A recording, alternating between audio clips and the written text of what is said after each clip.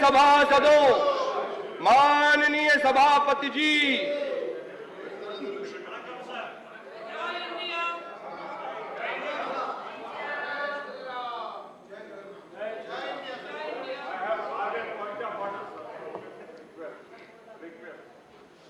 please take your seat, all of you.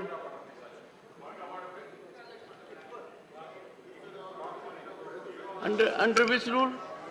Sir अगर rule है तो 255, 256, 255, 256 हम ऐसे ही सुना देते हैं आपको सर, क्यों देख रहे हो? 255. अरे आप छोड़िए, ट्रस्ट करिए मेरे ऊपर, have trust in me. 1 second. Sir suspension 255, 256 पे है, उसका एक प्रोसीजर है सर, और शायद मुझसे ज्यादा आप समझ रहे हैं. एक्सट्रीम स्टेप है, एक्सट्रीम स्टेप है सर. मैं ये नहीं कहता, घटना जब सबके सामने हुई है, एक्सट्रीम स्टेप कब उठाया जाए? एक्सट्रीम स्टेप जब एक्सट्रीम हो जाए, पराकाष्ठा हो जाए, और जो कहिए मैं दूसरा शब्द यूज कर दूं, लेकिन मैं समझता हूं कि सब पराकाष्ठा भी नहीं हुई है, और कहीं ना कहीं से आपको लग रहा है, इसीलिए वोटिंग उस समय नहीं. तो आप कुछ आंकलन देंगे पराकाष्ठा कहां तक जानी चाहिए? हाँ दूंगा मैं. एक नहीं, सैकड़ों उदाहरण ऐसे हैं सर कि पराकाष्ठा के बाद सस्पेंशन भी हो जाता है, और उसके बाद वो जो आपके हार्ट पे ज्यादा मात्रा में पाया जाता है, मेरे कम है, वो उदारता वाला भाव है. तो उदारता दिखाते हुए सदन चले. मेरा कहना है कि इस नियम में अभी वोटिंग नहीं हुई, तो वोटिंग ना हो और ऐसे ही इस प्रकरण को समाप्त करें सर. पराकाष्ठा उसको कहते हैं. कौन से प्रकरण को? हाँ, डेरिक वाला सर, अभी जिसमें पास नहीं हुआ है. अगर आप भूल गए तो अच्छा है सर. एक मिनट यार प्लीज, हमें संभालने दो भैया. सर इतनी देर में बहुत सी बातें हुई, दुनिया बहुत आगे बढ़ गई, अब तक तो आपका मूड चेंज हो गया होगा. नहीं, मैं मानता हूँ रिपोर्ट में आ गया है. और वैसे भी मैं अदर बैकवर्ड क्लासेज में आता हूँ. जी तो सर, मैं बैकवर्ड हूँ, ये मानता हूँ. मैं, दुनिया आगे चली गई, मैं बैकवर्ड हूँ. पर क्या आप इसको सही मानते हैं? क्या आप इसको सही और उचित मानते हैं? मैं खुद कि सदन में इस प्रकार का व्यवहार हो? मैं खुद अनुरोध करूंगा सर. मैं और सदन में इस प्रकार का व्यवहार हो कि लोग वेल में आ जाएं. मैं फिर खुद अनुरोध कर रहा हूं सर, सारे सीनियर मेंबर्स अनुरोध कर रहे हैं, मेरे ख्याल से हर पार्टी के लोग, इंडिया के सदस्य अनुरोध कर रहे हैं कि इसको यहीं छोड़ दें सर, और अपनी उदारता दिखाते हुए. ये मेरा नहीं बढ़ेगा सर, ये तो आपका मान सम्मान. नहीं, उदारता किस बात की दिखाऊं? सर जो कुछ हुआ, मैं आपसे कह रहा हूं विनम्रता पूर्वक. एक बात सुनिए, यदि अगर माननीय सदस्य डेरिक ओब्रायन का इस सत्र के लिए निष्कासन होना था, तो क्या आपको लगता है कि माननीय सदस्य डेरिक ओब्रायन बाहर जाएंगे फिर अंदर आ सकते हैं क्या? आ सकते हैं क्या? इसीलिए मेरे लिए माननीय सदस्यगण, किसी भी सदस्य के खिलाफ कुछ भी एक्शन होना मेरे लिए बड़ा पीड़ा का विषय है. हाँ, मैं पीड़ा आपकी खत्म करना चाहता हूं. नहीं, मैं नहीं चाहता आपको पीड़ा. मेरे को बड़ा अफसोस है तिवारी जी कि मेरी पीड़ा को मैंने खुद खत्म किया है. उस समय मेरी पीड़ा को किसी ने खत्म नहीं किया. Thank you. मैंने हाउस को अर्जन किया. मैंने हाउस का सेंस नहीं लिया. नहीं सर, सोच समझ कर नहीं लिया सर. आप बहुत दूरदर्शिता दिखाते हुए नहीं लिया. थोड़ा तो कॉम्प्लीमेंट कीजिए जयराम जी, क्योंकि यदि अगर आदेश पूरी तरह पारित होता तो आप सदस्यगण जानते हैं कि Derek O'Brien had left the house. He could not have entered again. Why he entered? Because he did not fructify into a final step. Why? I did not take that sense of the house deliberately. It is my obligation to ensure to an extreme degree that the house runs. And I have been extremely accommodative whenever there has been an input to me in my chamber. And Mr. Derek O'Brien is a witness of it. If he has ever requested me in my chamber, I have invariably gone in that direction. Sir, I'm on a 267 point of order. One second. Sir, I'm on a 267 point of One second. Take it. Don't force my hand. Don't force my. Don't force. Take it. I'm declining. Please. On a point of order. Sir, I'm on the rule book on a point of order. I have not gone to your chamber between 11 o'clock today and now 12 o'clock. So please do not. One second. put this message out. One I second. have not gone to your One chamber. second. You can suspend Mr. me, but Derek. you cannot silence me. I have not gone to your chamber. Please do not insinuate that. Honorable members, do you, one second, do you approve of this conduct? What is it? Do you? Do you approve of it? I said what I have. Do you approve of this conduct? माननीय सदस्य Derek Mukulji, O'Brien you are a very, very senior member. Yes, sir. Sir, You with will full- enlighten with us. full responsibility I have got up to intervene in this discussion. माननीय सदस्य Derek O'Brien एक बहुत वरिष्ठ सांसद है और उन्होंने नियम 267 के तहत एक मामला आपके समक्ष उठाया है। यही मामले को लेकर विपक्ष के नेता के साथ साथ आज आपने वो आंकड़ा बताया, करीब 51 ऐसे सांसद हैं जिन्होंने इस नियम के तहत sir let me complete, I will just take one more minute.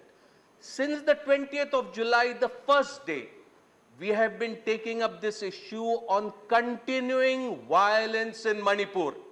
The violence started on the 3rd of May. Mukulji, what is your point? Not even for a day, violence stopped in Manipur. Thank you. We are raising this. Thank you, Mukulji. Thank you, Mukulji. Honorable members, one second. Okay. On the current situation. I just want to bring to your attention, kind attention, that following your direction, the leader of the House and certain leaders of political parties belonging to the India Alliance met in the LOP's room. A discussion took place in which the leader of the House and the Minister of Parliamentary Affairs were present. It was under your direction, it was under your instructions to find a middle path to break the logjam. What was the discussion, sir? Discussion was, we insisted on 267. The government said 267 is not acceptable to us. We are insisting on 176. We said 267 is not acceptable to you. 176 is not acceptable to us. Let us have a middle path of 167. Let us mutually negotiate. Mutually. So the word is mutually negotiate. In the spirit of what you said, let us have a mutual negotiated motion which expresses the sense of the House on what has happened in Manipur and more importantly, what is the way forward. That was the discussion that took place with the leader of the House and the Parliamentary Affairs Minister. The meeting concluded by saying 3 or 4 leaders from our side, 3 or 4 leaders from your side, we will sit, it won't take very long, we will produce a mutually negotiated draft of a motion that could be taken up under 167. How do you react Sir, to the present situation? That was discussed 4 days ago. We are reiterating that demand.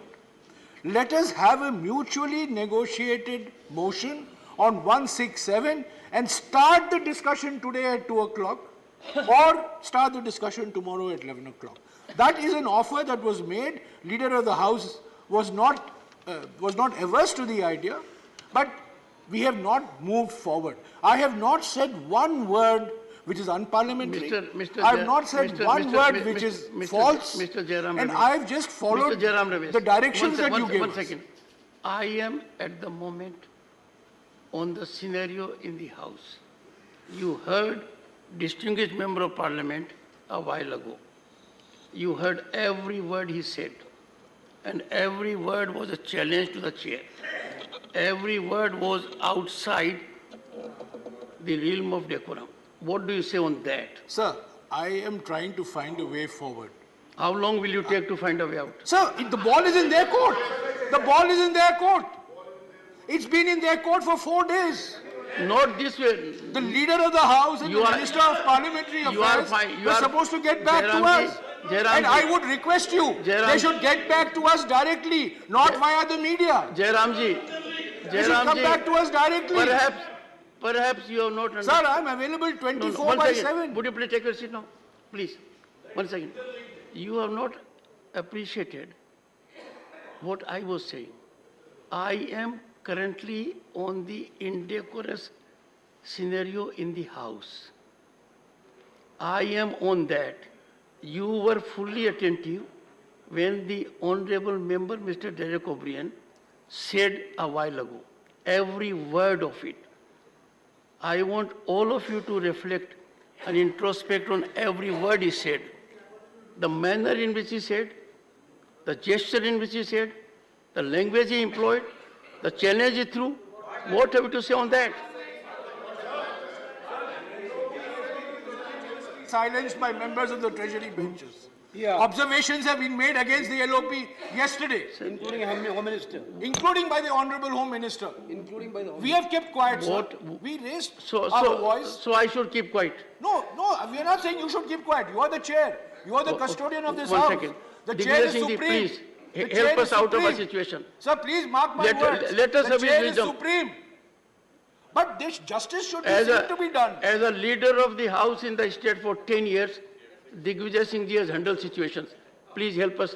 What will be your way out? Sir, I am not privy to what discussion took place between the leader of the No, House. right now. and No, the not leader on of that. opposition. I'm So I think I Digvijay Singh ji, sir, I we endorse. need your, one second, we need your enlightened input on the current scenario where you were fully attentive what Mr. Derek O'Brien said. Sir, You go- listened going to in the every well- word he said. Sir, going in the well was mentioned by the then leader of opposition, Mr. Arun Jaitley, as a legitimate Sir. opposition Thank you, sir.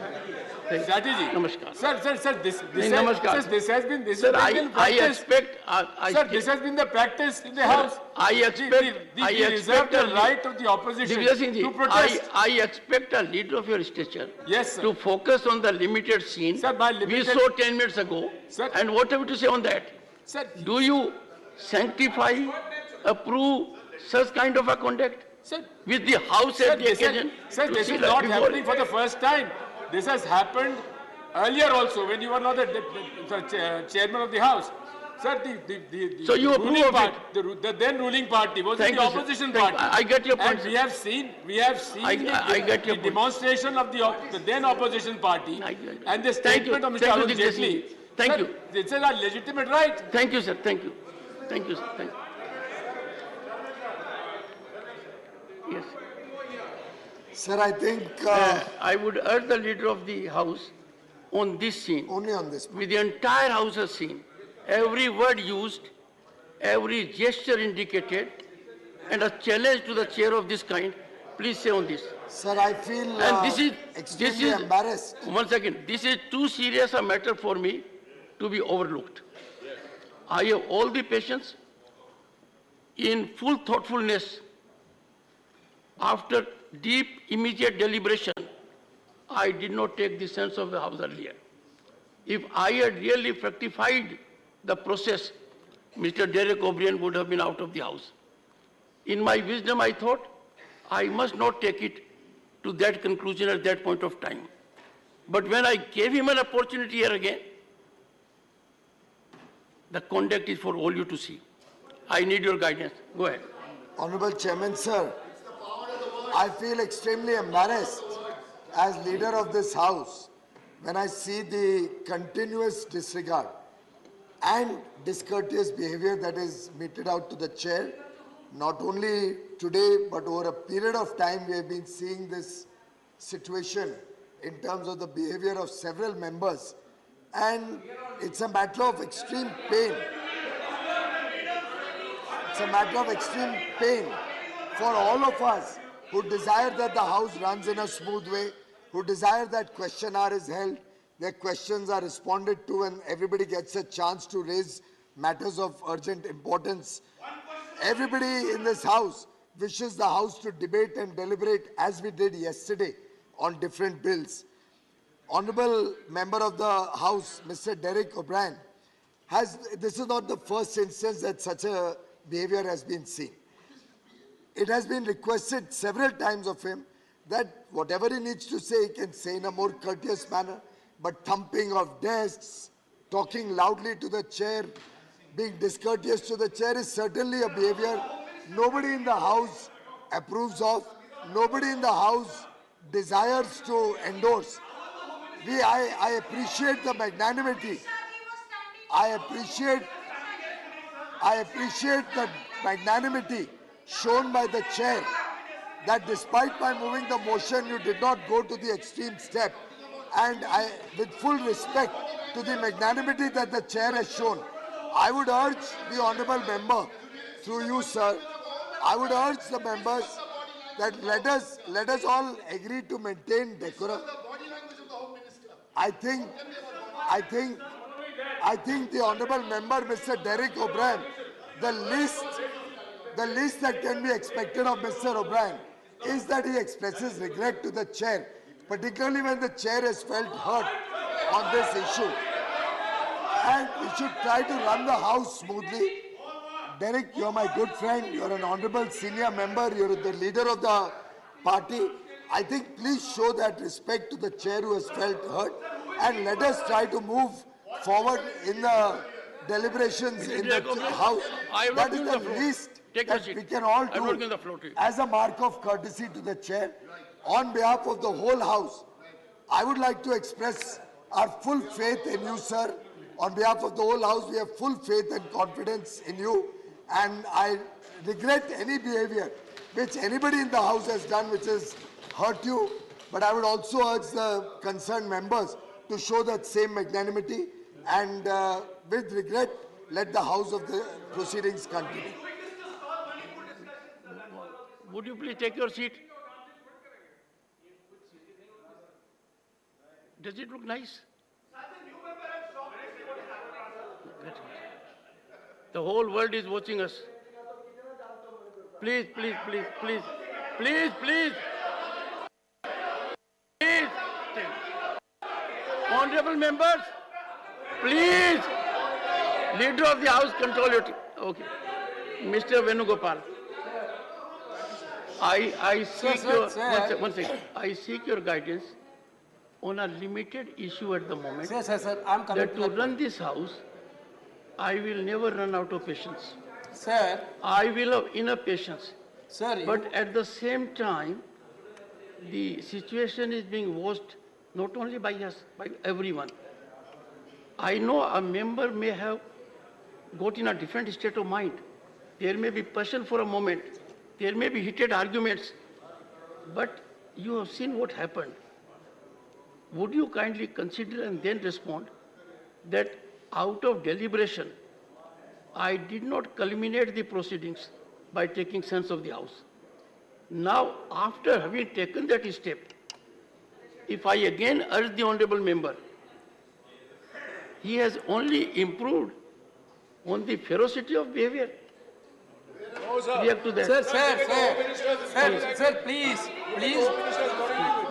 sir, don't take it in that way. Okay. Sir, you know the mental situation of all the members of opposition. Day 1 onwards, we went Manipur. After that, day 1 onwards, sir, on this point, I'm coming to the point, sir. We are seeking for a discussion. We are mentally pained, sir.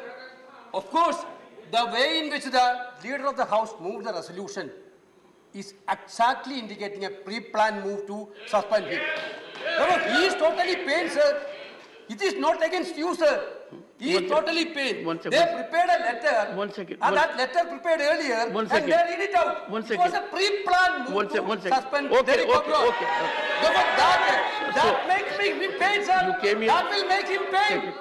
That will make So one him second. pain. Okay, That okay. is not against you, sir. I get Don't you. treat I it as get against you. you. I It's against the... I get your point. So the point is, Mr. Venugopal has given me, I don't think thoughtfully, but a rare certification that when the treasury benches, they were determined to ensure that Mr. Derek O'Brien, I came in the way, so I suffer. Means leader of the house had come with a prepared statement, he read out, and the chair did not allow him to fructify it. So I need your assistance. Number one, there are not many people here who know how to deal with the opposition. They have only 9 years of experience. You have 10 years of experience. So tell me, how do I deal with him? And my good friend, let me tell you, at the moment, for example, when I said Mr. Derek O'Brien met me in the chamber, he immediately concluded as if he met me in the chamber today and between this hour. I never said that. What I said, all bona fide, was that whenever Mr. Derek O'Brien has met me in my chamber, or otherwise, we keep on meeting otherwise also, I have always had highest regard for his word. So I least expected him at this occasion. Honorable members. Okay, one second. Start the debate. Start the debate 267. You already said he's prepared to start the debate at 12. Sir, I had listed the debate. Digvijay Singh ji, I had listed the debate few days ago, and I made it open-ended. And it was to start at 2 o'clock. It never started. Sir, I have no hesitation. On this point only. Only on Mr. Derek O'Brien. I have no hesitation. Sir, I have no hesitation. Sir, I have no hesitation in saying that Mr. Derek O'Brien did not fully appreciate what you had been saying. He did not refer to your meeting today. He was referring to meeting always. Sir, That you can clarify. sir, please let me finish. That he can clarify. Give a Sir, on behalf of Mr. Derek O'Brien, he is mistaken. You did not refer to him meeting today. He was referring to all the meetings. He was wrong. On his behalf, I am saying that. He was wrong.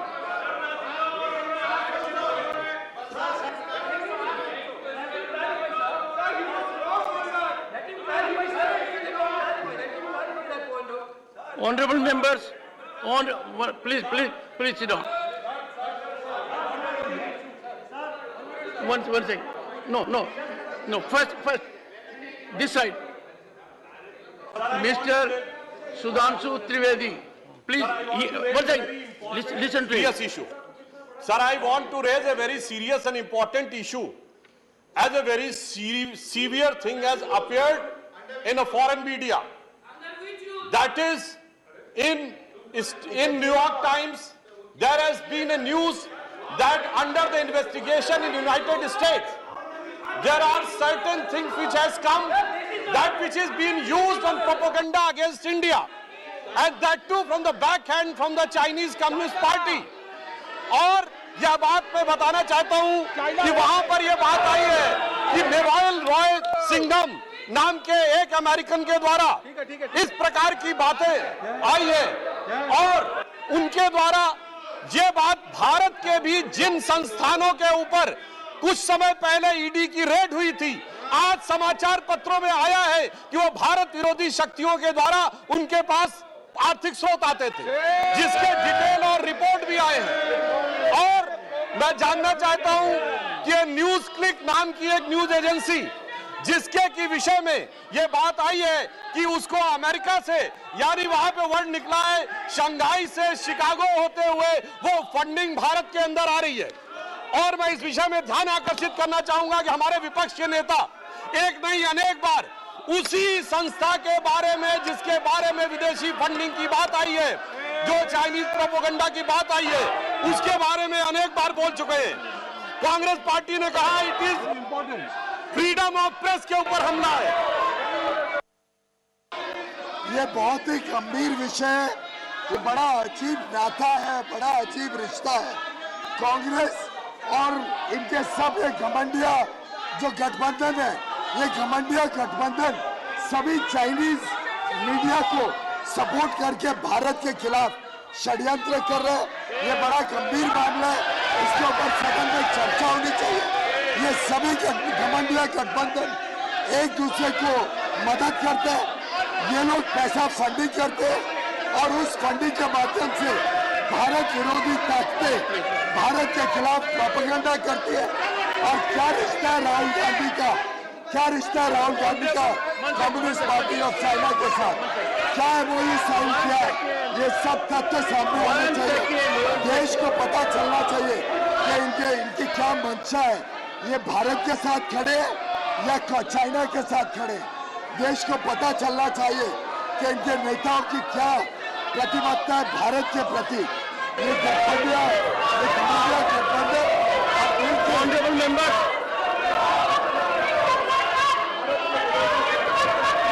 The House is adjourned to meet at 12:45 p.m.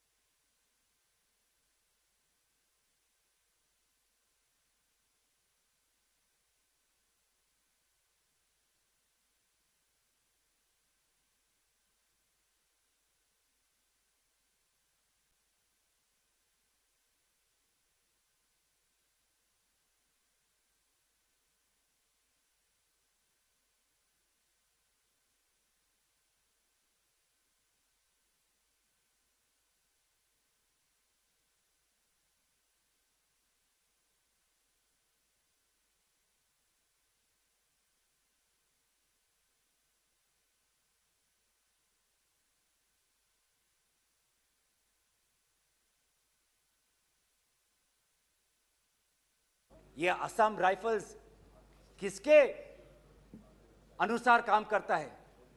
ये Assam rifles गृह विभाग के मंत्रालय से इनको निर्देश दिया जाता है। तो एक ऐसी व्यवस्था बन गई है मणिपुर में कि मणिपुर के पुलिस आज असम राइफल्स के जवान पर उंगली उठा रहे हैं, असम राइफल्स के जवान आज मणिपुर के पुलिस पर उंगली उठा रही है। ये बना है 21वीं सदी के भारत में। ऐसे हम समाधान कर रहे हैं पिछले 3 महीनों से। आज सुप्रीम कोर्ट ने जो जांच कमेटी बैठाई उससे साफ साफ साबित होता है कि सुप्रीम कोर्ट ने भी आज केंद्र सरकार और राज्य सरकार के जो काम है उसको स्वीकार नहीं किया है। आज इसीलिए कमेटी बैठाई गई है। मैं पूछना चाहूंगा कि गृह मंत्री, आपने एक 51 मेंबर्स का कमेटी बैठाया, कितने बार वो कमेटी बैठी? आप 3 दिन थे, आप वहां पे गए, 51 आपने एक पीस कमेटी बैठाई, अच्छी बात है, लेकिन वो कमेटी आज तक असफल रही। गृह मंत्री ने कहा कि मैं 15 दिन बाद में आऊंगा, पर गृह मंत्री 15 दिन हो गए हैं पर मणिपुर में दिखाई नहीं दिए। जब एक suspended insurgency group UKLF united Kuki liberation front का चेयरमैन एसएस हाउकेप लीगल बयान में, एफिडेविट में यह बात कहता है कि भाजपा ने 2017 और 2019 के निर्वाचन में एक उग्रपंथी संगठन का उन्होंने सहयोग लिया। एक लीगल एफिडेविट में यह बात लिखा है। यह है इनका राष्ट्रवाद, यह है इनका राष्ट्रवाद, जो राष्ट्रवाद देश की अखंडता को आज सत्य के दांव पे आज भूल चुका है। यह राष्ट्रवाद है कि जो आज देश की अखंडता के साथ खिलवाड़ कर रहा है। आज उत्तर पूर्वांचल में आपके बड़े बड़े जो भी बातें हैं सारे अभी तक नाकाम रहे हैं। एनआरसी की बात करते हैं, आज तक एनआरसी असम में लागू नहीं हुआ। सीएए की बात करते हैं, ऐसा एक माहौल वहां पे हुआ कि पूर्व जापान के प्रधानमंत्री असम नहीं जा पाए। नागा पीस फ्रेमवर्क 8 साल हो गए, अभी तक हमने नहीं देखा कि ये नागा पीस फ्रेमवर्क में हुआ क्या है। गृह मंत्री आज नागा विधायक से अलग से मिलते हैं, मणिपुर के से आए हुए कुकी विधायक से अलग से मिलते हैं। क्यों नहीं आप सबको एक साथ मिलकर बुलाएं और शांति की अपेक्षा करें? ये अलग अलग मीटिंग क्यों? ऐसे उत्तर पूर्वांचल की समस्या नहीं सुलझेगी कि अगर आप समाज, जाति, धर्म के आधार पर बंटवारा करें। आपको साथ में लेना पड़ेगा। पहली बार हम ये देख रहे हैं कि 2 उत्तर पूर्वांचल के राज्य असम और मिजोरम के पुलिस अफसर एक दूसरे पे गोली चला रहे। ये आपकी राष्ट्रीय सुरक्षा की नीति है। इसी बात का उजागर राहुल गांधी जी ने इस सदन में किया था जब उन्होंने आपको चेतावनी दी थी कि आप उत्तर पूर्वांचल के साथ खिलवाड़ कर रहे हो। उत्तर पूर्वांचल हमारे देश का हिस्सा है, इन्होंने कहा था। आज जो तीसरा कारण मैं आना चाहता हूं जिसके कारण प्रधानमंत्री मोदी जी मौन है। पहला, उनकी राज्य सरकार विफल थी। दूसरा, उनका गृह विभाग और राष्ट्रीय सुरक्षा सलाहकार विफल रहे। और तीसरा, प्रधानमंत्री मोदी जी के मौन रहने का कि वो अपनी भूल कबूल करना नहीं चाहते। अगर वो बोले तो कि उनकी चूक हुई है राज्य सरकार से, तो ये भूल वो कभी जनता के सामने कबूल नहीं करना चाहते, मौन रहना पसंद करते हैं। और ये पहली बार नहीं हुआ है, ये पहली बार नहीं हुआ है जब भारत के स्वर्ण पदक लाने वाले कुश्ती के महिला खिलाड़ी जब सड़क पे जब विरोध कर रहे थे तो प्रधानमंत्री मौन थे। जब 750 किसान आंदोलन पे उनकी जीवन गई, बलिदान दिया, शहीद हुए तो प्रधानमंत्री मौन थे। जब 2020 में दिल्ली में रायट्स हुए, दंगे हुए, पर विदेश के एक सरकार के नेता आए थे, उस समय भी प्रधानमंत्री मौन थे। जब अडानी पर इसी सदन में राहुल गांधी जी ने प्रधानमंत्री मोदी जी से सवाल किया कि कितने बार अडानी जी एक विशेष कंपनी को प्रधानमंत्री के साथ जाने पर उनको सुविधा हुआ तो प्रधानमंत्री मोदी जी मौन थे। जब हम बार बार पूछते हैं,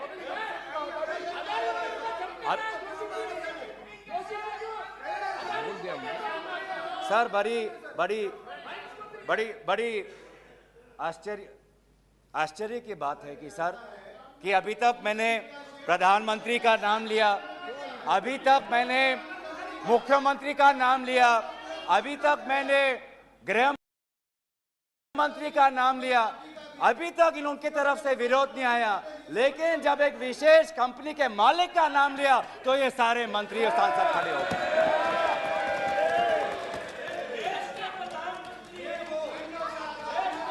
किसकी सरकार है सर? ये किसकी सरकार है? जब चीन पर हमने सवाल किया, चीन पर आप पूछे, मैं चीन पर आता हूं, जब चीन पर हमने सवाल किया कि चीन हमारे सीमा के अंदर कितने किलोमीटर पर है, तो प्रधानमंत्री मोदी जी मौन रहे। प्रधानमंत्री मोदी जी ने G20 के बाली समिट में प्रेसिडेंट शी जिनपिंग के साथ क्या बातचीत की, उनके विदेश मंत्रालय ने इसको छुपाने की कोशिश की। लेकिन जब चीन के विदेश मंत्रालय से बात आई तो भारत सरकार के विदेश मंत्रालय ने खुद कबूल किया कि हाँ, हमने ये बात हमने छुपाई थी कि बहुत संवेदनशील बातें प्रधानमंत्री मोदी जी ने शी जिनपिंग के साथ बाली में किया। हम पूछना चाहते हैं कि क्या बातें की आपने, क्या समझौता हुआ, क्या बताएंगे? विदेश मंत्री ने कुछ दिन पहले हम सबके समक्ष एक स्टेटमेंट रखा, पर उस स्टेटमेंट पर भी बाली में प्रधानमंत्री मोदी जी और प्रेसिडेंट राष्ट्रपति शी जिनपिंग के बीच में क्या बात हुई, इन्होंने उजागर नहीं किया। आप चीन की बात करते हैं, आप चीन की बात करते हैं, तो प्रधानमंत्री मोदी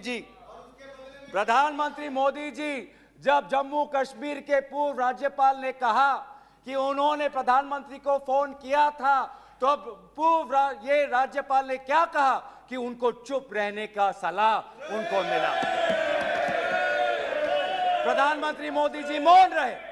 जब पूर्व एक राज्यपाल ने कहा कि हमने सुरक्षा मांगी थी हमारे पुलवामा के जवानों के लिए, लेकिन हमको कोई सुरक्षा नहीं मिली, जब ऐसा गंभीर बात एक पूर्व राज्यपाल, आपकी ही चुनी हुई राज्यपाल ने रखा, तो प्रधानमंत्री मोदी जी मौन रहे। जब कोविड में सेकेंड वेव में लोग के सांसों में फाफड़ों में ऑक्सीजन नहीं था, तब प्रधानमंत्री पश्चिम बंगाल में वोट मांग रहे थे। जब मणिपुर में महिलाओं पर अत्याचार हो रहा था, तो प्रधानमंत्री जी कर्नाटक में वोट मांग रहे थे। ये कैसा राष्ट्रवाद है? यह कैसा राष्ट्रवाद है जो देश से ऊपर अपने सत्ता को ज्यादा महत्व देता है? इस देश के इतिहास में हमने दूसरे प्रधानमंत्री भी देखे हैं। हमने ऐसे भी प्रधानमंत्री देखे हैं जिन्होंने उत्तर पूर्वांचल और भारत की संवेदना को समझा। मैं उदाहरण देना चाहता हूं, जब असम में हमारा असम अकॉर्ड हुआ 1985 में, तो असम में हमारी कांग्रेस की सरकार थी, लेकिन शांति के पहल के लिए उस समय के पूर्व प्रधानमंत्री राजीव गांधी जी ने कहा कि कांग्रेस की सरकार बर्खास्त होनी चाहिए, हम एक निर्वाचन लाना चाहते हैं ताकि शांति आगे बढ़े। ये हमारा राष्ट्रवाद है कि दल से ऊपर हमारा देश, ये हमारा राष्ट्रवाद है। जब मीजो अकॉर्ड हुआ, सुन लीजिए, सुनने का धैर्य रखिए। जब मीजो अकॉर्ड हुआ 1986 में, तो मिजोरम में हमारी सरकार थी, लेकिन राजीव गांधी जी ने लालडेंगा जी के साथ समझौता करके मीजो अकॉर्ड उन्होंने स्थापना किया 1986 में, और वहां के पूर्व लालडेंगा जी मिजोरम के इंटरिम गवर्नमेंट के मुख्यमंत्री बने। और निर्वाचन यह है कि हमें सत्ता नहीं, हमें शांति चाहिए उत्तर पूर्वांचल में। अगर सत्ता खोनी पड़ी, दल का बलिदान देना पड़ा, तो उत्तर पूर्वांचल और देश की अखंडता के लिए हम वो बलिदान देने के लिए तैयार हैं। सोनिया जी को याद होगा, जब मीजो अकॉर्ड हुआ उसके अगले ही दिन राजीव गांधी जी और सोनिया जी मिजोरम गए थे, आइजवाल गए थे, और जगह जगह पर लोगों ने इन दोनों का स्वागत किया और उन्होंने कहा, स्वागत राजीव गांधी जी, वेलकम राजीव गांधी जी, आप शांति के प्रतीक हो। ऐसा पहल प्रधानमंत्री मोदी जी मणिपुर में क्यों नहीं करते? हम उनका समर्थन करेंगे, हम उनका समर्थन करेंगे। इस सदन में जब 2012 में असम में कोकराझार में जब हिंसा हुआ, तो इस सदन में, लोकसभा में, राज्यसभा में प्रधानमंत्री, हमारे पहले प्रधानमंत्री डॉक्टर मनमोहन सिंह जी ने इस सदन में उन्होंने बात रखी।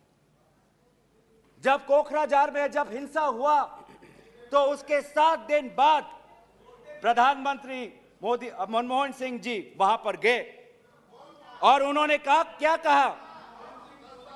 उन्होंने कहा असम में जाकर, we are one people, we are one nation, we must live together as such, we must restore peace and calm throughout the area.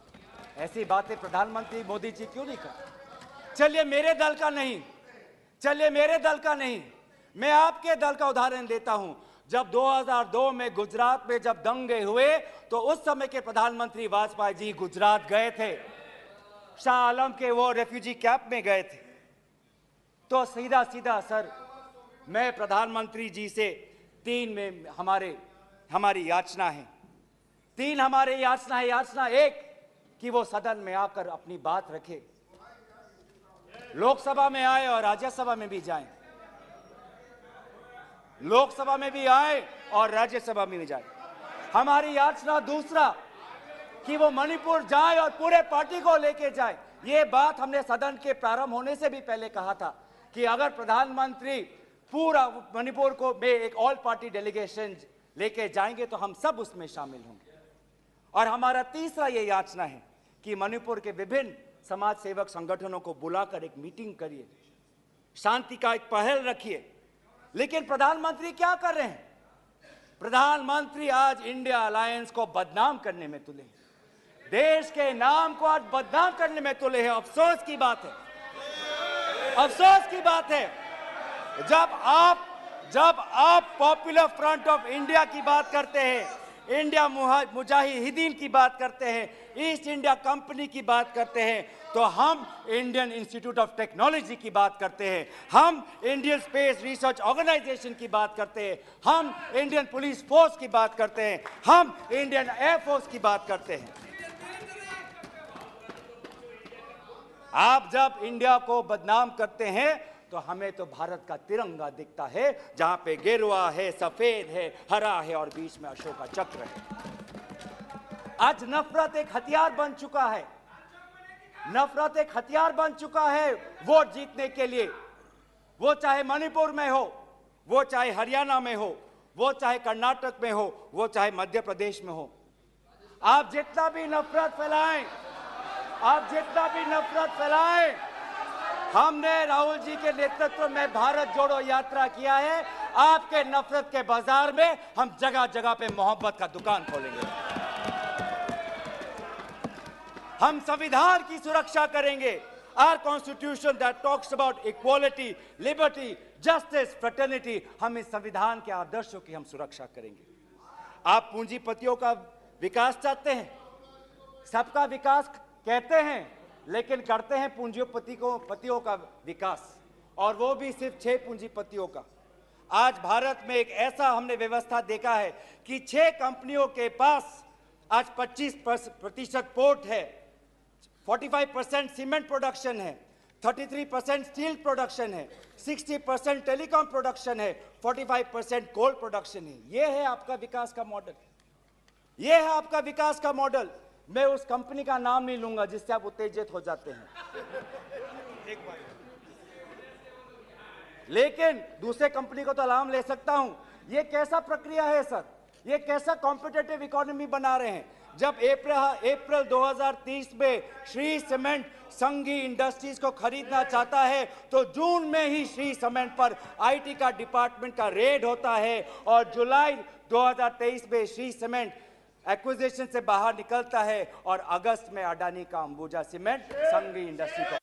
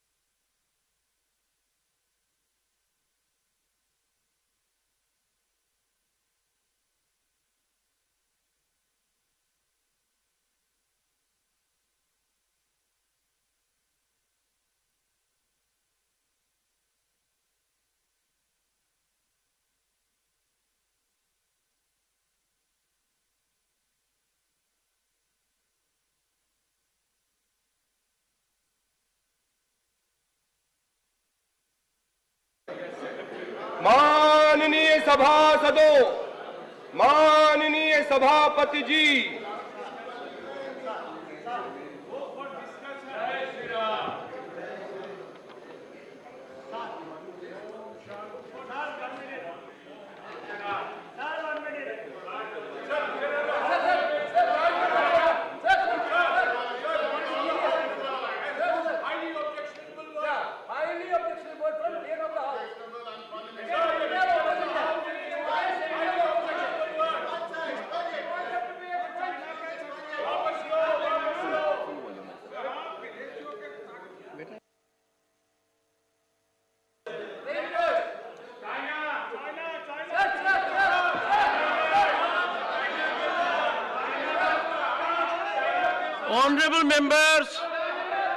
honorable members, please take your,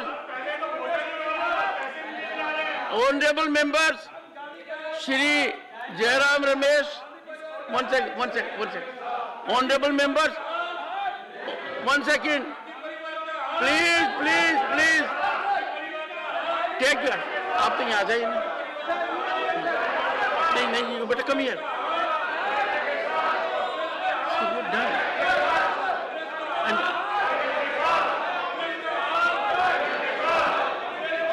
honorable members, do you think the chair is powerless? They are doing, you are doing it. Honorable members, take your seat, both sides. All sides, take your seats. Take your seats. Take your seat. I'll come to that. Take your seat. Neeraj, take your seat. Be on your seats. Honorable members, Shri Jairam Ramesh met me in my chamber, and today there is hardly a day when he doesn't come to my chamber. But it is for the first time he is creating a history, not finding objectionable. He indicated to me in all seriousness that leader of the house,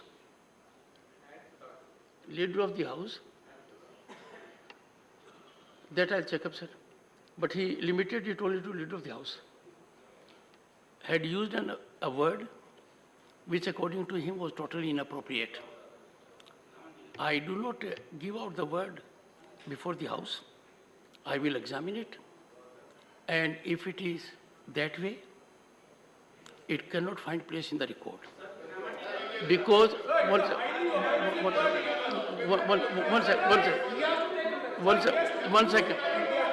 second. In this house, one second. I'll examine it. Let me examine. Please, let me examine. No.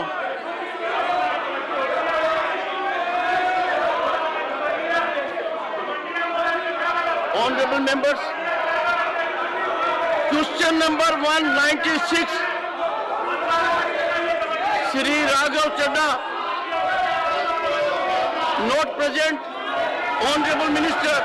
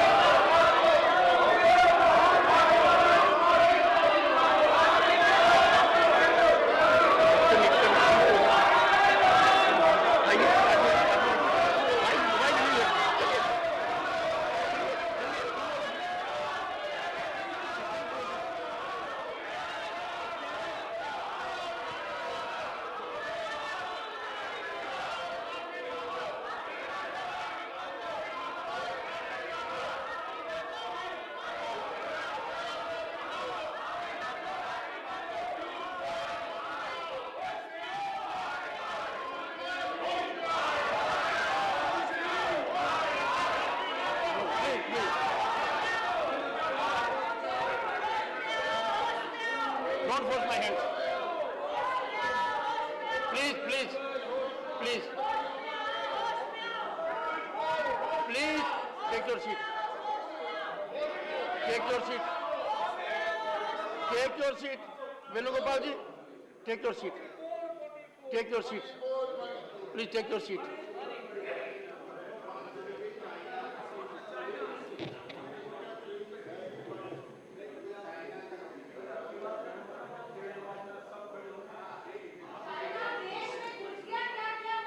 Please.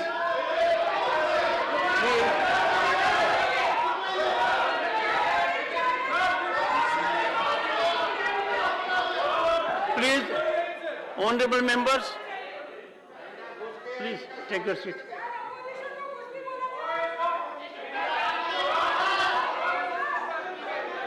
Please, honorable members.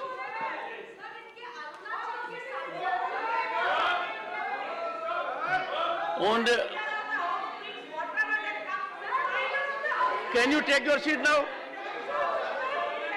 Please take your seat. Take your seat. Take.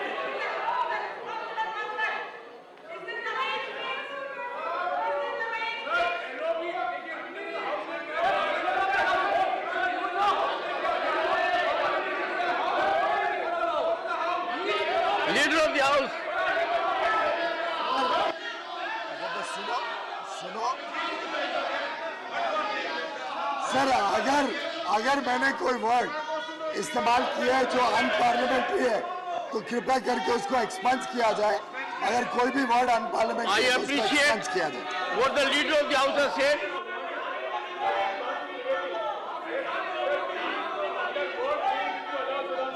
I will. Number one. Number two, please examine his statements also. The charges which he is leveled, the charges which he has leveled against us, which is calling us traitors, taking Chinese money. Sir, what is all that?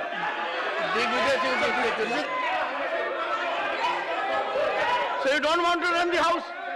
No, you don't want to run the House? Is it the way to run the House? Is it the conduct we want?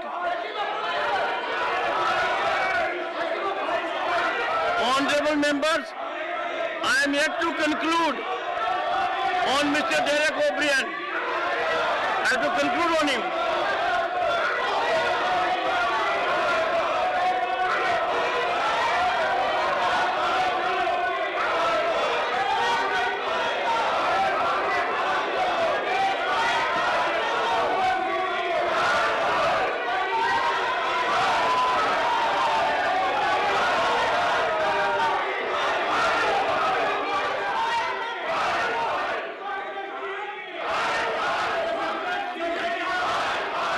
Your place is here.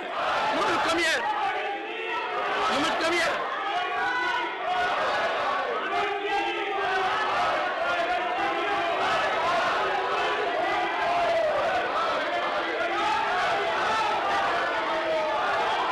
The House is adjourned to meet at 2 p.m.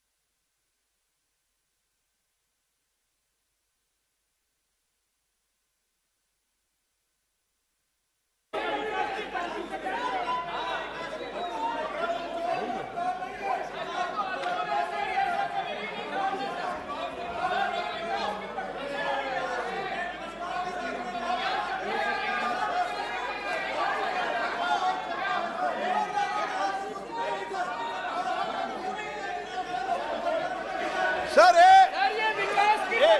जब भी चर्चा चलता रहता है, जब भी चर्चा चलता रहता है, ऐसा स्क्रॉलिंग तो चलता है सर। इनका भाषण तो लाइव हो रहा है, गौरव गोगोई जी का भाषण लाइव हो गया है। इनका प्रॉब्लम क्या है, यही मैं समझ में नहीं आ रहा। इतना डर क्यों है, इतना असुरक्षितता भावना क्यों है? Why they are so much of afraid?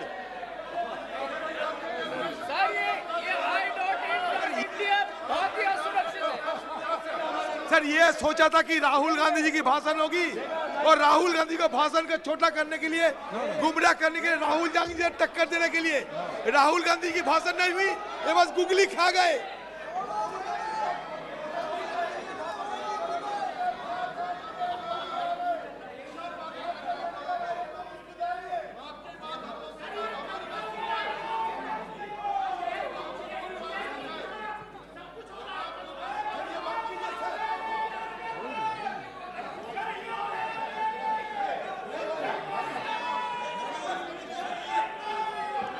Button मेरे पास नहीं है, इसका बटन मेरे पास थोड़ी है।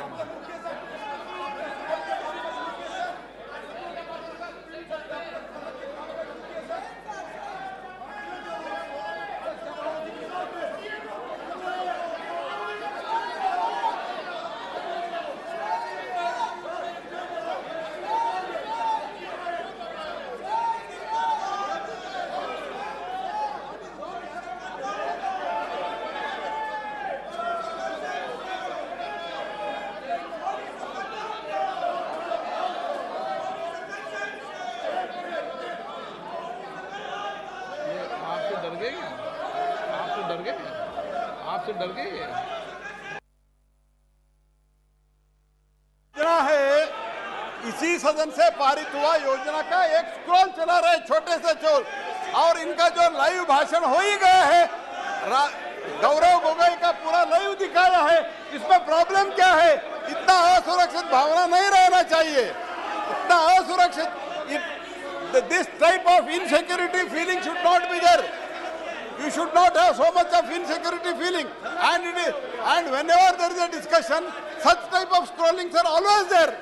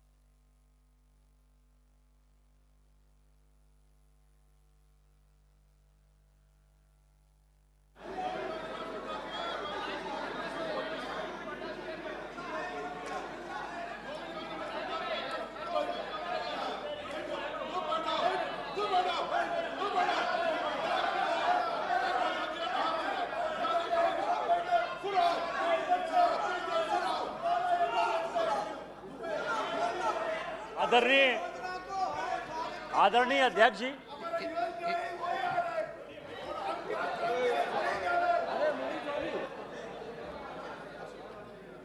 माननीय सदस्यगण, आप इतने वरिष्ठ सदस्य हैं, आप ये जानते हैं कि टीवी का कंट्रोल स्पीकर के पास नहीं रहता। नो, ये टीवी का कंट्रोल एक सिस्टम है जो आपने बनाया है। आप इस छोटी बातों पर इस तरीके से गंभीर टिप्पणी करना उचित नहीं है। निशिकांत जी। आदरणीय अध्यक्ष जी, मैं इस अविश्वास प्रस्ताव के विरोध में खड़ा हुआ। मैं अपने दल के नेता माननीय प्रधानमंत्री मोदी जी और पूरी भारतीय जनता पार्टी के लीडरशिप का शुक्रगुजार। एक मिनट माननीय सदस्य, आप सीनियर व्यवस्था हो, शब्द बोलते समय ढंग से बोला करो, ये तरीका ठीक नहीं है। आप क्या शब्द बोलते हो, क्या नहीं बोलते, अच्छा लगता है क्या? पार्टी का शुक्रगुजार हूं कि उन्होंने मुझे अविश्वास प्रस्ताव पर जो है पहले वक्ता के तौर पर बोलने के लिए खड़ा किया। मैं ये सोच रहा था कि राहुल जी बोलेंगे, क्योंकि मीडिया में तरह तरह की खबरें आ रही थी, लेकिन लगता है कि शायद राहुल जी आज तैयार नहीं थे, देर से उठे होंगे, तो नहीं बोल पाए, कोई बात नहीं है। गौरव गोगोई जी ने बोला, बहुत अच्छा बोला।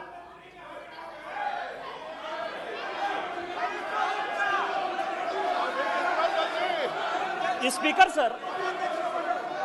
सर, गौरव गोगोई जब बोल रहे थे इस कांग्रेस पार्टी को शहादत के बारे में, लोगों का क्या बलिदान है इसके बारे में कुछ पता नहीं है।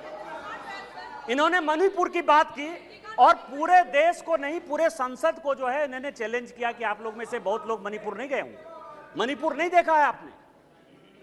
मैं मणिपुर के इतिहास का भुक्तभोगी हूं। मेरे मामा एनके तिवारी 73 में अपनी पैर जो है वो गंवा चुके मणिपुर में, और 1989-90 में मणिपुर में उनके ऊपर अटैक हुआ। सीआरपीएफ के वो डीआईजी हुआ करते थे। और जो जगमोहन जी ने अपनी किताब लिखी है माई फ्रोजन टर्बुलेंस इन कश्मीर, उसमें उन्होंने 10 बार जिक्र किया है कि यदि एनके तिवारी जैसे अफसर नहीं होते तो शायद कश्मीर नहीं बचा पाते। और वही एनके तिवारी जब मणिपुर में आईजी बनकर गए तो आपकी सरकार ने उसी ओपीएम लॉबी के तहत उनको गिरफ्तार कर लिया और कोर्ट ने कहा कि ये आप कर सकते हैं। आप राष्ट्रवाद की बात करते हो, आप मणिपुर की बात करते हो। आपने अभी कहा कि असम में समझौता हुआ, आप तो असम के हैं, सांसद हैं। क्या 83 के चुनाव में कितने % लोगों ने असम में वोट दिया था? कितने लोग मारे गए थे? और जब आपने all India Assam students union के साथ समझौता किया तो उस समझौते का एक पार्ट था कि ये सरकार जो है हटाई जाएगी, आपकी सरकार खत्म की जाएगी। क्या वो समझौते का पार्ट नहीं था? मैं तो माननीय गृह मंत्री जी को कहूंगा कि वो समझौते का जो पूरा प्रारूप है इस सदन के अंदर जब अपना जवाब दें तो शायद वो जवाब देंगे। मिजोरम में आपने 7% वोट के आधार पर, केवल 7% वोट के आधार पर, केवल 7% पूरे देश को जानने के लिए है, लालथन हावला की सरकार बना दी थी। और इसीलिए जब लाल डेंगा के साथ सरकार बनाई आपने, जब उनके साथ समझौता किया तो 7% के साथ आप उसको डेमोक्रेसी चलाने देते। इतिहास में जाइए, इतिहास में झांकिए, अलग अलग तरह की बातें करते हैं। कल राहुल जी आए, ऐसा हंगामा हुआ, पूरी दुनिया आ गई। राहुल जी गए ही कब थे? हम लोग भी यहां सारे सांसद बैठे हैं और उनको जानकारी होनी चाहिए कि हम जो है बजट सेशन में यहां आए थे, मार्च अप्रैल में यहां आए थे ना। राहुल जी थे बजट सेशन में कि नहीं थे ना? इसके बाद हम लोग मानसून सेशन में आए, राहुल जी हैं कि नहीं मानसून सेशन में? राहुल जी गए कहां थे, कहां गए थे, किस तरह की चर्चा है? और दूसरी बात यह है कि जिस सुप्रीम कोर्ट के जजमेंट के आधार पर आए हैं उसने अभी जजमेंट नहीं दिया है, अभी स्टे ऑर्डर दिया है। और तो भी उन्होंने कहा है, लोग कहते हैं प्रधानमंत्री मौन है, प्रधानमंत्री माफी नहीं मांगते, प्रधानमंत्री चीजें नहीं बोलते। मैं ये कह रहा हूं कि ये क्या नहीं कर रहे हैं, या अभी भी कह रहे हैं, दो चीजें कह रहे हैं। मैं माफी नहीं मांगूंगा। क्यों माफी मांगे भाई? मोदी तो बहुत छोटा जात है, नीच जात है, ओबीसी है, ओबीसी से क्यों माफी मांगेंगे, बड़े आदमी है। और दूसरी बात यह है कि सावरकर नहीं हूं मैं, सावरकर नहीं हूं मैं, आप सावरकर हो भी नहीं सकते, कभी जिंदगी भी नहीं हो सकते। 28 साल उस आदमी ने जेल में गुजारा है, आप अपनी तुलना सावरकर से करते हैं, कभी सावरकर नहीं हो सकते। ये जो सवाल है सर, ये INDIA की बात करते हैं। मुझे तो, मैं सोनिया जी का बहुत सम्मान करता हूं, और ये जो INDIA बना है सर, ये INDIA, यहां जितने लोग सांसद बैठे हैं ना, उनको रैंडम यदि आप पूछ लीजिए अपोजिशन वाले से कि INDIA का क्या फुल फॉर्म है, शायद कुछ ही लोग होंगे जो बता पाएंगे। और ये इंडिया बात कर रहे हैं सर। मैं तो इस मणिपुर का जो है शुक्रगुजार हूं, मणिपुर का शुक्रगुजार हूं, जिसको अभी आपने डांटा सर, दानिश अली को, जिसको आपने डांटा, भारत माता की जय कहने पर भी उसको लगता है कि ये बीजेपी का नारा है। लेकिन मैं मणिपुर का शुक्रगुजार हूं कि जितना इंडिया जो है आजादी के बाद से कांग्रेस ने नहीं किया होगा, 1947 के बाद से उतनी बार इंडिया का यहां नारा लगा। मैं आपका शुक्रगुजार हूं। तब नहीं विरोध किया, हमारे बोलने पे मेरे प्रधानमंत्री अध्यक्ष महोदय, मेरे प्रधानमंत्री एक बात कहते हैं कि ये अविश्वास प्रस्ताव नहीं है। प्रधानमंत्री जी कहते हैं कि ये अविश्वास प्रस्ताव नहीं है, ये अपोजिशन में विश्वास प्रस्ताव है कि कौन अपोजिशन में कौन किसके साथ है। जब माननीय प्रधानमंत्री जी ने यह कहा तो मैंने सोचना शुरू किया सर कि प्रधानमंत्री जी ये बात क्यों कर रहे हैं, हमारे खिलाफ अविश्वास प्रस्ताव है, लेकिन वो कह रहे हैं कि ये अपोजिशन वाले अपने विश्वास प्रस्ताव की बात कर रहे हैं और उसमें वो देखना चाहते हैं कि कौन दल सचमुच उनके साथ है। तो मैं तह पर गया सर कि अविश्वास प्रस्ताव पर कौन कौन पार्टी हमारे खिलाफ है। सबसे बड़ी पार्टी डीएमके है, बड़ा सम्मान करता हूं मैं, करुणानिधि जी का बड़ा योगदान रहा है इस देश को बनाने में। अब आप समझें सर कि 1976 में भ्रष्टाचार के आरोप के ऊपर इस कांग्रेस ने करुणानिधि जी की सरकार को बर्खास्त कर दिया और 80 में जब इंदिरा जी की सरकार बनी तो यही डीएमके उनके साथ हो गई। आप करें तो रासलीला, हम करें तो करेक्टर ढीला।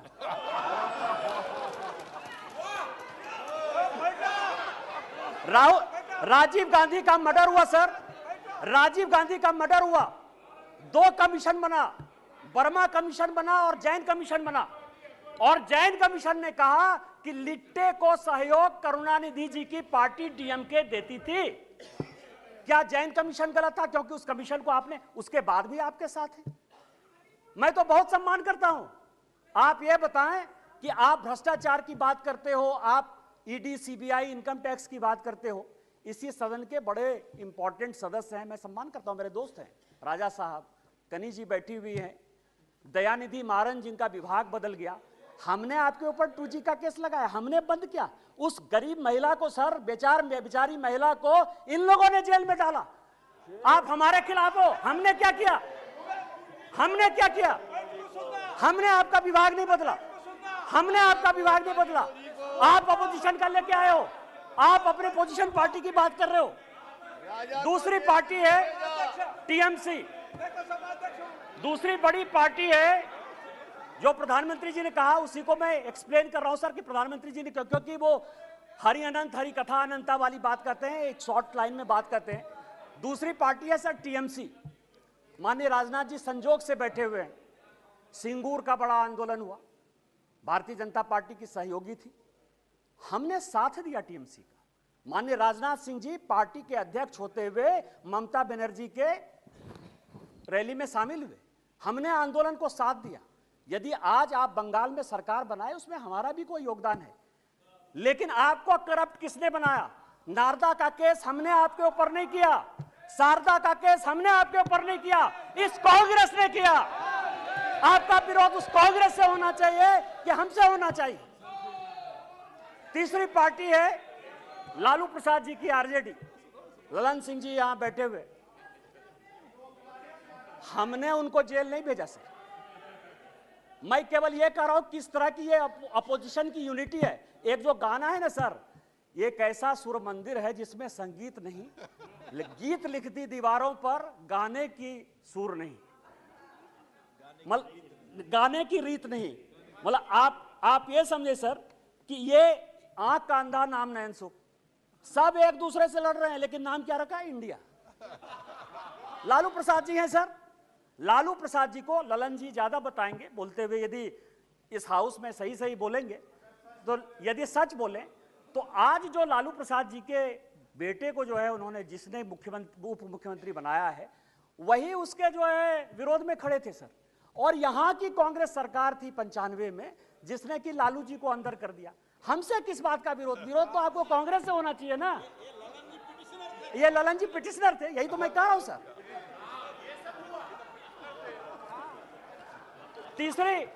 तीसरी पार्टी है सर मुलायम सिंह यादव जी। चौथी पार्टी है मुलायम सिंह यादव जी की पार्टी सर। अच्छा, मुलायम सिंह जी जो यहां थे तो हम लोगों के लिए बड़े सम्मानित थे, और जब भी है देश प्रेम की जो भावना थी उसके ऊपर कोई चैलेंज नहीं कर सकता है सर। लेकिन मुलायम सिंह जी यादव की इमेज को किसने चौपट किया? ये मेरे पास यदि बोलेंगे सर, सारे पेपर में लेके आया हूं। कि विश्वनाथ चतुर्वेदी जो है कांग्रेस के कार्यकर्ता है, पीआईएल करते, और सीबीआई का केस जो है 2007 में डिसप्रोपोर्शनेट एसेट का मुलायम सिंह यादव जी के ऊपर हो जाता है। 2008 में इसी सदन में मुलायम सिंह यादव जी ने आपको सीबीआई के डर से न्यूक्लियर में सपोर्ट किया कि उन्होंने अपनी आइडियोलॉजी के तहत किया, ये आप बता दीजिए जनता को। और उसके बाद आपने इनकम टैक्स का केस कर दिया। और हमने क्या किया मुलायम सिंह यादव जी के साथ? हमको पता था कि वो ईमानदार आदमी है, हमको पता है कि देश के प्रति उनकी भावना जो है, और ये पिछड़े दलित शोषित वर्ग से आते हैं, इसीलिए कांग्रेस ने उसको ये किया। हम लोगों ने सीबीआई के सारे केस को खत्म किया और आज मुलायम सिंह यादव जी के ऊपर केस नहीं, फिर भी मुलायम सिंह यादव जी हमारे विरोध में, और उसके बाद पद्म भूषण भी दिया हमने। उस दिन सुप्रिया जी बहुत बोल रही थी, एनसीपी है नेचुरली करप्ट पार्टी। कहा है सर?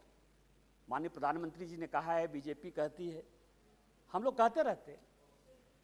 मैं गया उनके तह पर गया कि 80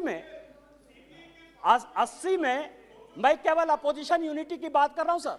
80 में शरद पवार साहब की चुनी हुई सरकार को किसने बर्खास्त किया? हमने नहीं किया, इस कांग्रेस पार्टी ने किया।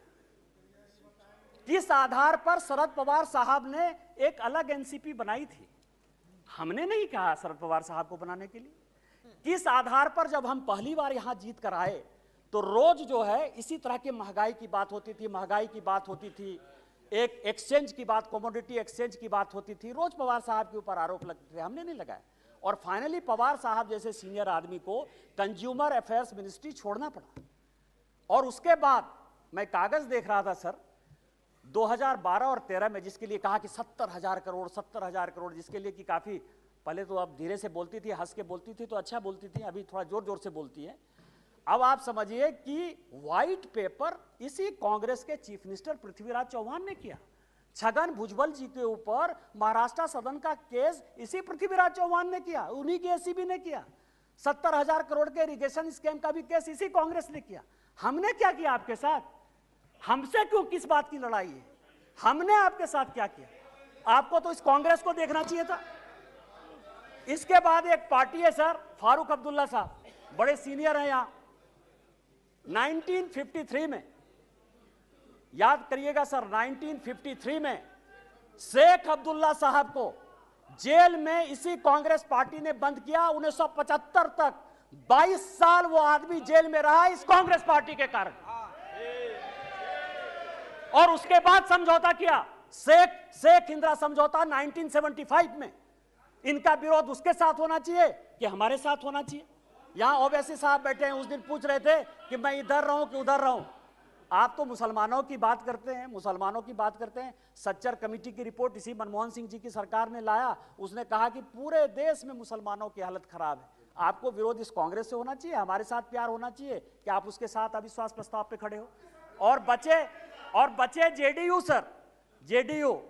और मैं बड़ी गंभीरता के साथ एक बात आपको कहना चाहता हूं कि 2005 में जब जेडीयू की सरकार नहीं बनी और रामविलास पासवान जी की आवश्यकता पड़ गई, तो वो मीटिंग 2 जगह पर हुई सर। एक पत्रकार के घर पर हुई जिसका नाम मैं नहीं बोलना चाहता, और दूसरी मीटिंग रामविलास पासवान जी, नीतीश जी की मेरे घर पर हुई सर। और उस वक्त का मैं एक चीज और खुलासा कर देना चाहता हूं कि जेडीयू को यदि सबसे ज्यादा किसी ने फंड करवाया होगा तो यदि 2, 4, 5 आदमी होंगे तो उसमें एक नाम निशिकांत दुबे का भी। आप मेरा विरोध कर रहे हैं, मेरा है, मैं on the floor of the house कर रहा हूं, बड़ी गंभीरता के साथ कर रहा हूं। आप उसकी बात कर रहे हैं, आप पूछ लीजिएगा अपने मुख्यमंत्री से। लेकिन यह अविश्वास प्रस्ताव आया सर, अविश्वास प्रस्ताव किस लिए आया? यहां सोनिया जी बैठी हुई हैं, सोनिया जी का मैं बड़ा सम्मान करता हूं सर। सोनिया जी, मुझे जो लगता है कि उनके पार्टी की उनकी 2 मनस्थिति है। वो एक हिंदू सभ्यता संस्कृति में बिलीव कर रही हैं, इसीलिए अलौकिका पंडिता की तरह जो पूरा किताब में लिखा हुआ है कि क्या क्या करना चाहिए एक भारतीय नारी को, उसका पूरा का पूरा पिक्चर सोनिया जी देती है। उनको 2 काम करना है, बेटे को सेट करना है और दामाद को भेंट करना है।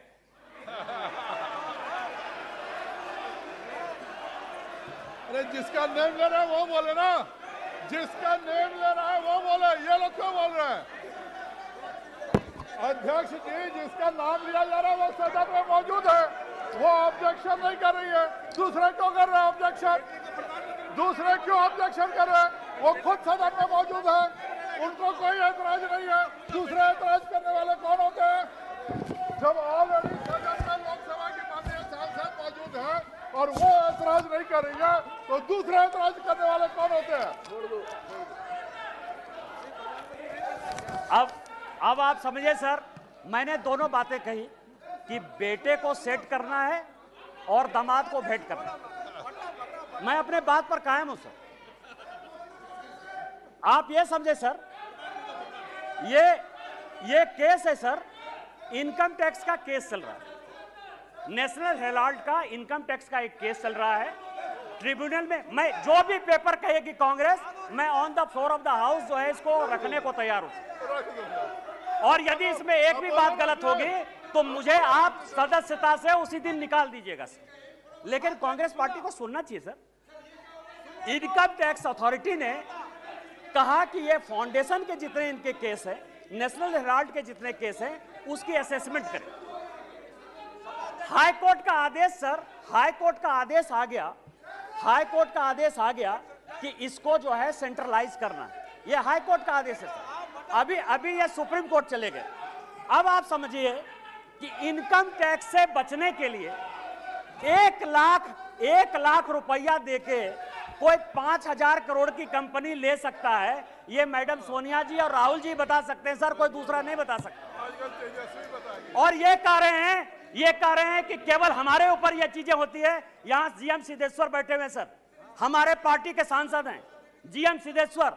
अब भी 80 करोड़ रुपया उन्होंने इनकम टैक्स में भरा है सर।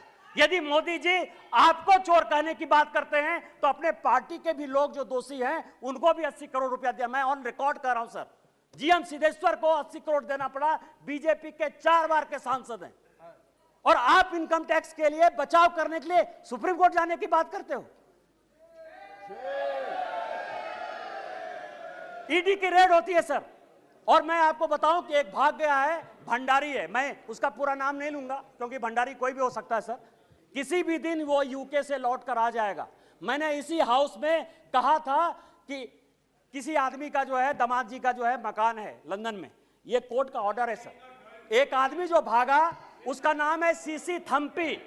कोर्ट के आदेश के बाद उसका बेल हुआ। इस कोर्ट का ऑर्डर है सर। उस कोर्ट के ऑर्डर में सीसी थम्पी ने ये एक्सेप्ट किया कि उसने जो दामाद जी हैं, दामाद जी के नाम पर, कौन दामाद, कोई भी दामाद हो सकता है। इनको दामाद जी से क्या प्रॉब्लम है सर? मेरा भी दामाद हो सकता है। 12 ब्रांसन स्क्वायर थम्पी ने, जिसको थम्पी ने, कोर्ट ने आदेश दिया कि जब जरूरत होगी तुम आ जाना। आप समझिए कि वो भाग गया। उसने कहा कि 12 ब्रांसन स्क्वायर जो है हमारा है। उसी तरह से संजय भंडारी का जो आने वाला है सर, यूके कोर्ट ने जो आदेश किया है उसमें यह बात कहा है कि दामाद जी का वो मकान है। आप क्यों भाग रहे हो? तो जो मैंने आपको कहा कि ये जो अविश्वास प्रस्ताव है सर, ये अविश्वास प्रस्ताव का जो मूल मंत्र है कि बेटे को जो है सेट करना है और दामाद को भेंट करना है। कल जो है सर, कल मेरी बात पर जो है बड़ा हंगामा हुआ, न्यूज क्लिक के ऊपर बड़ा हंगामा हुआ। आज प्रेस कॉन्फ्रेंस हुआ सर। प्रेस कॉन्फ्रेंस में मैं एक बताऊं, यदि न्यूज क्लिक का नाम यदि डिलीट या रेस्टोर हो गया, कांग्रेस को क्या समस्या है सर? न्यूज क्लिक आपका कौन लगता है? पुरकास्ट का नाम यदि रेस्टोर हो गया, पुरकास्ट आपका क्या लगता है? रोहिणी सिंह, अभिसार शर्मा या कोई भी मान लीजिए ठाकुर रंजन प्रागता, यदि उसका डिलीट हो गया नाम या एक्सपंज से फिर बाहर आ गया, आपको क्या परेशानी है? आपका कोई मतलब नहीं है। और मैं ऑन रिकॉर्ड एक और रिवीलेशन करना चाहता हूं सर कि सीपीएम के जो जनरल सेक्रेटरी, पूर्व जनरल सेक्रेटरी थे प्रकाश कारात साहब, उनका पूरा का पूरा मेल मैं ऑन रिकॉर्ड आपको लाना चाहता हूं कि जो वो नेवेली राय सिंघम था उसके साथ उनके हजारों मेल हैं। और जब आप कहेंगे मैं ऑन रिकॉर्ड उसको पेश कर दूंगा सर कि सीपीएम किस तरह से देशद्रोही पार्टी के साथ है। हम तो आइडियोलॉजी में मानने वाले हैं। यदि हमने सीपीएम के साथ लड़ाई की आइडियोलॉजिकल, तो आज तक हमने सीपीएम के साथ समझौता नहीं किया। आज तक हमने समझौता नहीं किया। यदि हमने कहा कि कोई मुस्लिम लीग जिसने कि भारत विभाजन किया, आज तक वोट बैंक की राजनीति के बाद हमने मुस्लिम लीग के साथ नहीं लिया। लेकिन आपको जिस कांग्रेस पार्टी ने रोज रोज जलील किया, उसके साथ आप किस आधार पर जो है शासन में हो? मैं आपको बताऊं, मैं आपको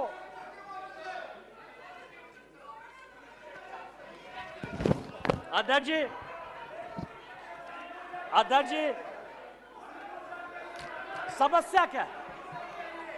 समस्या क्या है कि हमने जो है एक क्विट इंडिया मूवमेंट जो है स्टार्ट किया है। माननीय प्रधानमंत्री जी जो है गरीब के बेटे हैं, गरीबी को समझते हैं। एक विकास की पट्टी देखकर आपने अभी पूरे पार्लियामेंट को देखा कि किस तरह से परेशान हुआ। कारण क्या है सर? मैं जिस इलाके से आता हूं, मैं आपको बताता हूं कि रीजन क्या है और इतना बड़ा बखेड़ा क्यों। मैं जिस इलाके से आता हूं, वहां संथाल पुराना इलाका है सर। यदि रात हो जाए, तो यदि कोई बीमार हो जाए, तो उसको गंगा नदी टपने के लिए कोई पुल नहीं था सर। आजादी के 75 साल बाद आज वो पुल बन रहा है साहबगंज का सर। झारखंड इस देश में सबसे ज्यादा माइंस और मिनरल्स देता है सर। 40% से ज्यादा माइंस और मिनरल्स इस देश का झारखंड में। उसके बावजूद भी सबसे ज्यादा बेरोजगारी, सबसे ज्यादा भ्रष्टाचार, सबसे ज्यादा विस्थापन, सबसे ज्यादा पलायन उस झारखंड में। आज आप समझिए उसका कारण यह था कि हमारे पास कोई पोर्ट नहीं था सर।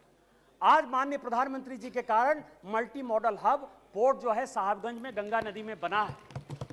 मैं जहां से सांसद हूं सर, 75 साल में वहां के लोगों ने रेल नहीं देखा। आज जो है, मैं गोड्डा की बात कर रहा हूं, गोड्डा जहां से मैं सांसद हूं, गोड्डा जो मेरा नाम है, मैं आपको बताऊं सर, 75 साल में गोड्डा के लोगों ने रेल नहीं देखा। आजादी के 75 साल बाद आज वहां रेल है, उस रेल को देखने के लिए 5 लाख की भीड़ आई थी। आज ये सिचुएशन है सर। ये लोग स्वास्थ्य की बात करते हैं सर, पोजीशन की बात करते हैं कि हमने बहुत विकास कर दिया। मैं एक ऐसा बदनसीब आदमी हूं सर कि जिसकी अपनी छोटी बहन इलाज के बिना मर गई। 93 में मेरे यहां कोई डॉक्टर नहीं था जो पेट दर्द का भी इलाज कर पाए। 93 में मैंने अपनी छोटी बहन को खोया है सर। आज उसके भाई होने के नाते मुझे गर्व है कि मेरे लोकसभा में एम्स जैसा इंस्टीट्यूट प्रधानमंत्री, देवघर है सर, 12 ज्योतिर्लिंग का देवघर है, वहां लोग पूजा नहीं कर पाते थे। आज बेंगलोर से, आज बंबई से, आज अमेरिका से, लंदन से सभी लोग वहां एयरपोर्ट पर चढ़कर आते हैं। यह विकास है। आज मेरे लोकसभा में 2 medical college, 3 engineering college, 4 polytechnic college, 16 ITI, 2 agriculture college, 1 dairy college, 4 केंद्रीय विद्यालय, ये सारी चीजें माननीय प्रधानमंत्री जी ने दी है सर। इनका विरोध यह है कि गरीब के घर में जो चूल्हा जल रहा है, जो घर घर में पानी जा रहा है, जो नल जल की पहल चल रही है, जो गंगा से पानी देवघर आने की बात चल रही है, उसका यह विरोध है सर। इनका विरोध यह है कि बाइडेन ऑटोग्राफ क्यों लेता है। इनका विरोध यह है कि पापुआ न्यू गिनी का जो है प्रधानमंत्री उनका पांव क्यों छूता है। इनका विरोध यह है कि ऑस्ट्रेलिया का जो प्रधानमंत्री है वो उनको बॉस क्यों कहता है। माननीय प्रधानमंत्री जी ने चाहे पिछड़े इलाके हो, चाहे देश हो, चाहे दुनिया हो, जितना काम किया है उसके कारण इनको लगता है कि 2024 में नहीं आने वाले हैं। मैं अध्यक्ष जी अपनी बात महाभारत से खत्म करना चाहता हूं। महाभारत का एक बड़ा कहानी है सर कि द्रौपदी का चीरहरण हो रहा था और पूरे, चाहे कौरव पक्ष के लोग हों चाहे पांडव पक्ष के लोग हों, वो सभी जो है चीरहरण को देख रहे थे। अध्यक्ष महोदय, आज माननीय प्रधानमंत्री जी, ये लोग नहीं समझेंगे सर, ये लोग इसीलिए नहीं समझेंगे कि माननीय प्रधानमंत्री जब परिवारवाद की बात करते हैं ना, तो इनको लगता है कि परिवार की बात करते हैं। माननीय प्रधानमंत्री जी परिवार की बात नहीं करते हैं। वकील का बेटा वकील हो जाए क्या दिक्कत है। IAS का बेटा IAS होता है सर। यहाँ DG हैं RPF के, वो आईपीएस भी हैं, उनके दोनों बेटे आईएएस बने सर, जो अपनी योग्यता क्षमता के साथ आते हैं, परिवार को वो क्या कहते हैं, आज मेरे यहाँ का नेतृत्व क्या है, माननीय प्रधानमंत्री जी गरीब परिवार से हैं, माननीय नड्डा जी ये हैं जिनके परिवार में कोई पॉलिटिक्स भी नहीं था, माननीय राजनाथ जी बैठे हुए हैं, माननीय राजनाथ जी बैठे हुए हैं, एक कॉलेज में जो है पढ़ाते थे सर, और आज समझिए कि इनको भगवान ने जो है पार्टी का राष्ट्रीय अध्यक्ष भी बनाया, डिफेंस मिनिस्टर है, होम मिनिस्टर हैं सर, जिनके आगे पीछे जो है कोई पॉलिटिक्स में नहीं है। हमारे जैसे लोग हैं, क्या है कि यहाँ जितना परिवार है ना, वो इनके पीछे हैं जो कि परिवार का आदमी नहीं है, और वहां समस्या ये है कि वो सभी परिवारवाद जो है वो उनका जो नेता है, इसीलिए उनका परिवार और परिवारवाद में फर्क है, उनको नहीं समझ में आएगा सर। तो मैं आपको ये कह रहा हूं सर कि आज जो ये अविश्वास प्रस्ताव है सर, अविश्वास प्रस्ताव एक गरीब के बेटे के खिलाफ है। आज जो ये अविश्वास प्रस्ताव है उस आदमी के खिलाफ है जिसने कि लोगों को मकान बना के दिया। आज अविश्वास प्रस्ताव उस आदमी के पीछे है जिसने कि लोगों को पीने का पानी दिया। आज अविश्वास प्रस्ताव उस व्यक्ति के खिलाफ है जिसने शौचालय दिया। आज अविश्वास प्रस्ताव उस आदमी के खिलाफ है जिसने सबों के घर में उजाला लाने की कोशिश की, गरीब के खिलाफ है। और जितने बहस होंगे सर, वो माननीय प्रधानमंत्री जी की नीतियों का चीरहरण करेंगे, जैसे द्रौपदी का चीरहरण हुआ है। मैं आपको कहना चाहता हूं इतिहास से कि चाहे राम मंदिर बना दिया हो, 370 जो हमारी थी धारा, वो सारा तो हमने बना ही दिया। मैं केवल इतना कहता हूं सर कि जब द्रौपदी का चीरहरण हो रहा था तो भीष्म पितामह, कृपाचार्य, द्रोणाचार्य, धृतराष्ट्र, जयद्रथ, चाहे वो युधिष्ठिर हो, चाहे वो अर्जुन हो, सभी मौन धारण किए हुए थे।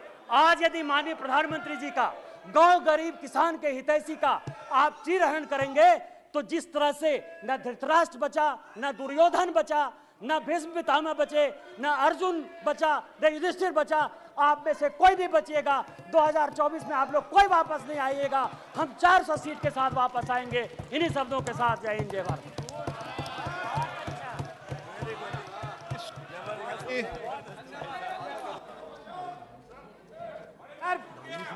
Sir rule TR Baluji, sorry TR Baluji, अरे बालूजी को बोलने दो, टीआर बालूजी, मैंने अलाउ नहीं किया बालूजी, आपको अलाउ सर निशिकांत दुबे ने मेरा नाम लिया, मैं सिर्फ इतना कहना चाहता हूँ, तू इधर उधर की बात न कर, ये बता के काफिला कैसे लुटा। भारत माता इनका पेटेंट नहीं है, भारत माता 140 करोड़ लोगों की भारत माता है। ये गलत नैरेटिव चलाते हैं, ये नारी विरोधी है, इन्होंने नारी का अपमान किया। निशिकांत दुबे ने अभी नारी का अपमान किया। ये वो व्यक्ति है जो टीआर बालूजी, ये वो व्यक्ति है जो अपने कॉन्स्टिट्यूंसी में आदिवासी लोगों से पैर धुलवा करके पानी पिलाते हैं। ये वो व्यक्ति है जिसने आदिवासियों से अपने पैर धुलवाए और उसको पानी पिलवाया। सर ये वो व्यक्ति है जो आपका रिकॉर्ड में नहीं जा रहा। ये वो व्यक्ति है जो आदिवासियों से पैर धुलवा करके पानी पिलाता है। सर मणिपुर पर चर्चा नहीं की और ये जो है नफरत, टीआर बालूजी, यहाँ पर भी नफरत फैलाने का काम किया है इस व्यक्ति ने। Honorable Speaker, sir. Honorable Speaker, sir. I support the no confidence motion on behalf of DMK. First of all, I start with Mr. Nishikant Dubey, who has ended his speech with reciting Mahabharata.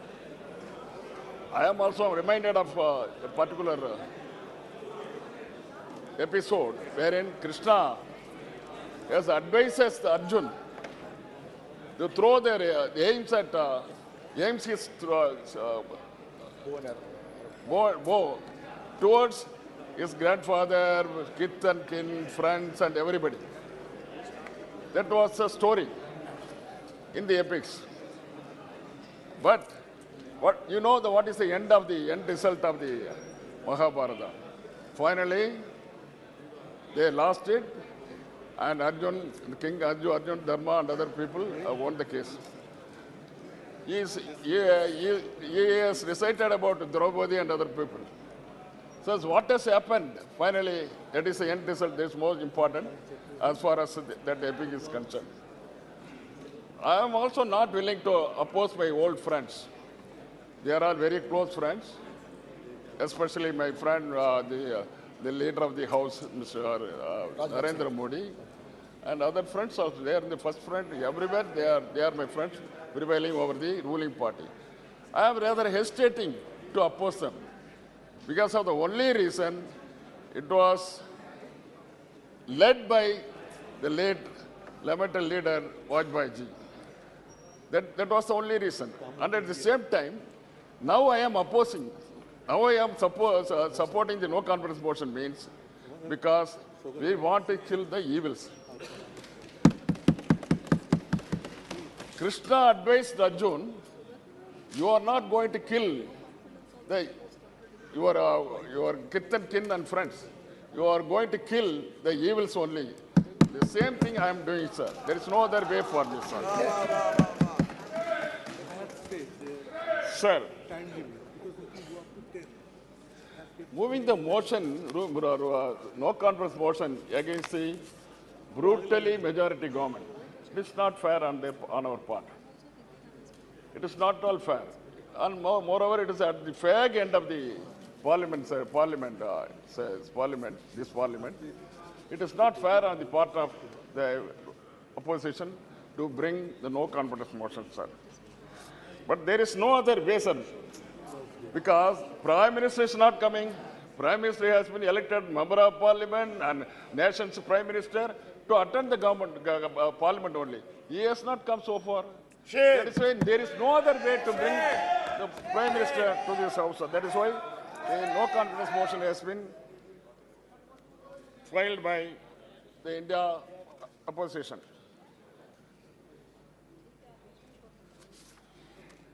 Sir, to start with Tamil Nadu, he is making the stepmotherly attitude towards the Tamil Nadu, sir. What he has done, just before the 2019 election, James was a foundation laid by the same Prime Minister. Even after 5 years, they have not done even single brick over the first brick. They have not done it. Sir, he has promised 2 crore jobs every year. By this time, 18 crore jobs would have been created. Nothing, he has not done. Sir, he has promised 15 lakhs per head. But he has not given even single rupee to the household. Sir, he has promised jobs, lakhs and lakhs of jobs to our young men. Even he has abolished 5 crore jobs in the Manrega. And moreover, over 46 years, the unemployment is still prevailing. He has not done it. He has failed to do that, sir. Sir, wherever he goes around the world, he talks about Tirukural, he talks about Tiruvallur and so on, sir. But he is not making the rightful thing to Tamil Nadu, sir. Shame. Sir, 2,000 crores out of 50 lakhs, 2,000 crores out of 50 lakhs budget, can't he provide to Tamil Nadu for the construction of aims, sir? Just now, the other friend has said, there are a lot of aims have come throughout the nation, but nothing has happened in Tamil Nadu. Shame. Is it fair on the part of the Prime Minister? That is why we wanted to get out of him, sir. Sir, and they say the money has to, for the aims, this aims alone. For the Tamil Nadu aims, the money has to come from Japan. Is it not shameful, sir, on the part of the Prime Minister? Sir, out of 41% of the allegation, we are getting only 20% against our exchequer exchequer payment from Tamil Nadu, sir. Some years back, the late lamented leader Rahul Gandhi ji and Jayawardene had made an agreement. Rajiv Gandhi ji and Jayawardene made an agreement. In the 13th amendment of Sri Lanka should should be taken care. And unless otherwise 13th Amendment is made up, there won't be peace in northeast of the north and east of Sri Lanka. That is what both the leaders have agreed and signed in the agreement. That agreement has not yet been placed, not yet been retrieved from the cupboards of the Sri Lankan government. They have not done it. But every now and then, government of India is helping the Sri Lankan government often and often, sir. They have miserably failed to retrieve back the Kachetiu, which was owned by Ramanathapuram, king of Ramanathapuram anciently, sir. They have not done it, sir. Women reservation, they are simply keeping quiet, and the women folk of India is cursing him, but for that purpose, he has to go. Sir, what happened to Sethi Samutram? Yes. Sethi Samutram is just, they kept in the cupboard. Only reason is, Madam Sonia Gandhi ji and Dr. Kalaya Karunanidhi came to the function in the forefront. They said in the forefront, that's all. It was laid, the foundation stone was laid by Dr. Manmohan Singh, overwhelmed by the whole of the world. Just on the laying of the foundation stone, the whole world appreciated 160 years old project, sir. That has not, in the middle of the project, they have stopped it because Sangh Parwar has stopped it by a court order. So, who has created the route? The route was created by Vajpayee ji only. Line, alignment, everything was laid by Vajpayee only. It is his own child. But it has been brought up by Dr. Manmohan Singh and Sonia Gandhi ji and Dr. Kalaya Karunanidhi. Because they have brought up, only 30 kilometers is pending, sir. Otherwise, it would have been completed by 3 or 4 months. So it's shameful on the part of this government. This government should go immediately because all the Tamils, in spite of his recital of Tirukural, the Tamil the stanzas, people won't forget him. He will face the sequence in 2024. Yes. Sir, the government has promised MSP. Only 700 people have been killed in Delhi. MSP has not come to the reality so far, sir. 15 lakhs, 2 crores, all are as history. And prices, the petrol and diesel. So what is the international price on crude oil? $80 or $85. What is the price of petrol and 100 rupees and 103 rupees? So this is not fair. But what has happened in those period, during UPA period, it was 60, 65, just like the only. At that time, the diesel price, what is that? Crude oil price was only 80 rupees. Now $80. What is happening now, sir? Sir, 155 lakhs government loan is there. Now, what was the UPS for only 55 lakhs, sir? This is what, that is why we are opposing this government. Forthwith, we have to get out of this government, sir. Governance, sir. Coming back to treatment meted out by minorities. Minorities of Manipur have been killed ruthlessly, sir. Shame. Sir, what has happened? Shame. 143 people have been killed. 10,000 people have, 65,000 people have Displaced. They have fled out of the particular state. And two women folk have been striped, gang raped, and paraded in nude in the streets of Manipur, sir. Sir, it is worthwhile to say now, under 1,044 incidents took place. Women and children brutally killed. Where? It is not in Manipur, sir. It is in Ahmedabad, sir. The daylight they have been killed when Honorable, our Prime Minister, the former Chief Minister of Gujarat was ruling the government. Shame.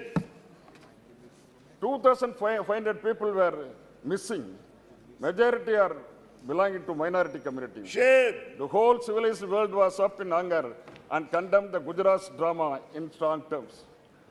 Many fact-finding, impartial investigation revealed that merciless power politics, editorial and prescribed and targeted crimes, and CM of the day was accused of condemning violation, not condemning the violence. But your own party, Prime Minister Vajpayee, condemned the bloodbath and said, don't cross sacred line of Raj Dharma. So I quote the PTA story, sir. PTA story on 4/4/2002. Speaking to reporters at the end of the day, visit of Gujarat, he told the Chief Minister of the day, Mr. Vajpayee, sorry, Modi ji, Chief Minister, to follow Raj Dharma and make no distinction between the people on the basis of caste, creed, and community. And further, he says, majority needs no protection. Majority is capable of safeguarding its interests. They have the number on their own. It is only the minority which needs protection, sir. This is what the same thing is happening here, sir. Nowadays, what has happened to Gujarat? Majority versus minority. The same thing is happening in Manipur. Majority versus minority. It has been inflicted upon the minorities by the majorities. The Chief Minister is helpless. He is looking to lukewarm. And the Prime Minister is not coming to the Parliament, and also he has not gone there. Whereas the responsible India parties have went to the Manipur, and they have just understood what has happened, and that is why they are speaking loudly, sir. Late leader Vajpayee stood for the Raj Dharma, and we are standing behind the person who is doing the Raj Dharma nowadays, sir. But today, we cannot stand behind them. Because when women are gang raped, striped and nakedly paraded, 140 people were killed, 300 people were severely damaged, 65,000 people have already ran for shelter to the adjoining forest. And CM Manipur tell openly that 100 such incidents of naked parading had happened. Shame on the part of the Shame. Sir, now the whole world is condemned the happenings in Manipur in no uncertainties. European Union Parliament, they say discussion in European Parliament and British Parliament have condemned PM Modi's and his party very strongly.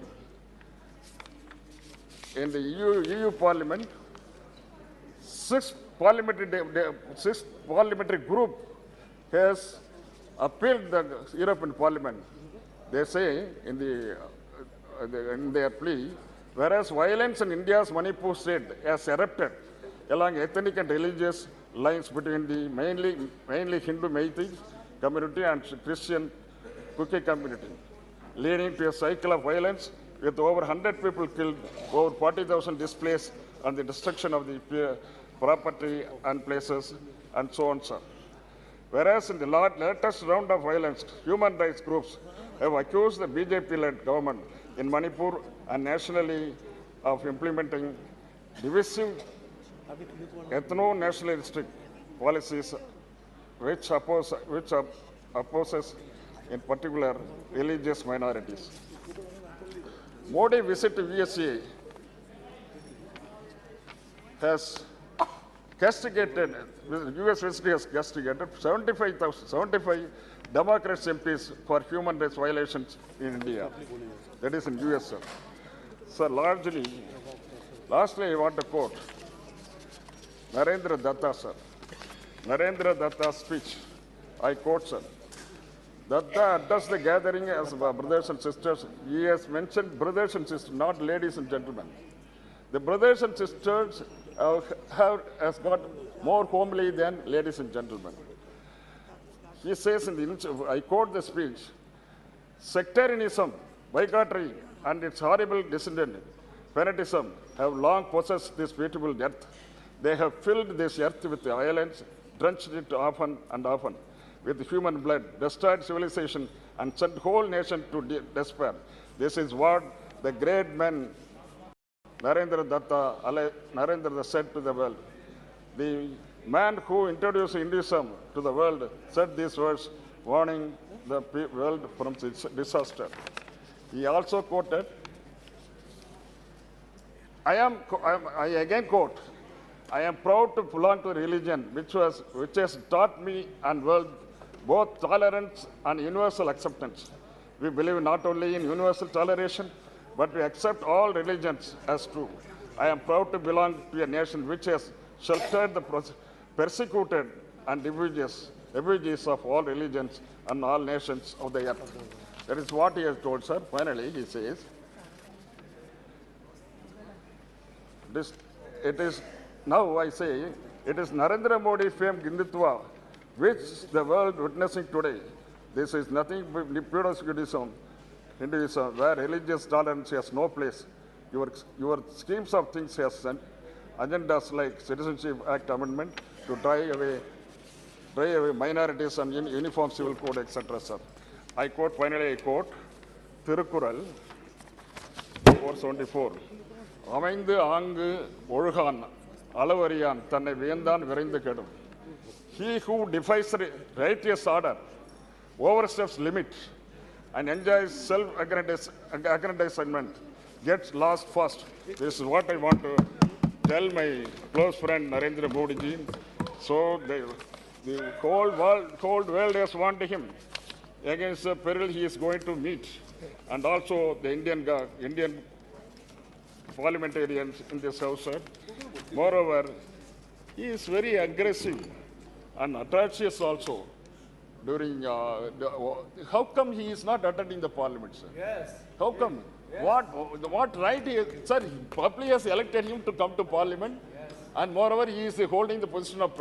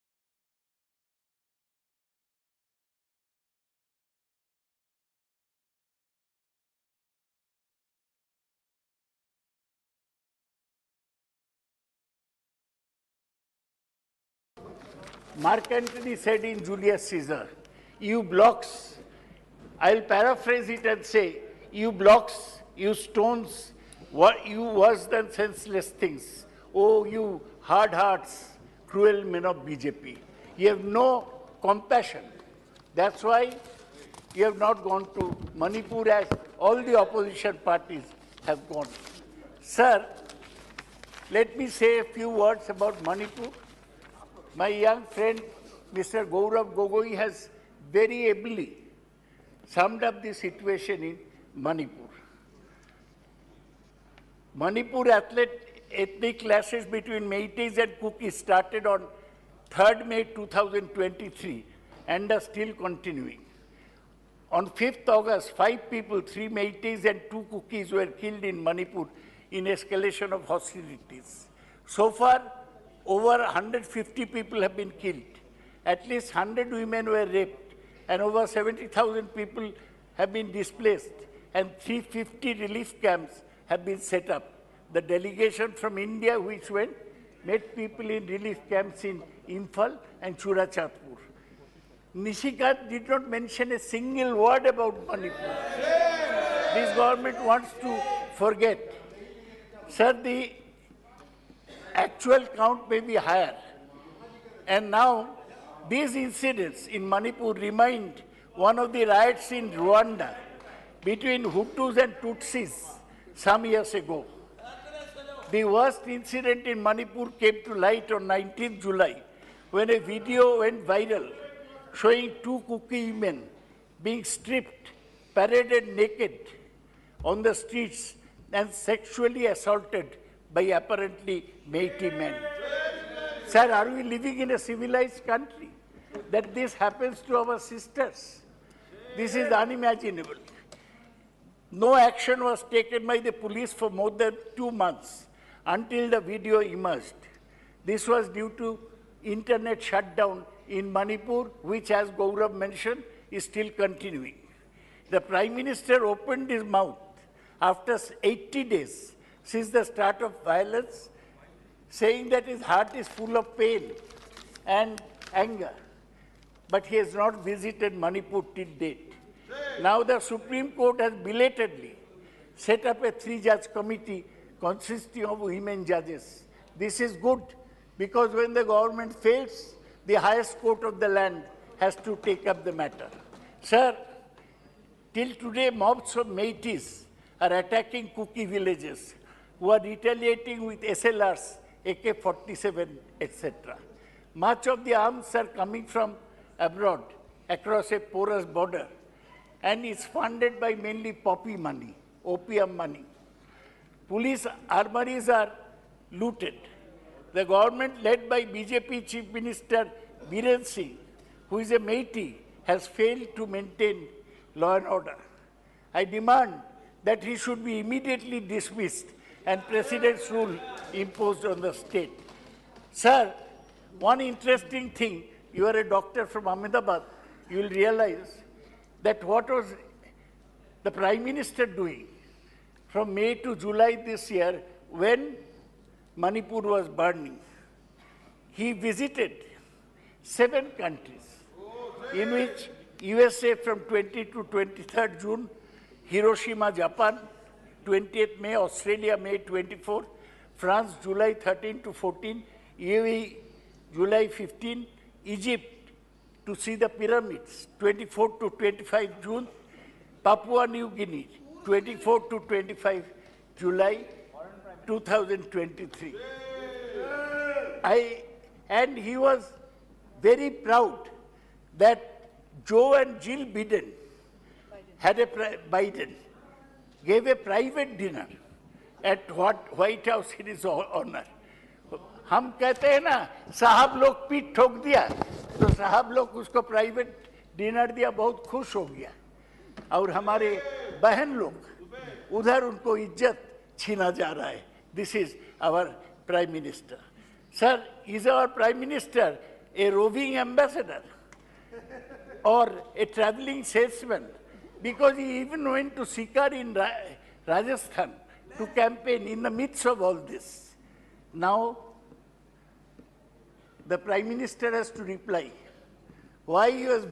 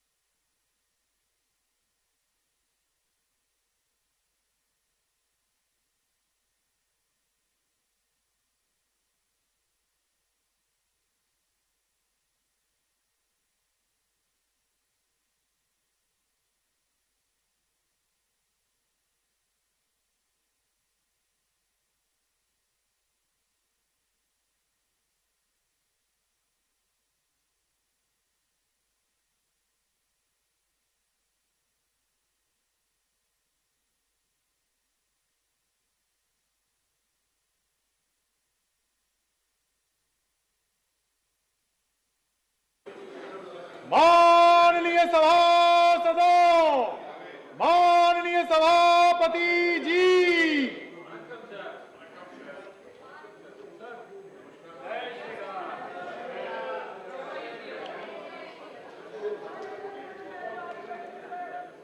Honorable members, please take your seat.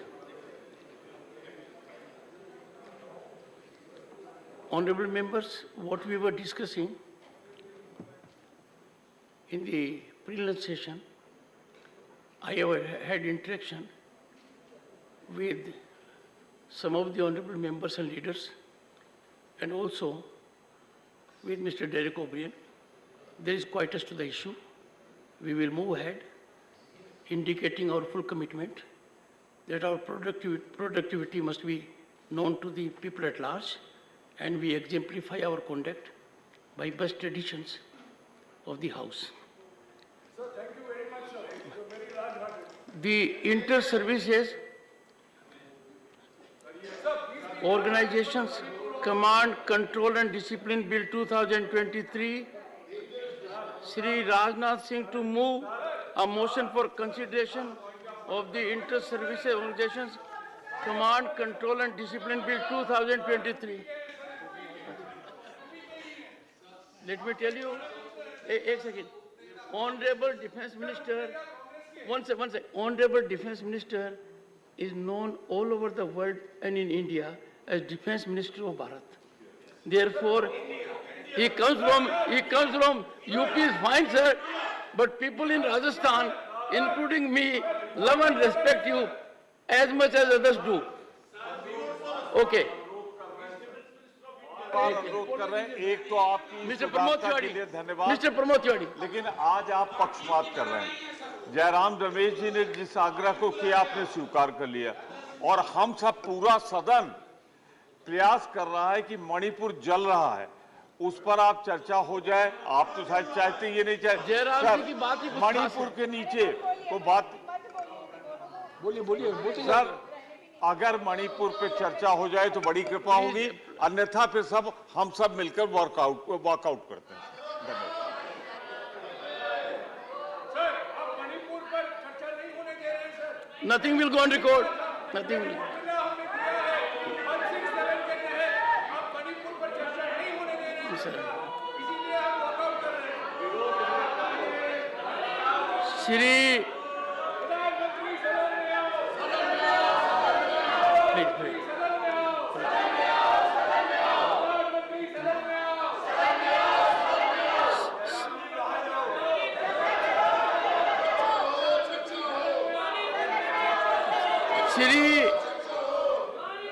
Rajnath Singh to move a motion for consideration of the Inter-Services Organizations Command, Control and Discipline Bill 2023. आदरणीय सभापति महोदय, मैं आपकी अनुमति से inter services organisation command control and discipline bill 2023 को माननीय सदस्यों के बीच रखने के लिए यहाँ उपस्थित हुआ हूँ। सभापति महोदय, जैसा कि सदन को विदित है कि वर्तमान में जो वैश्विक परिस्थितियाँ हमारे सामने हैं उसको ध्यान में रखते हुए हमारी सेनाओं का सशक्त होना यह आवश्यक है। तो अपनी सेनाओं को सशक्त करने की दृष्टि से ही यह बिल लाया गया है। बेहतर ज्वाइंटनेस होनी चाहिए और साथ ही साथ इंटीग्रेशन भी बेहतर होना चाहिए और हमारी सेनाएं वांछित जो परिणाम हैं उनको हासिल करने की दिशा में तेजी से आगे बढ़ सकें, यह इस बिल का मुख्य उद्देश्य है।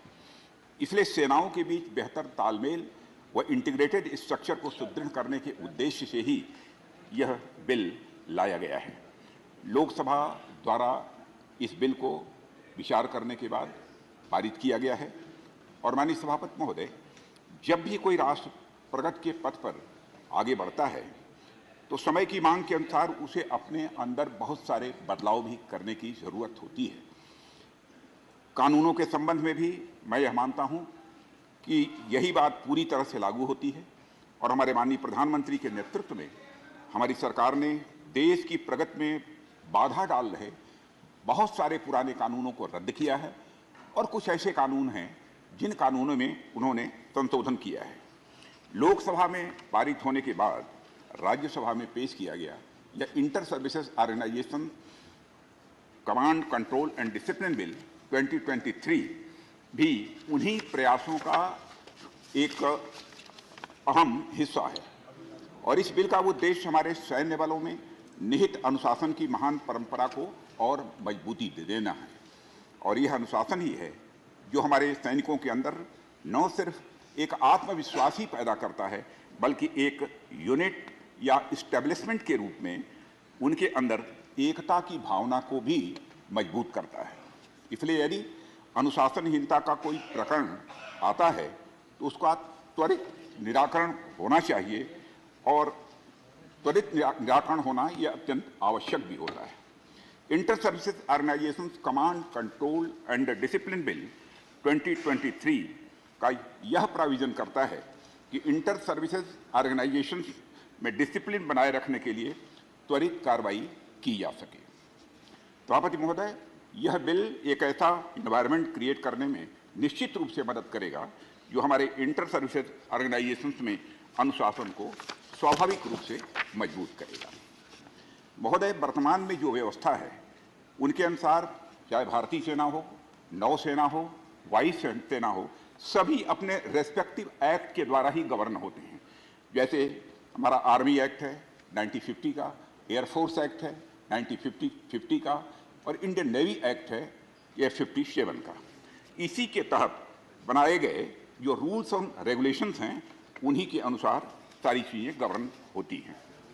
इस एक्ट के तहत कमांडर इन चीफ या ऑफिसर इन कमांड अपनी डिसिप्लिनरी या एडमिनिस्ट्रेटिव पावर्स का प्रयोग अपनी ही सर्विस के पर्सनल पर वह कर सकते हैं। अब तक का यह प्रोविजन है।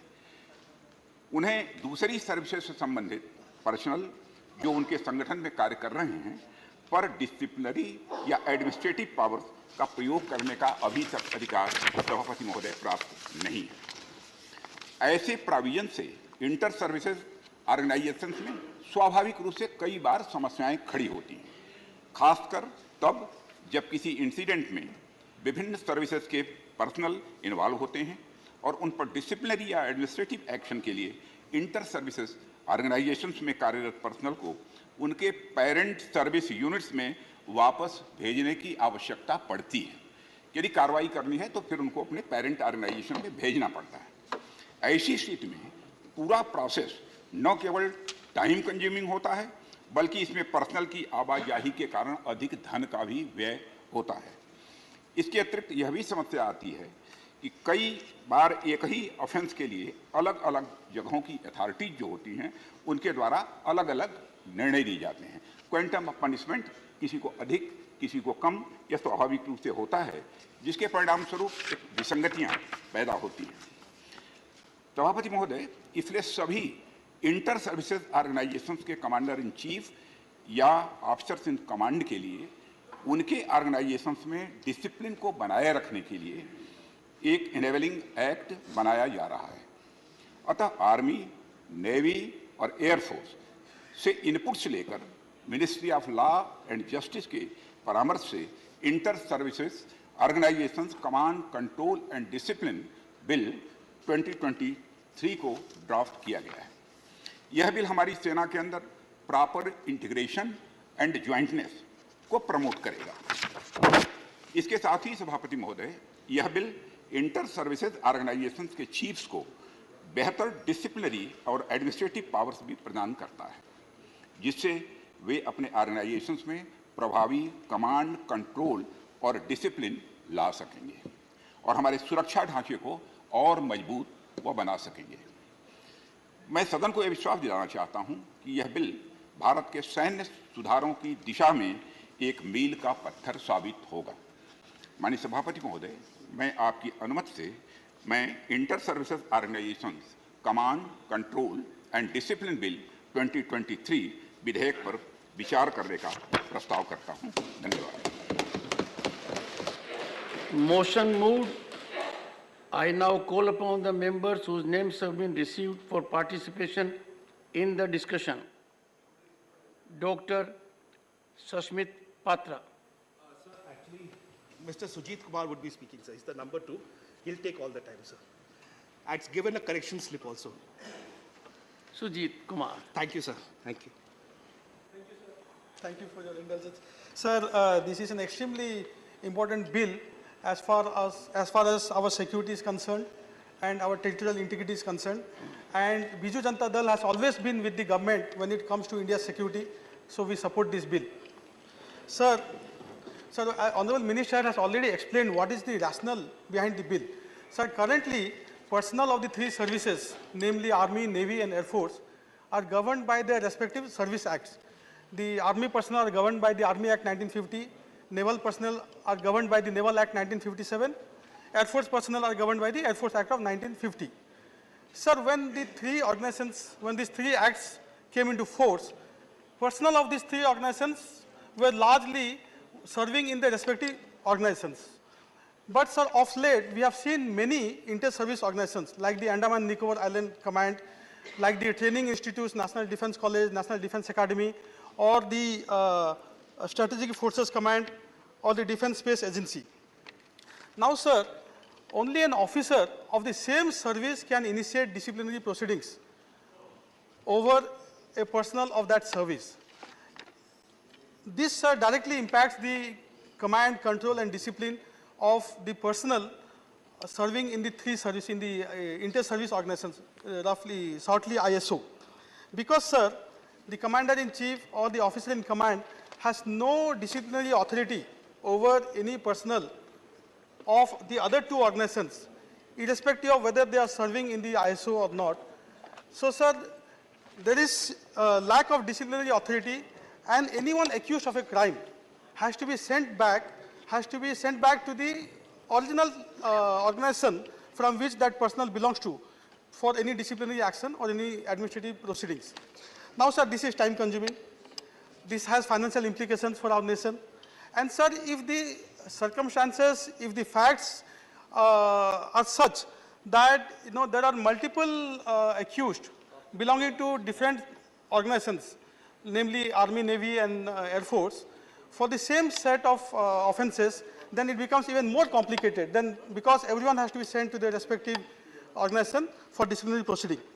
Now, sir, this bill will have many tangible benefits because, as I have said, it will increase efficiency, it will increase discipline in the inter-service establishments, it will be less time consuming to initiate judicial proceedings or administrative actions against the accused. It will also lead to, I guess,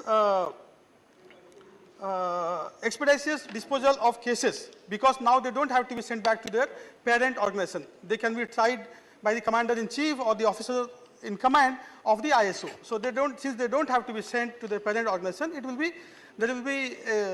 the cases can be disposed of expeditiously. Now, sir, now, ma'am, so we support this bill.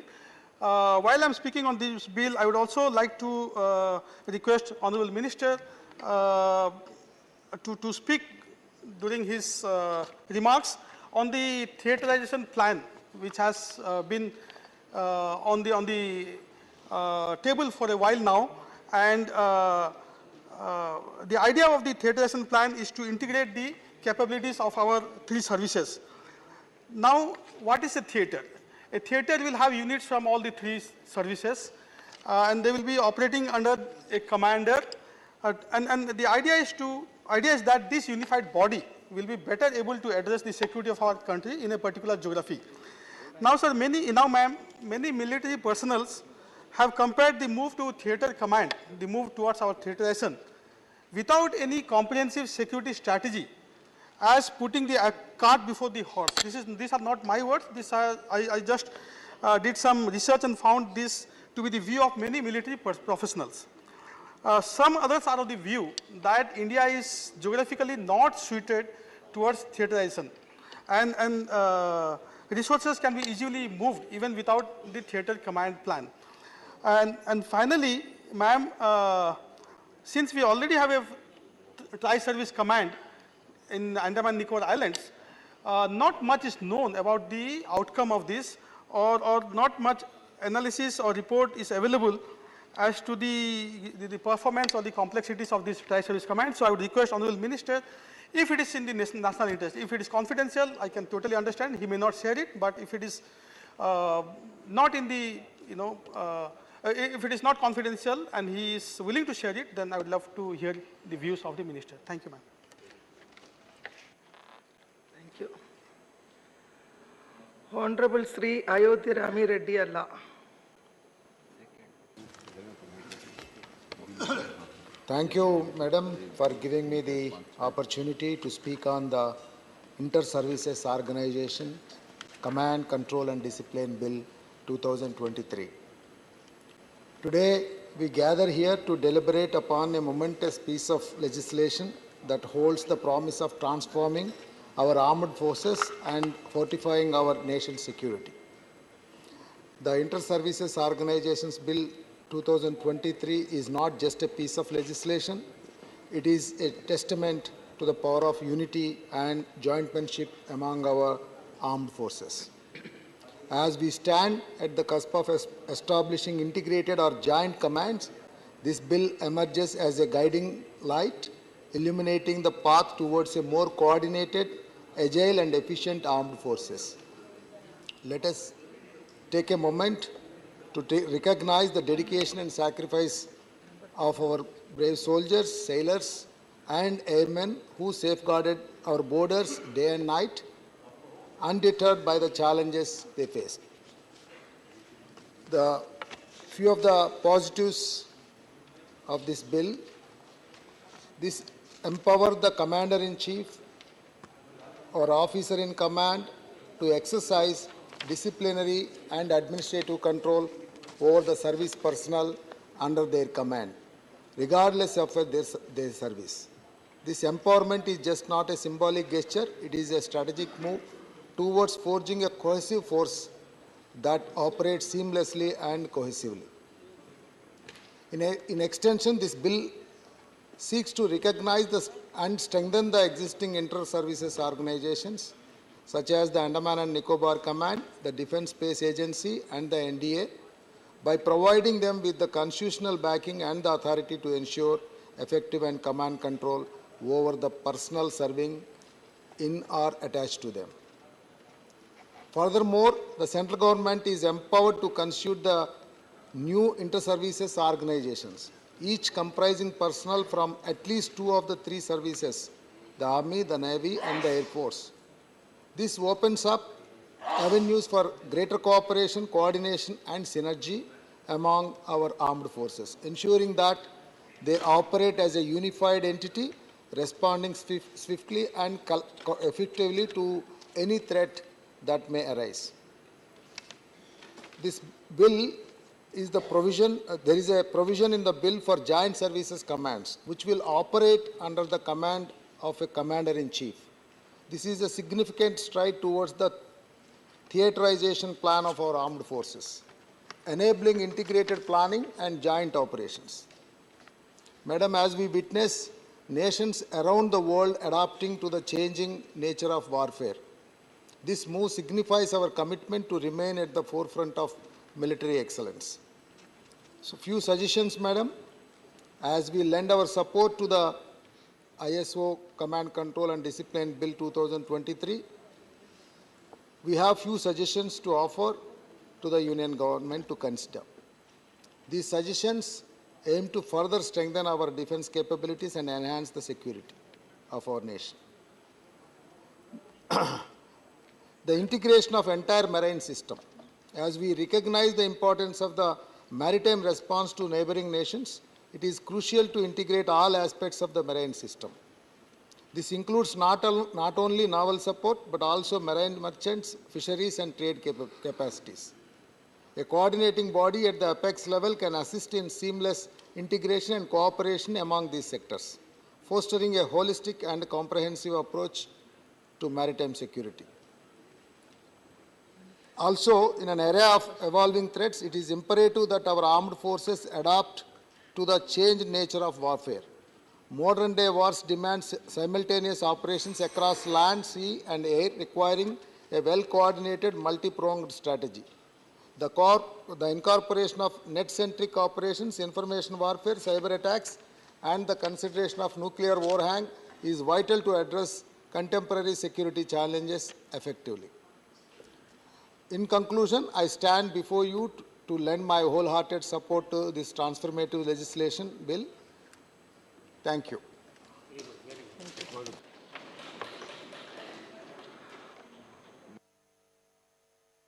Honorable Dr. Ashok Bajpai, 10 minutes.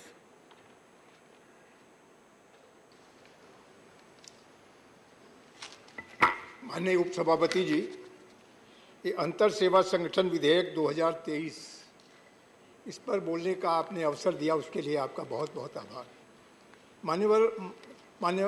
माननीय जी, मैं माननीय रक्षा मंत्री जी को बधाई देना चाहूँगा कि जो आज सैन्य बल की एक बड़ी महती आवश्यकता थी और बहुत दिनों से इस पर चिंतन हो रहा था, किस तरीके से संयुक्त रूप से जहाँ पर हमारी तीनों सेनाओं की फोर्सेज एक साथ ज्वाइंट काम करती हैं, चाहे थल सेना हो, वायु सेना हो या हमारी नौसेना हो, जब तीनों कमांड के लोग एक साथ काम करते हैं उस समय उनके ऊपर कोई भी अनुशासनात्मक कार्रवाई या कोई दंडात्मक कार्रवाई कैसे की जाए, क्योंकि इन सबका जो कमांड एंड कंट्रोल होता है इनकी मूल यूनिट से होता है जहां से इनकी नियुक्ति होती है और नियुक्त अधिकारी ही इनके विरुद्ध किसी प्रकार की अनुशासनात्मक कार्रवाई कर सकता है। ये कठिनाई आती थी और उसके लिए बार बार उनको उस अपनी यूनिट में जाना होता था जहां उनके विरुद्ध कोई प्रशासनिक या अनुशासनिक कार्रवाई प्रचलित होती थी। काफ़ी लंबा समय लगता था उस कार्रवाई में और काफ़ी महंगी हो जाती थी वो कार्रवाई, और उस पर समय से वो कार्रवाई नहीं हो पाती थी या वो कंट्रोल जो होना चाहिए था जहां हमारी संयुक्त कमान काम कर रही हैं वहां पर जो भी कमांडिंग ऑफिसर होता था या ऑफिसर कमांड जो होता था उसको भी इन तीनों सेनाओं के अलग अलग यूनिटों के ऊपर कंट्रोल करना एक कठिन काम होता था। उसके लिए कई संवैधानिक अधिकार या शक्तियाँ उसके पास नहीं थी, लेकिन इस विधेयक के बनने के बाद वो शक्तियाँ उसको प्रदत्त हो जाएंगी कि तीनों कमान जहाँ एक साथ काम करती हैं। मैडम, अगर आप देखें अंडमान निकोबार एक तरीके से हमारा कमांड कंट्रोल वहाँ पर तीनों सेनाएं काम करती हैं, थल सेना भी है, वायु सेना भी है और क्या नाम नौसेना भी, तीनों एक साथ वहाँ कंट्रोल होती है। एक तरीके से वो कमांड कंट्रोल एक साथ होता है। वहाँ पर यह विशेष कठिनाई अनुभव की गई कि नौसेना के अधिकारी के ऊपर अगर वहाँ का कमांडिंग ऑफिसर थल सेना का है तो नौसेना के किसी कर्मचारी के विरुद्ध कैसे कार्रवाई करेगा, या एयरफोर्स के किसी अधिकारी के विरुद्ध वहाँ थल सेना का जो वहाँ कमांडिंग ऑफिसर वो कैसे कार्रवाई करेगा। तो इसके लिए ये सोचा गया कि अंतर सेवा संगठन बनाया जाए, इंटर सर्विसेज एक्ट संगठन की जरूरत महसूस की गई और उसी के तहत ये 2014 के बाद इस पर चिंतन शुरू हुआ, विचार शुरू हुआ। लेकिन ये समस्या ये थी कि इसके ऊपर तमाम सारे स्टेक होल्डर हैं, सबकी विचार किया जाए, सबकी राय ली जाए। तो सारे स्टेक होल्डर से राय लेने के बाद इसका विधिक परीक्षण किया गया कि ताकि इसमें कोई ऐसी विधिक त्रुटि न हो जिससे जाकर के आगे चल के काम में अड़चन हो। तमाम सारे स्टेक होल्डर्स के विचार लेने के बाद तीनों सेनाओं के गंभीर गहन अध्ययन और विचार के बाद ये सोचा गया, माना गया कि अगर इस तरह की कोई व्यवस्था बनती है तो हमारी सेनाओं में एक बेहतर अनुशासन और बेहतर काम करने की क्षमता उत्पन्न होगी और उनके मन में भी ये होगा कि अगर हम कोई अनुशासनहीनता करते हैं तो तत्काल मेरे विरुद्ध कार्रवाई हो सकेगी। लेकिन अभी तक होता था कि चाहे वो आप IMA हो, चाहे NDA हो, जहाँ पर तीनों सेनाओं के लोग एक साथ काम करते हैं, इंडियन मिलिट्री एकेडमी में भी तीनों सेनाओं के अधिकारी एक साथ काम करते होते, ऐसे नेशनल डिफेंस एकेडमी में भी, और इसी तरीके से जैसे अंडमान निकोबार में जहां संयुक्त कमान काम करती है वहां पर तीनों सेनाओं के कर्मी वहां पर होते हैं, अधिकारी वहां पर होते हैं। और अगर वो कोई गड़बड़ी करते हैं, कोई अनुशासनहीनता करते हैं, तो ये अभी तक शक्ति वहां के कमांडिंग ऑफिसर के पास नहीं थी कि वो दूसरे कमान के किसी अधिकारी या कर्मचारी के विरुद्ध कोई कार्रवाई कर सके।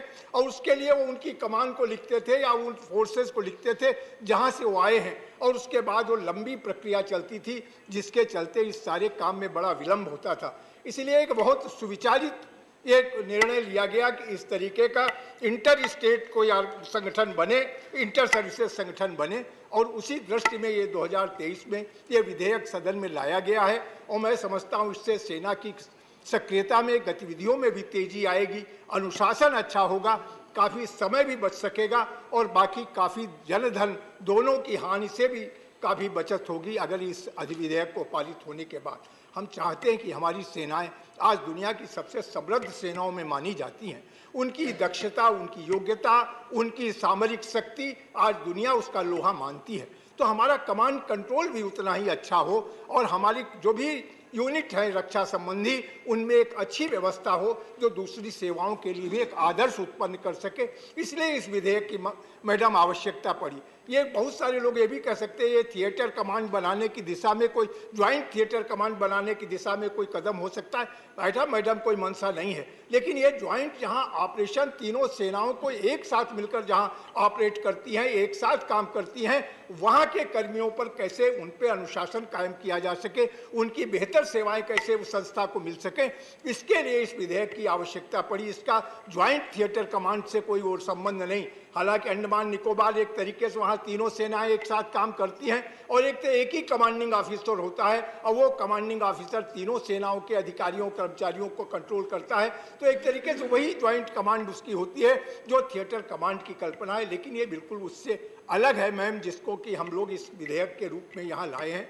लेकिन इससे हमारी जहाँ संयुक्त सेवाएं हैं, और इतना ही नहीं, केवल सेनाओं के ही नहीं, पैरामिलिट्री के लोग भी जहाँ ऐसी सेवाओं में हमसे संबद्ध होते हैं, उनके कर्मियों के विरुद्ध भी कार्रवाई करने का अधिकार इस विधेयक के बाद हमारे कमांडिंग ऑफिसर को होगा। और कमांडिंग ऑफिसर एक वरिष्ठ अधिकारी होगा, चाहे वो सेना का होगा तो ब्रिगेडियर रैंक से नीचे का कोई कमांडिंग ऑफिसर नहीं होगा। जो कमांड कंट्रोल होगा ब्रिगेडियर से नीचे नहीं होगा। और इसी प्रकार से एयरफोर्स, नेवी और दूसरी भी सेवाओं के जो पैरेलल ऑफिसर्स हैं वो भी इससे कम रैंक के नहीं होंगे। ब्रिगेडियर और उससे ऊपर के अधिकारी ही कमांडिंग ऑफिसर होंगे जो इस तरीके की कार्रवाई उनके विरुद्ध अनुशासनात्मक कार्रवाई कर सकेंगे। इसलिए मैंने इस विधेयक के पक्ष में कि ये विधेयक बहुत सोच समझ के लाया गया, बहुत सुविचारित विधेयक है। इससे हमारी रक्षा संबंधी मामलों में हमारी सक्रियता भी बढ़ेगी, हमारी गतिशीलता भी बढ़ेगी और बहुत सारे निर्णय जो बहुत समय तक विलंबित होते थे, जिनके ऊपर बहुत सारा पैसा खर्च होता था, वो भी बचेगा। और इस सब को हर तरीके से विचार करने के बाद ये विधेयक आया है। जैसा मैंने कहा कि सारे स्टेक होल्डर्स की राय ली गई है, सारी जुडिशियल उसको भी इस पे परव्यू में भी देखा गया, परीक्षण किया गया है कि इसकी जुडिशियल सेंटिटी क्या है, ताकि इसमें कोई ऐसी चीज़ न हो जो न्यायिक प्रक्रिया के विपरीत हो। इन सारी चीज़ों को ध्यान में रखकर इस विधेयक को लाने का काम किया गया है। मैं इसके लिए भारत सरकार को और देश के यशस्वी रक्षा मंत्री माननीय रक्षा मंत्री जी को बधाई देना चाहता हूं, जिन्होंने बहुत ही सामयिक और बहुत ही आवश्यक विधेयक को सदन के सामने लाए हैं। और इस विधेयक को पारित होने से हमारी सेना की दक्षता बढ़ेगी, कार्यकुशलता बढ़ेगी और मैं समझता हूं अनुशासन में भी एक बड़ा परिवर्तन आएगा। आपने इस पर मुझे मौका दिया, बहुत बहुत धन्यवाद। Honorable Sri G.K. Vasan.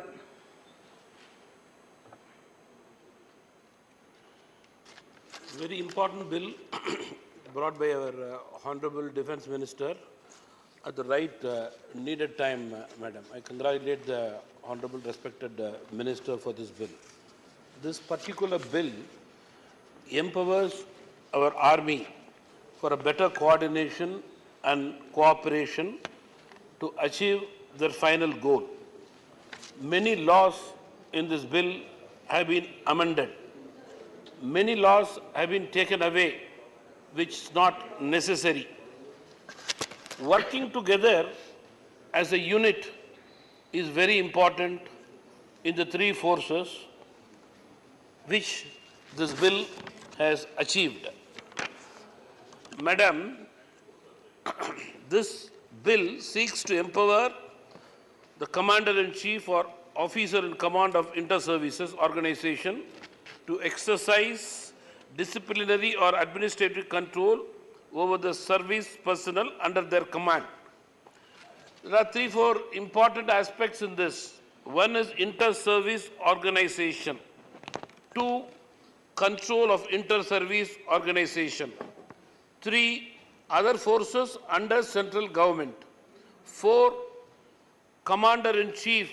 He will be empowered to exercise all disciplinary and administrative powers vested. 4, commanding officer. The bill provides for a commanding officer who will be in command of unit of ship of establishment. The officer will also perform duty assigned by the Commander-in-Chief or office in command of the inter-service organization. This is the crux of the bill, ma'am. Everybody are given the subject in detail. I would only conclude by telling regarding indiscipline, which has to be corrected. Minister has been very categorical in bringing this bill, and I am sure this will stop indiscipline and bring more unity, and this is a milestone in our defense sector, madam. With this, I support this bill. Thank you very much. Lieutenant General Dr. D.P. Watts.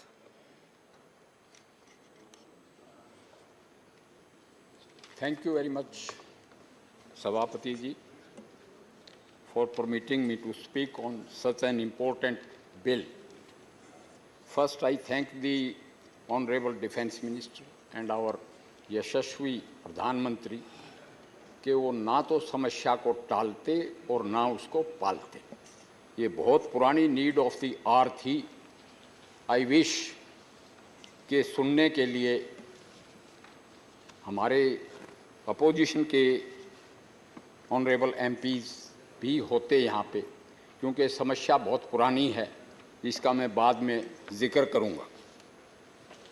एक बात ज़रूरी है, जैसा कि बताया मेरे से पूर्व वक्ताओं ने, कि ये एक एनेबलिंग एक्ट है. Inter services command control and discipline bill inter services organisations जैसे Andaman and Nicobar command, space agency, strategic forces, national defence academy, national defence college और ऐसी बहुत सी इंस्टीट्यूशंस हैं which are being commanded by the rank officers of the rank of Lieutenant General, and these are tri-services institutions. मगर उनके पास अख्तियारात powers नहीं है, discipline powers and administrative powers. तो बगैर डिसिप्लिन और बगैर एडमिनिस्ट्रेटिव पावर के उनकी इफेक्टिविटी नहीं होती.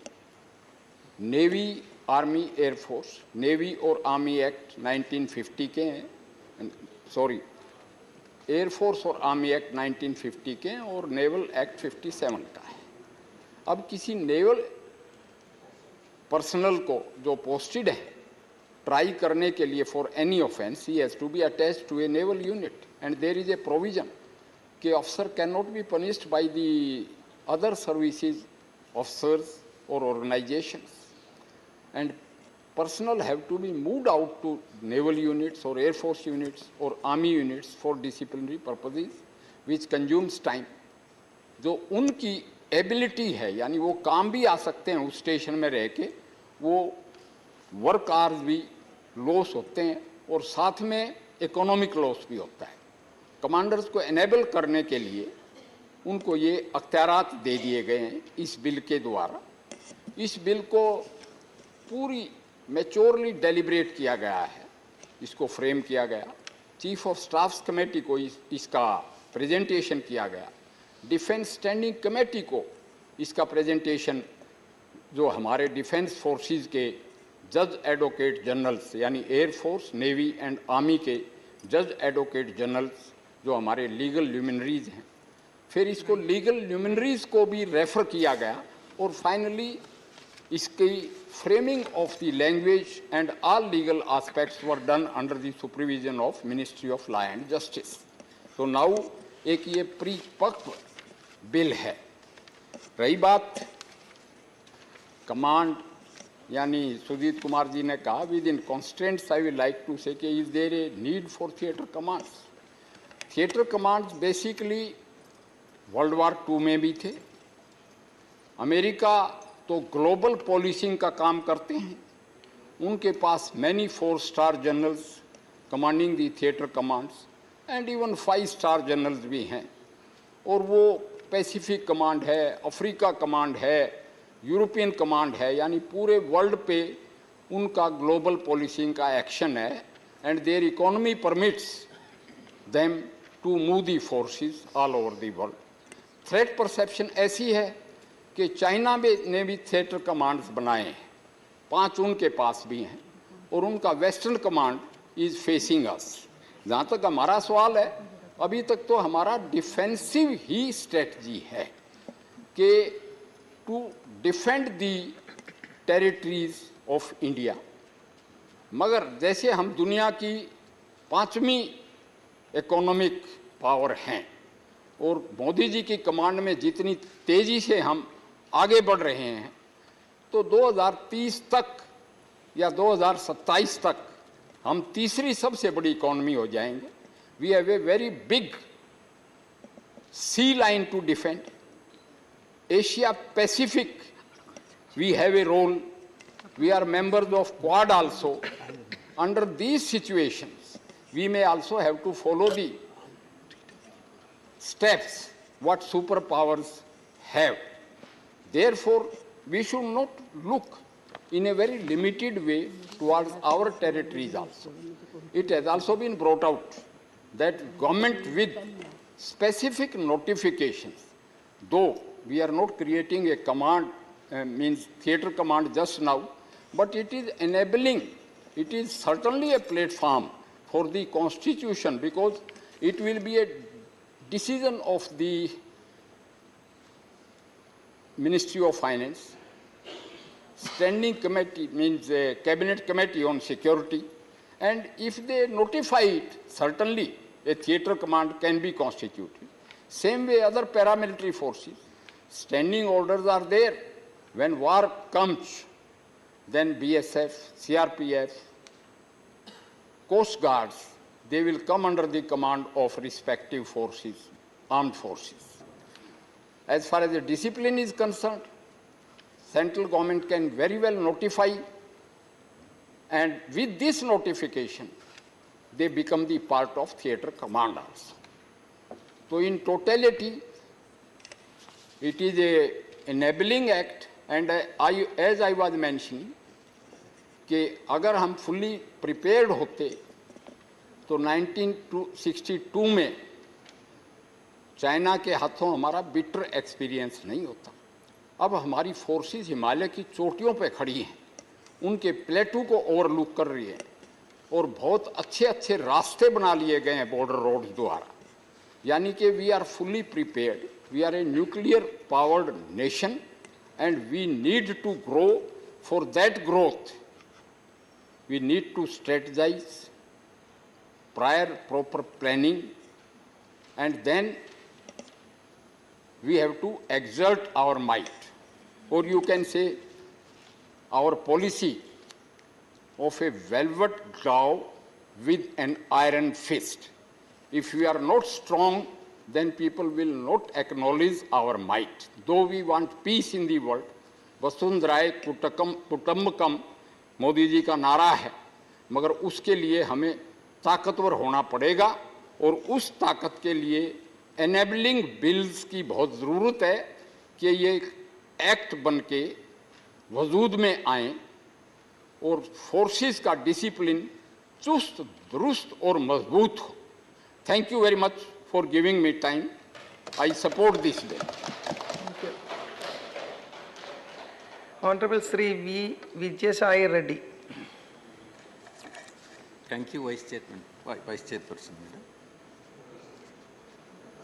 Madam, I, on behalf of my party and my leader, Y.S. Jagannath Reddy Garu, rise to support this bill.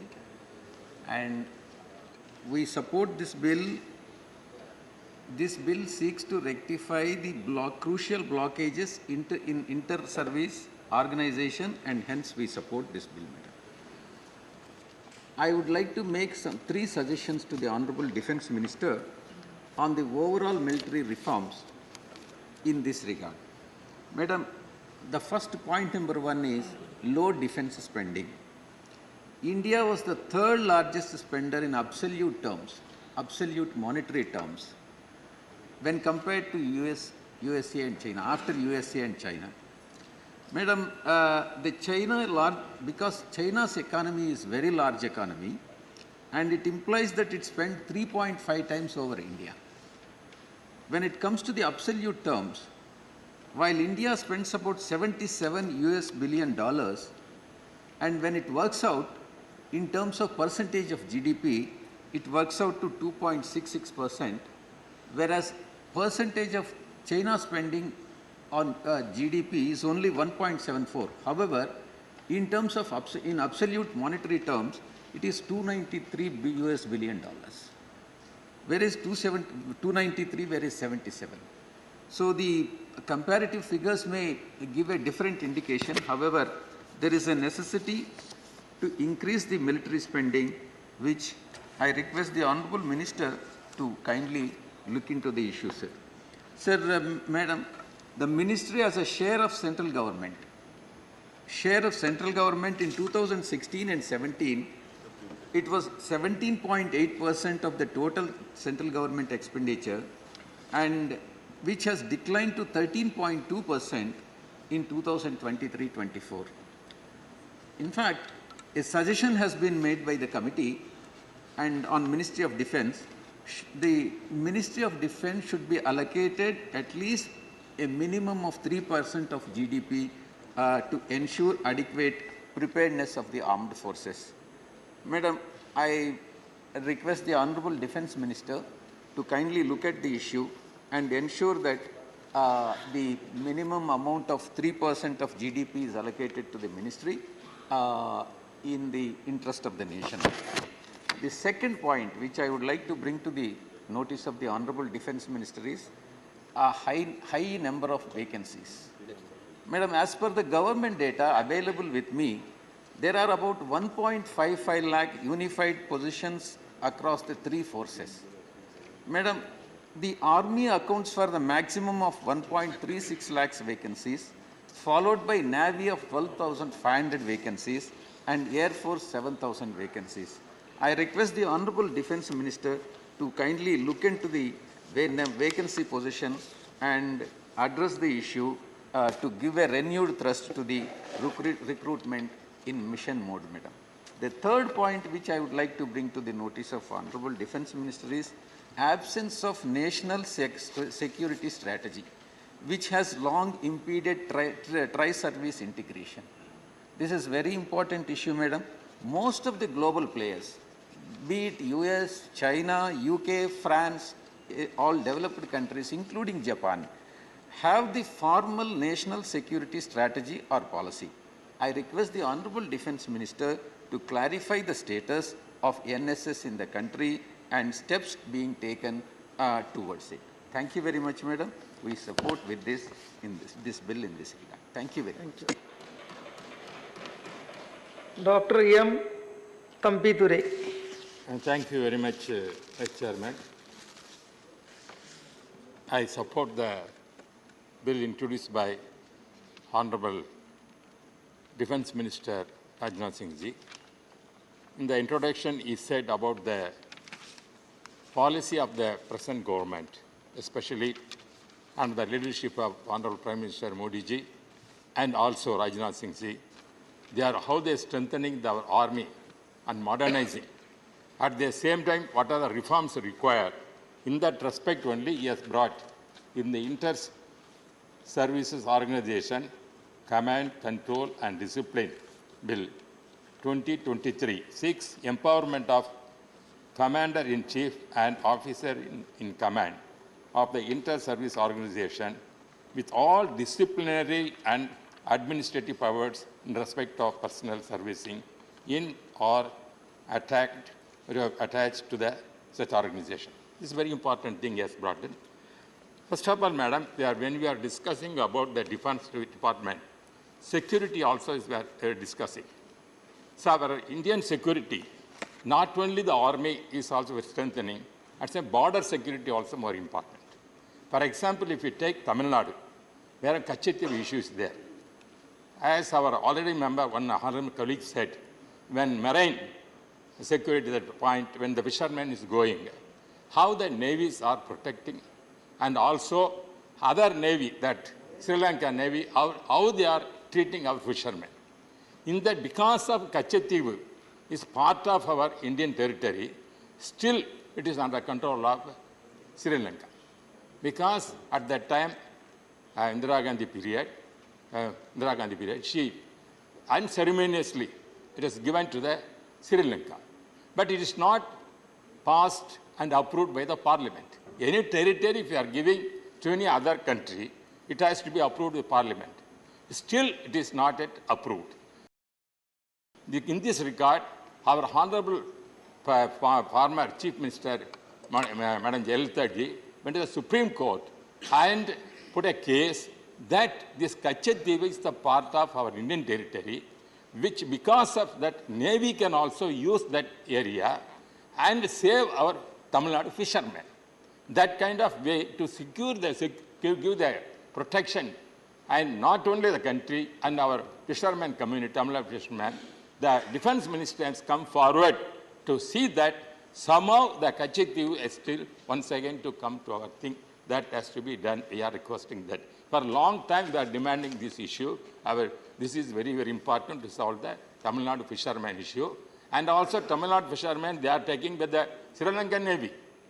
They are shooting our fishermen. They are our Navy. I don't know what they are doing. Sometimes they are risking that they are not giving. But instead of that, all Tamil Nadu fishermen taken to put in the prison of Sri Lanka. And we are gone requesting our Prime Minister to release them. But after taking NDA government, we have seen that our Honorable Prime Minister took a lot of steps to free our fishermen from Sri Lanka. We are appreciating that. We are not denying that. At the same time, for security reasons, especially defense reasons, not only you are bringing so many reforms, appreciate that. And disciplinary thing is very, very important. At the same time, defense area also important for the country. In that respect, I request Honorable our Defense Minister to see the Tamil Nadu demand for a long time to bring that once again the Kachetiv part of our Indian territory. That is my request. In that respect, I am supporting this bill. Thank you very much. Thank you.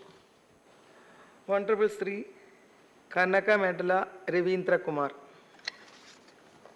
Thank you, Madam, for giving this opportunity.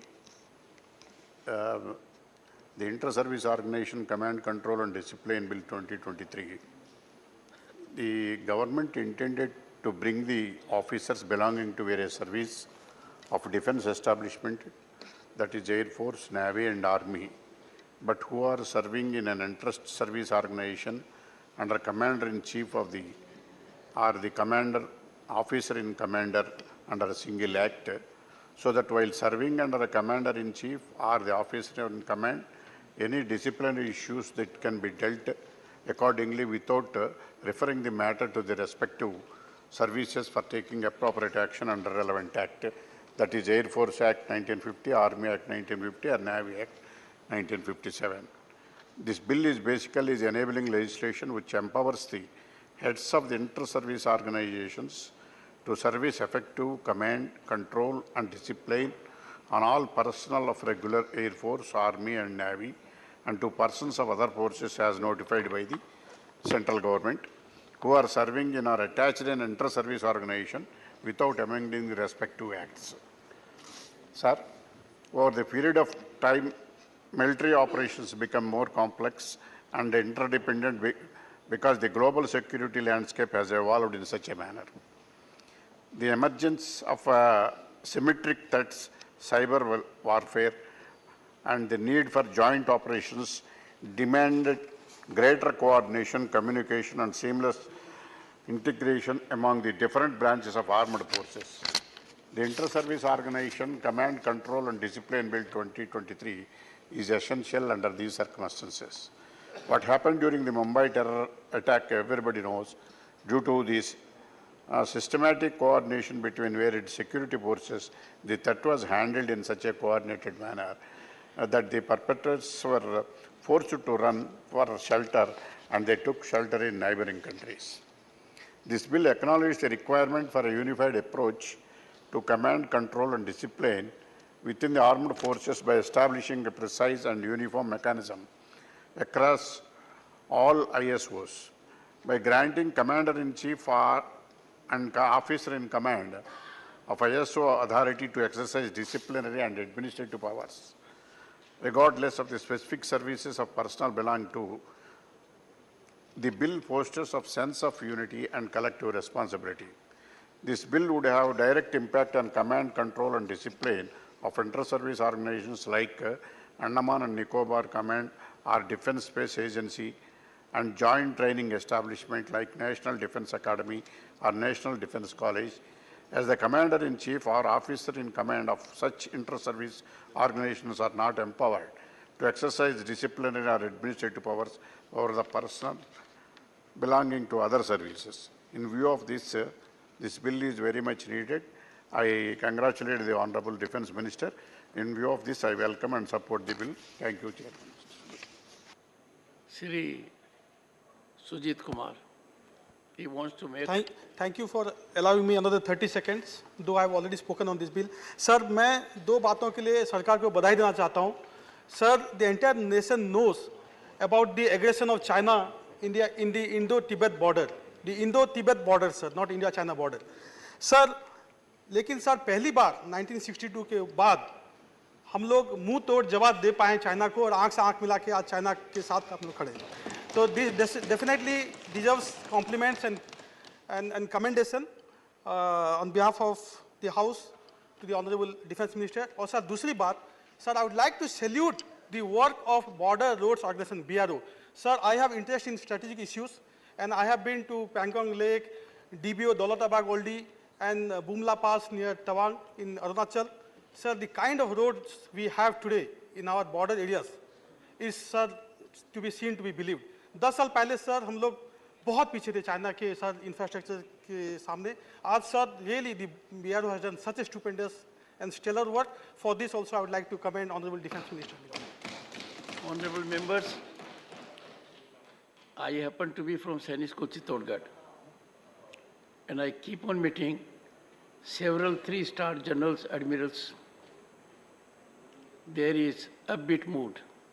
The Honorable Raksha Mantri's contribution is so impactful, so massive, making the nation proud, and I'm so glad you took time again and reflected on this. Shri Kamakhya Prasad. Thank you sir, मेरे को बोलने का अवसर दिया. मैं inter services organisation command control and discipline bill 2023 पर बोल रहा हूं और मैं इस सपोर्ट में खड़ा हूं. मैं ऑनरेबल रक्षा मंत्री श्री राजनाथ सिंह जी को धन्यवाद देता हूं. क्या ये जो interdisciplinary services organisation command bill लाया, इसके लिए वो बहुत दिन से सोच भी रहा था और अभी वास्तव में आ रहा है. Honourable prime minister Narendra Modi ji का टाइम पे ये हम लोग का जो सम्मान था, ये सम्मान पूरा वर्ल्ड में बढ़ा है. केवल पॉलिटिक्स में नहीं, पूरा ऑल साइड, स्क्वायर साइड में ऑनरेबल प्राइम मिनिस्टर का टेन्योर में ये बढ़ा है और उसमें ऑनरेबल राजनाथ जी का बहुत बड़ा एक रोल भी रखा है. सर, हम लोग जानते हैं कि आज टाइम का हिसाब से जैसे डिफेंस सेक्टर में जो परिवर्तन आया है वो सराहनीय है. और अभी हम लोग जानते हैं कि आज जैसे डिफेंसिव एक मूड में रहता है कंट्री, अभी एक ऑफेंसिव मूड में भी आया है और विभिन्न समय में इसको हम लोग देखने के लिए मिल रहे हैं. सीडीएस जो पोस्ट था, ये सीडीएस क्रिएट हुआ है। सीडीएस क्रिएट होने के बाद इंटर डिसिप्लिनरी सर्विस में भी तो एक आर्मी, नेवी एंड मिलिट्री में एक जो तालमेल है, ये तालमेल बहुत सुंदर हुआ है, हम लोग को देखने मिला है। और टाइम का हिसाब से थिएटर कमांड का भी जो थ्योरी अभी वास्तव में हो रहा है, उसको भी हम लोग देख रहे हैं। सर, मैं डिफेंस कमेटी में रहते हुए देखा, डिफेंस सेक्टर में जो व्यवहार में जो परिवर्तन आया है, ये किसी टाइम से सबसे ज़्यादा है।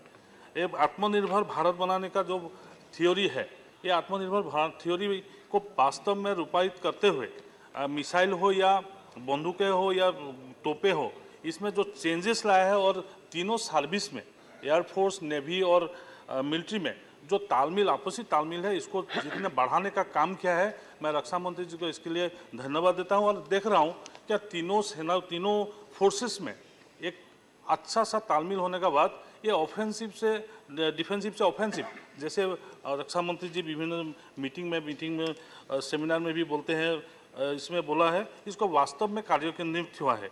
और अभी जो inter services organisation command control discipline आया है, इसमें खाली डिसिप्लिन का मैं जितना दिन हम लोग देखा है, ये तो डिसिप्लिन है, फिर भी इसमें इंटर सर्विस में इनका जो तालमेल है, इसको रखने के लिए जो बिल का प्रावधान क्या है, ये मैं चाहता हूँ तीनों बिल से थोड़ा अलग तो नहीं है, लेकिन तीनों बिल को समाहित करके ये लाया है। और कमांड में जो आर्मी कमांड है, आर्मी कमांड का आर्मी का ऊपर में भरोसा और ज़्यादा बढ़े, इसका भी व्यवस्था किया है।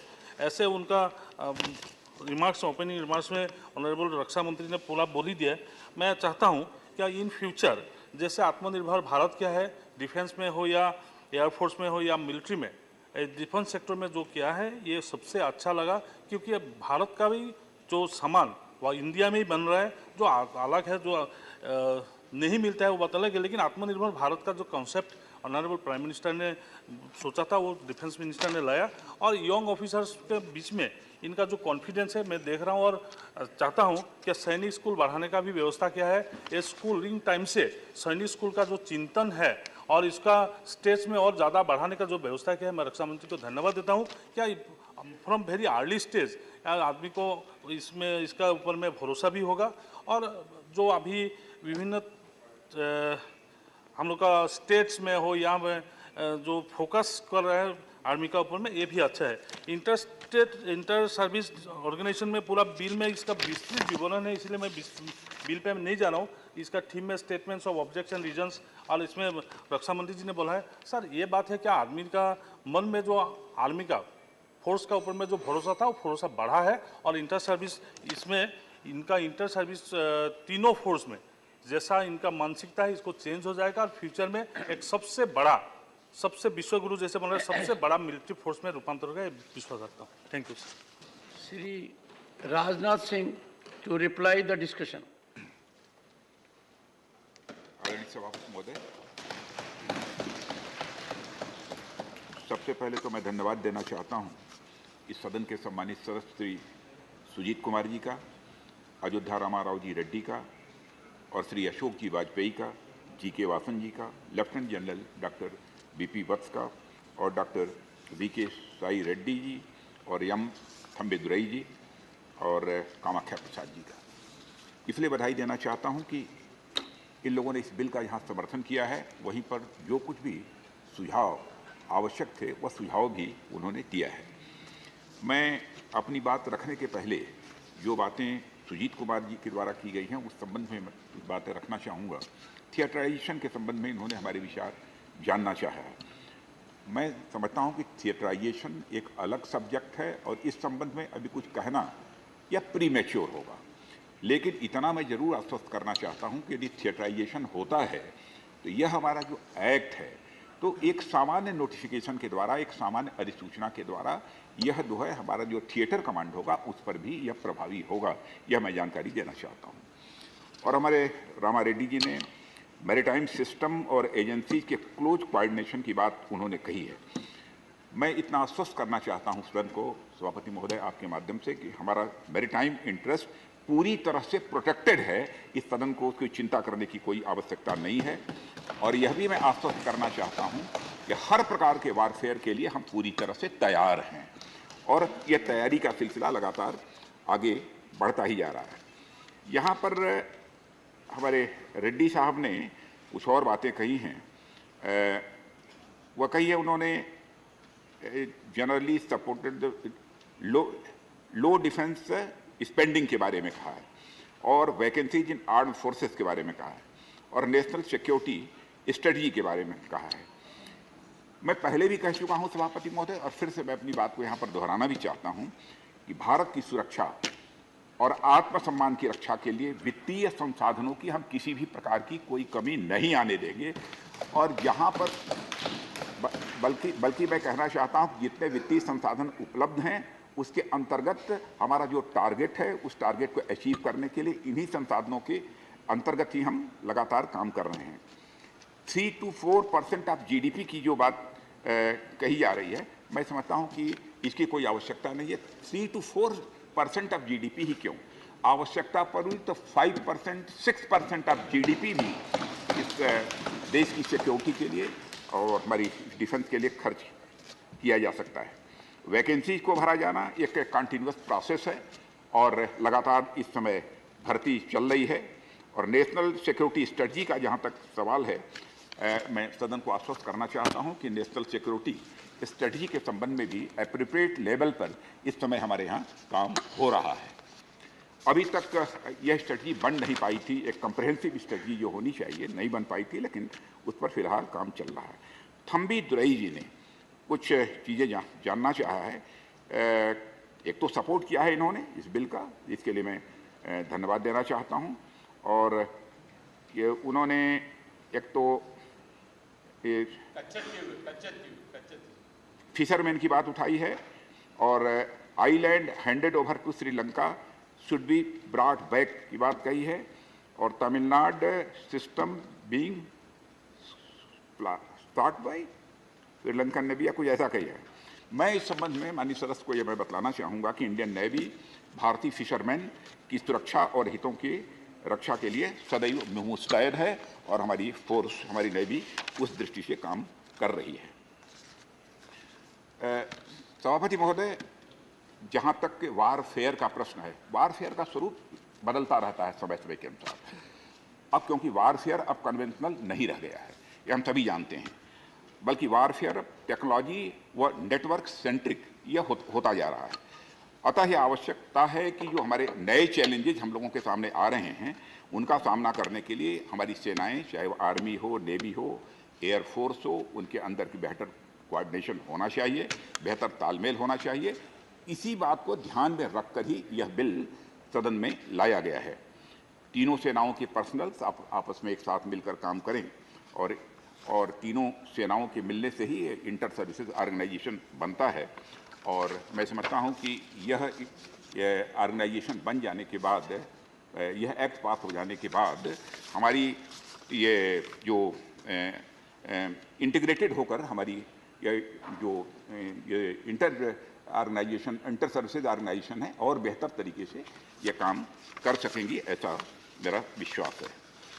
सभापति महोदय, मैं सदन को यह भी अवगत कराना चाहता हूं कि इस बिल के बारे में, जब यह बिल स्टैंडिंग कमेटी जो रक्षा विभाग की है उसके समक्ष विचाराधीन था, तो इस स्टैंडिंग कमेटी ने इतना कम्प्रिहेंसिव माना इस बिल को, अपने में इतना परफेक्ट माना है कि स्टैंडिंग कमेटी ने रिकमेंड किया है और अपील की है दोनों सदनों से कि बिना किसी संशोधन के इसे सदन के द्वारा पारित किया जाना चाहिए। और मैं समझता हूं कि पहली बार ऐसा हुआ है कि स्टैंडिंग कमेटी ने रिकमेंड किया हो कि बिना किसी अमेंडमेंट के इसे पारित कर दिया जाए। और मैं धन्यवाद देना चाहता हूं सभी माननीय सदस्यों को कि बिना किसी अमेंडमेंट के वो इस बिल को अपना समर्थन दे रहे हैं, लेकिन जो भी उन्होंने सुझाव दिए हैं उन सुझावों पर भी जो हमारे व्यू पॉइंट हैं उनको मैंने इस सदन के समक्ष रखा है और आगे जो भी सुधार की आवश्यकता होगी, जो भी, क्योंकि रिफॉर्म्स एक कंटिन्यूअस प्रोसेस है, ये चलता ही रहता है। जिस प्रकार के रिफॉर्म्स की जरूरत होगी वो सदैव हम करते रहेंगे, इतना मैं सदन को आश्वस्त करना चाहता हूं। और मैं पुनः आभार व्यक्त करना चाहता हूं जिन माननीय सदस्यों ने अपने विचार इस बिल के ऊपर व्यक्त किए हैं और इन्हीं शब्दों के साथ उनके प्रति आभार व्यक्त करते हुए और माननीय सभापति महोदय, आपके प्रति भी मैं विनम्रतापूर्वक आभार व्यक्त करता हूं कि आपने भी मुझे इस बिल के ऊपर अपना विचार व्यक्त करने का अवसर दिया। बहुत बहुत धन्यवाद। The question is that the Inter-Services Organizations Command, Control and Discipline Bill 2023 as passed by Lok Sabha be taken into consideration. Those in favor will please say aye. Aye. Those against will please say no. I think the ayes have it, the ayes have it, the ayes have it, the motion is adopted. We shall now take up clause by clause consideration of the bill. Clauses 2 to 15 stand part of the bill. Those in favor will please say aye. Aye. Those against will please say no. I think the ayes have it, the ayes have it, the ayes have it. Clauses 2 to 15 are adopted. Clause 1, the enacting formula and the title stand part of the bill. Those in favor will please say aye. Aye. Those against will please say no. I think the ayes have it, the ayes have it, the ayes have it. Clause 1, the enacting formula and the title are adopted. Sri Rajnath Singh to move that the bill be passed. आदरणीय सभापति महोदय, मैं इस विधेयक को पारित करने का प्रस्ताव करता हूं. Motion moved that the bill be passed. The question is that bill be passed. Those in favor will please say aye. Aye. Those against will please say no. I think the ayes have it, the ayes have it, the ayes have it. The bill is passed.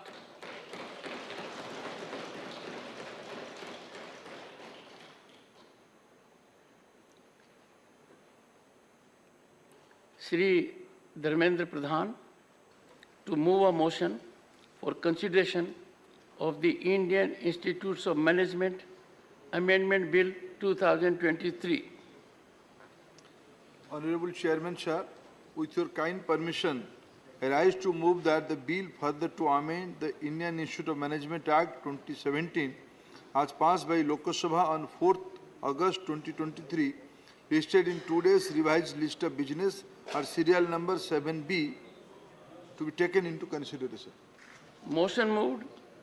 I now call upon the members whose names have been received for participation in the discussion. Dr. Amar Patnaik, time allotted 8 minutes. Thank you, Chairman, sir. Sir, I would like to first of all, welcome the introduction of this bill. I think this was necessary, considering the fact that the original Act of 2017 had basically tried to give academic autonomy to all the IIMs. The IIMs have been perceived to be institutes of preeminent importance in our country, national importance, and in fact, in some ways, across the globe. They had very high rankings. Some of the IIMs featured in the top 50. The current bill which has been brought in essentially has two parts. One part is to give, is to upgrade the National Institute of Industrial Engineering Mumbai into an Indian Institute of Management Mumbai. I support this particular upgradation. At the same time, I could probably recommend to the Honorable Minister if instead of only looking at public sector institutes, if it is possible to also upgrade some other institutes of importance in states with private participation or joint state and central government participation, so that we would have more number of institutes in the country and the management education ecosystem will spread across the country and will not get limited to only state capitals or in some cases important cities of the country. It is important that rural people of India, agro management, agroforestry management, these are issues which should be taken up by management institutes also and not necessarily only business management. This is the interdisciplinarity that India can actually bring in, which the foreign institutes of management do not have. Now, the second part is basically consisting of 5 important amendments, and these amendments I will refer to one by one. The first one is relating to Section 10 of the Principal Act. The Section 10 of the Principal Act, it talks about the President of India shall be the visitor of every institute. This is an insertion which has been made, and I wholeheartedly support this because I think all the Indian institutes of technology, which have equal amount of stature in the global arena, also have the president as the visitor. So I think this was necessary. While this particular bill, this particular insertion is welcome, I would also like to refer to the insertion of 10A2, subclause 2. The visitor may appoint one or more persons to review the work and progress of any institute and to hold inquiries into the affairs thereof and to report thereon in such manner as the visitor may require or may direct. Why this has come up? This has come up, Honorable Chair, because the existing situation in the Indian Institutes of Management after the 2017 Act, which gave them complete freedom, operational, financial, academic, all kinds of freedom, they did not really institutionalize the kind of protocols required to deserve that kind of autonomy. I will refer to one of their very celebrated ex-directors of IIM Ahmedabad, Dr. Bakul Dholakia. In an interview, he said, the IIM Act mandated an independent review of each institute every 3 years. I'm talking about the 2017 Act, which was to be conducted by eminent independent individuals who could objectively evaluate the institute's overall performance. The IIM Act specifies that the review report must be presented to the board and after its approval should be placed in the public domain. The idea is that the board, the director would be responsible to the board and the board would be responsible to the public, because after all, many of these IIMs are completely funded by the government. There has to be some amount of accountability. But he himself states, however, in last 6 years, only IIM Bangalore has conducted such a review. And therefore, I support the insertion of 10A2, which says that the president may appoint one or more persons to review the work in progress. However, I would like to add a word of caution here. The word of caution is, I think the review of work in progress should be in areas other than academic and research-related matters, because I think there the interference should be minimum unless the person who is reviewing is also an expert in that particular domain. I believe that autonomy and accountability go hand in hand. If you want autonomy, you also have to be accountable, which was not happening, and therefore this bill is welcome. Inefficiency of the existing grievance redressal procedure and breakdown of the governance structure in the IIMs resulted in this particular introduction of these amendments in the original 2017 Act.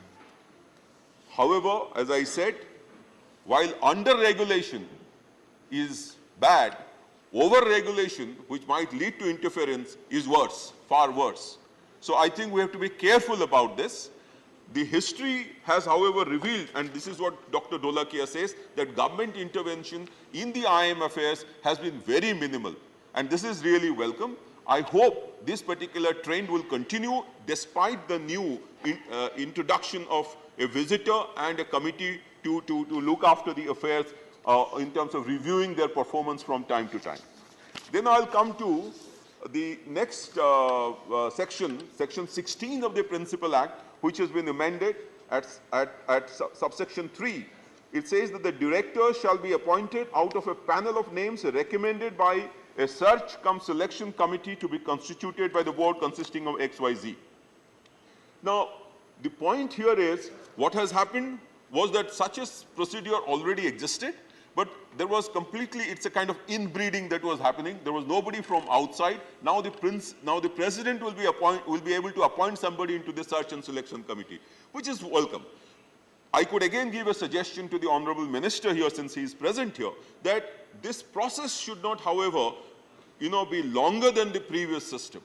Would it be possible that the existing board, some of the members could be designated who will act as the search and selection committee, recommend a panel of names to the government of India, to the president, who will do the selection, in which case the process may become faster. The next point is relating to the committee of certain experts believe that the IIMs are public institutions answerable to the people of India, and the bill will ensure they do not turn into private fiefdoms, which is what I explained just now. But there is also a belief that will there be unnecessary interference? The bill, however, precludes this possibility by ensuring that the President is at the helm of affairs while directing any kind of inquiry. Earlier, the inquiry is being ordered by the board itself into its affairs, there was definitely a conflict of interest. So I think the amendments are more or less in order. Only thing I would now hope that in 2009-10, IIM Ahmedabad ranked 11th in the Financial Times rankings for the one-year program and 41st in the economic rankings for the second two-year programs. However, its current rankings have declined to 51 in FT rankings, from 11 to 51, and 41 has become 99 in economist rankings. With these changes, and with kind of an affirmative intervention into the scheme of things, and under the direction of Honorable Minister, I am sure the rankings will improve and the ecosystem will improve. However, it is extremely important that the management education should spread across the country. People who are probably not able to learn in English and learn in local languages, some kind of mechanism could be held in which the IIMs could handhold some of these institutes at the state level and give them the courseware in local language, in which case the educational knowledge would spread, the management educational knowledge would spread, and this is required for all disciplines and not necessarily in business management. With these, I support the bill, commend the minister and commend the government for bringing in these changes. Thank you so much, sir. धन्यवाद doctor Amar Patnaik ji. माननीय doctor Anil Agarwal. धन्यवाद उपसभापति महोदय। मैं आपका और अपनी party का धन्यवाद करता हूं कि इस महत्वपूर्ण बिल पर मुझे बोलने का मौका दिया। महोदय, 1961 में ये महसूस किया गया कि देश की अर्थव्यवस्था और डेवलपमेंट फाइनेंशियल ग्रोथ के लिए इंडियन इंस्टीट्यूट ऑफ मैनेजमेंट का संचालन किया जाए, जिसमें देश के बेहतर स्टूडेंट पढ़ें और देश की आर्थिक प्रगति करें। और उसी क्रम में दो institute, Indian institute of management शुरू किए गए, एक अहमदाबाद में इंडियन इंस्टीट्यूट ऑफ अहमदाबाद और इंडियन इंस्टीट्यूट ऑफ कलकत्ता। बाद में 4 इंस्टीट्यूट और बढ़ाए गए, Indian institute of Bangalore, Indian institute of management Lucknow, Indore और कोझिकोड। इस प्रकार 4 इंस्टीट्यूट और बढ़े और कुल मिला के 6 इंस्टीट्यूट बनाए गए। माननीय मोदी जी के आने के बाद 2014 के बाद, जहां पिछले 70 वर्षों में लगभग 6 इंस्टीट्यूट थे, माननीय मोदी जी के आने के बाद 7 इंस्टीट्यूट बढ़ाए गए और इस प्रकार इन इंस्टीट्यूट्स की संख्या 13 हुई। आप समझ सकते हैं कि देश के यशस्वी माननीय प्रधानमंत्री नरेंद्र मोदी जी का, जो देश को तीसरी बड़ी अर्थव्यवस्था बनाने का संकल्प है, उस पर कितना तेज़ी से काम कर रहा है। और उनके इस सहयोग में हमारे माननीय शिक्षा मंत्री श्रीमान धर्मेंद्र प्रधान जी इसमें एक और इंस्टीट्यूट का इजाफा करने जा रहे हैं। महोदय, the national institute of industrial engineering Mumbai एक बहुत अच्छी संस्थान है और इसने देश के टेक्नो मैनेजरल स्ट्रेंथ में काफ़ी वृद्धि की है। लेकिन इस इंस्टीट्यूट में सब कुछ होने के बावजूद, चूँकि नेशनल इम्पोर्टेंस का इसको दर्जा नहीं प्राप्त था, तो ये अपनी डिग्री नहीं दे पाते थे। उससे इंस्टीट्यूट की रैंकिंग में और इंस्टीट्यूट के छात्रों में थोड़ा सा एक मन में रहता था कि इतना सब होने के बावजूद हमको जो मान सम्मान मिलना चाहिए वो नहीं मिला। इसलिए इस बिल के माध्यम से उसको national institute of industrial engineering को अब ये इंडियन इंस्टीट्यूट ऑफ मैनेजमेंट का दर्जा दिया जा रहा है, जिसका मैं स्वागत करता हूं और मुझे पूर्ण विश्वास है माननीय शिक्षा मंत्री जी के नेतृत्व में ये इंस्टीट्यूट बहुत अच्छा काम करेगा। आज जब भारत में माननीय महोदय देश की अर्थव्यवस्था को हमको तीसरे स्थान पर लेके जाना है, तो हमें आवश्यकता है कि देश में अच्छे मैनेजमेंट इंस्टीट्यूट हों और उनके छात्रों के माध्यम से हम देश की अर्थव्यवस्था को गति दें। और आज न केवल ए कैटेगरी के, बी कैटेगरी, सी कैटेगरी, इस प्रकार के बहुत सारे इंस्टीट्यूट हैं जो अच्छे मैनेजरियल स्किल के साथ देश के अच्छे नागरिक और अच्छे मैनेजर बना रहे हैं जो देश की अर्थव्यवस्था में काम बढ़ाने में काम कर रहे हैं। महोदय, इस इंस्टीट्यूट में 22-23 के लिए 65 करोड़ रुपए इसको बजट दिया गया था। बाद में इसमें 80 करोड़ रुपए इस बिल के माध्यम से इसको और दिया जा रहा है और ये केवल एक बार के लिए दिया जा रहा है, अन्य वर्षों में इसकी आवश्यकता नहीं होगी। मैं माननीय मंत्री जी से एक और अनुरोध करना चाहता हूँ कि हम जहाँ इतने अच्छे इंस्टीट्यूट बना रहे हैं मैनेजमेंट के, इनको हम लोग प्रैक्टिस करने के लिए भी अलाउ करें। ये एक मेरा सुझाव है। इंडियन इंस्टीट्यूट ऑफ टेक्नोलॉजी हर क्षेत्र में बहुत सारी प्रॉब्लम सॉल्विंग का काम कर रहे हैं और उन इंस्टीट्यूट को डिज़ाइन के माध्यम से, इंडस्ट्री के प्रॉब्लम सॉल्व करने के माध्यम से उनकी बहुत सारी आय भी होती है। हमारे जितने प्रीमियर इंस्टीट्यूट हैं मैनेजमेंट के, अगर ये जो सिक इंडस्ट्रीज़ हैं या जिन इंडस्ट्री में मैनेजमेंट की प्रॉब्लम है, उनकी अगर मैनेजमेंट सॉल्विंग की प्रॉब्लम्स पे काम करेंगे तो मुझे लगता है ये एक बहुत अच्छा मील का पत्थर साबित हो सकता है मैनेजरियल स्किल्स को इम्प्रूव करने के लिए और इंडस्ट्री को ग्रोथ देने के लिए। महोदय, आज ये भी आवश्यक है कि हम अपने छात्रों को वर्ल्ड क्लास और पूरी दुनिया में स्थापित करें, उसके लिए भी। दुबे जी, ये गलत परंपरा है। दुबे जी, माननीय सदस्य, जब माननीय सदस्य बोल रहे हो और उनके राशन के बीच में नहीं आना चाहिए। आप विराज पीछे बैठ जाए। धन्यवाद। कहीं बैठ जाओ। धन्यवाद उपसभापति महोदय। मैं इस चीज़ के लिए माननीय मंत्री जी का भी आभार व्यक्त करना चाहता हूं कि वो एक और वर्ल्ड क्लास इंस्टीट्यूट बना रहे हैं। आज दुनिया भर में जितने भी बड़े संस्थान हैं, जितनी बड़ी कंपनीज़ हैं, उनमें बहुत सारे चीफ एग्जीक्यूटिव अफसर जो हैं वो भारत के हैं। भारत में उन्होंने शिक्षा दीक्षा ग्रहण की है और आज भारत का नाम जो है पूरे विश्व में रोशन कर रहे हैं। महोदय, इस बिल के माध्यम से जो हमारे मैनेजमेंट इंस्टीट्यूट्स हैं, इस बिल में ही उसमें ये प्रोविज़न है, जो हमारा सेक्शन 10A था उसको 10A से रिप्लेसमेंट दिया जा रहा है और इसमें जो विजिटर है उसमें बोर्ड के स्थान पर president of India will be visitor of the institute. इसमें जो अपॉइंटमेंट का भी तरीका है वो भी पूरी तरह से पारदर्शी बनाया गया है। इसमें सर्च कम सिलेक्शन कमेटी पूरे देश भर में ये देखेगी कि कौन कौन अच्छे फैकल्टी मेंबर्स मिल सकते हैं, अच्छे मैनेजमेंट के प्रोफेसर मिल सकते हैं, उनका नाम सर्च करके भेजा जाएगा और उनमें से जो बेस्ट पॉसिबल होगा उसको हम इस इंस्टीट्यूट में बनाएंगे डायरेक्टर के रूप में, फैकल्टी के रूप में। अब इस बिल के माध्यम के बाद इस संस्था को अपनी डिग्री अलॉट करने का, डिग्री ग्रांट करने का मौका मिल जाएगा, जिससे निश्चित रूप से ये एक बेहतर कदम होगा।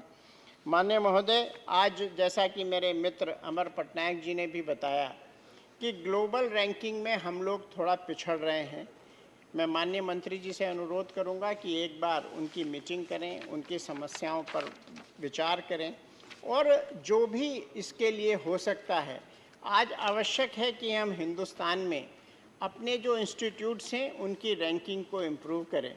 आज माननीय मोदी जी ने, माननीय धर्मेंद्र प्रधान जी ने जो पूरी दुनिया की यूनिवर्सिटीज़ हैं उन्हें भारत आने का एक मौका प्रदान किया है, लेकिन उसमें होगा ये अधिकांश इंस्टीट्यूट या अधिकांश जो यूनिवर्सिटीज़ हैं वो इनिशियल लेवल पे भारत के जो अच्छे संस्थान हैं उनके साथ कोलैबोरेट करेंगे। अपना संस्थान बनाने में उन्हें समय लगेगा। तो हमारी जो ग्लोबल रैंकिंग अगर बढ़ेगी तो ये न केवल भारत का नाम रोशन करेंगे, यहाँ के पढ़े जो लोग हैं वो भारत का विदेशों में भी प्रतिनिधित्व करेंगे और भारत की अर्थव्यवस्था को मजबूत करने में भी इसका फ़ायदा होगा। और जो यूनिवर्सिटीज़ हिंदुस्तान में आएंगी उन यूनिवर्सिटीज़ को भी एक इंफ्रास्ट्रक्चर रेडी मिलेगा। और आज भी बहुत सारे इंस्टीट्यूट जो हैं ड्यूअल डिग्री देते हैं, जिसमें स्टूडेंट कुछ समय यहाँ पढ़ते हैं, कुछ समय विदेश पढ़ते हैं। तो उस तरह के स्टूडेंट्स का जो बेटर एक्सपोजर होता है वो भी एक चल रहा है। जब यूनिवर्सिटीज़ हिंदुस्तान में आएंगी तो उसका इसमें और फ़ायदा होगा। मैं माननीय महोदय और माननीय मंत्री जी का इस एक बेहतर बिल के लिए धन्यवाद करता हूं और मैं इस बिल का पूर्ण रूप से समर्थन करता हूँ। धन्यवाद डॉक्टर नील अग्रवाल सर। माननीय मस्तान राव बीडा।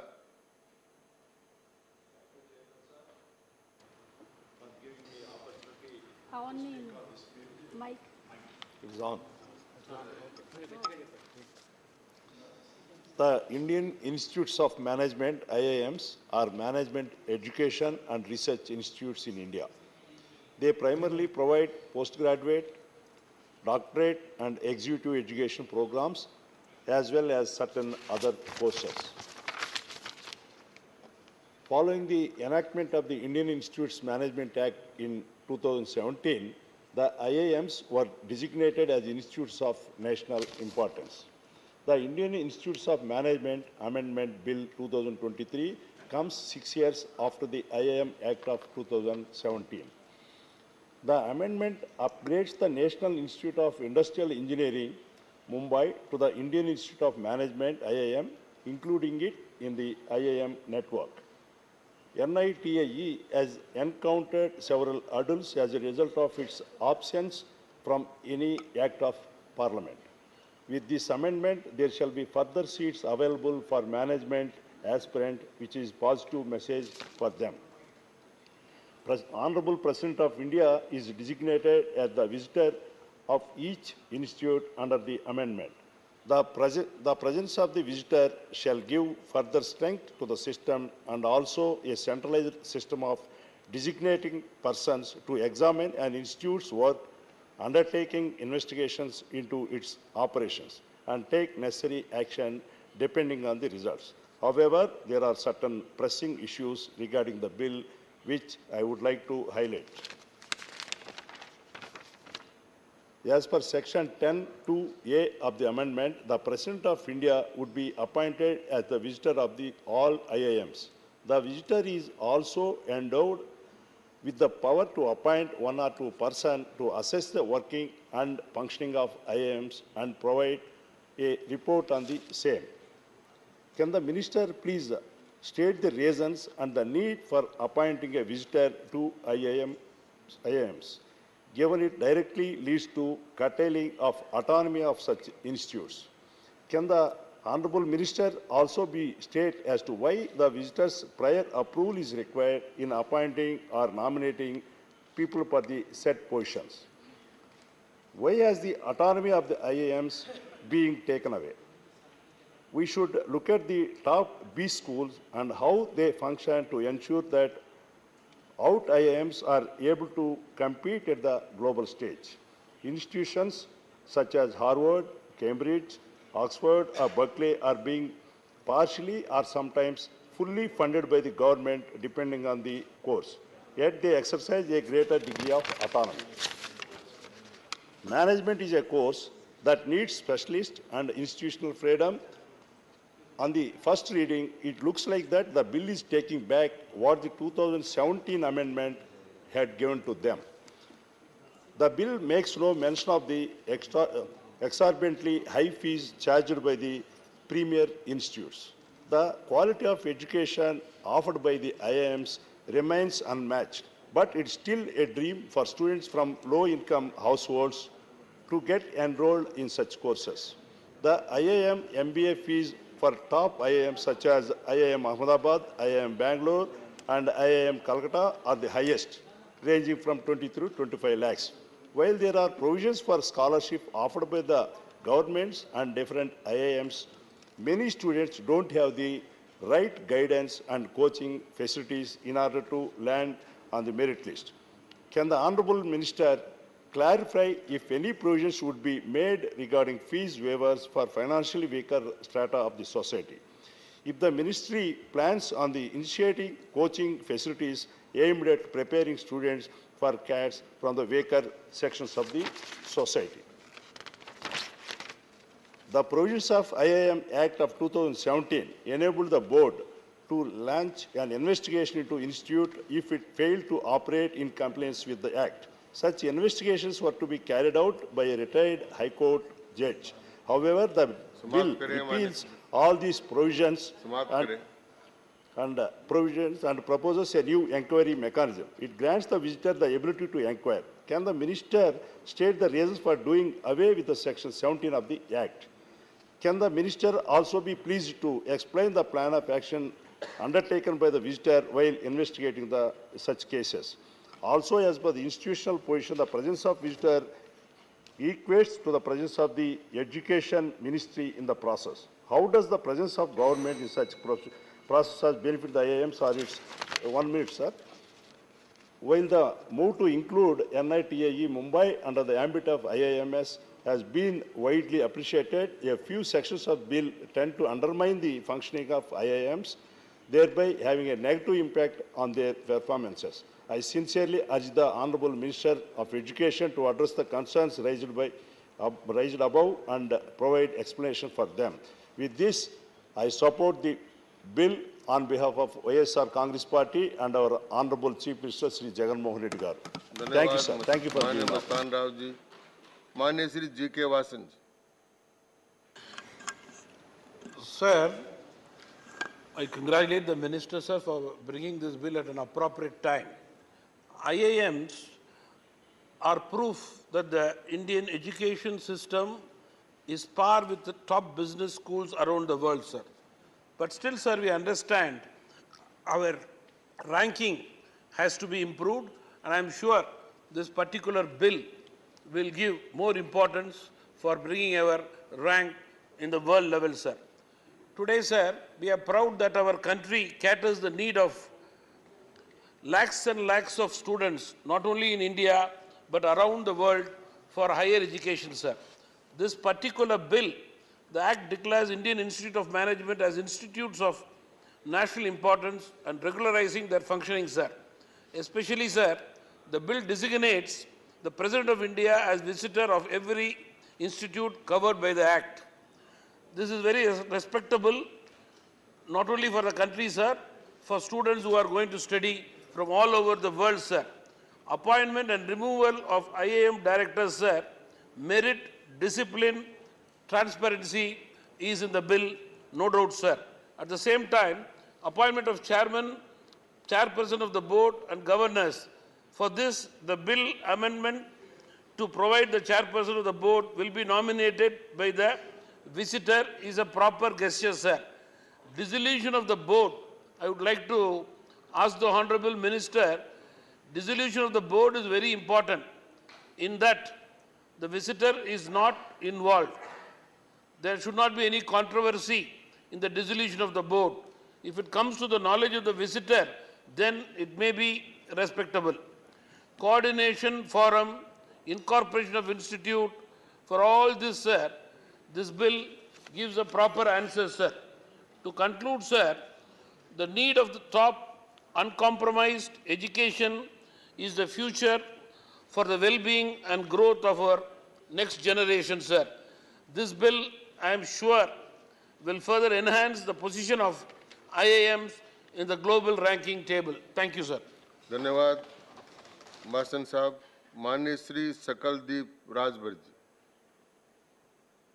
माननीय श्री सकलदीप राजभर जी.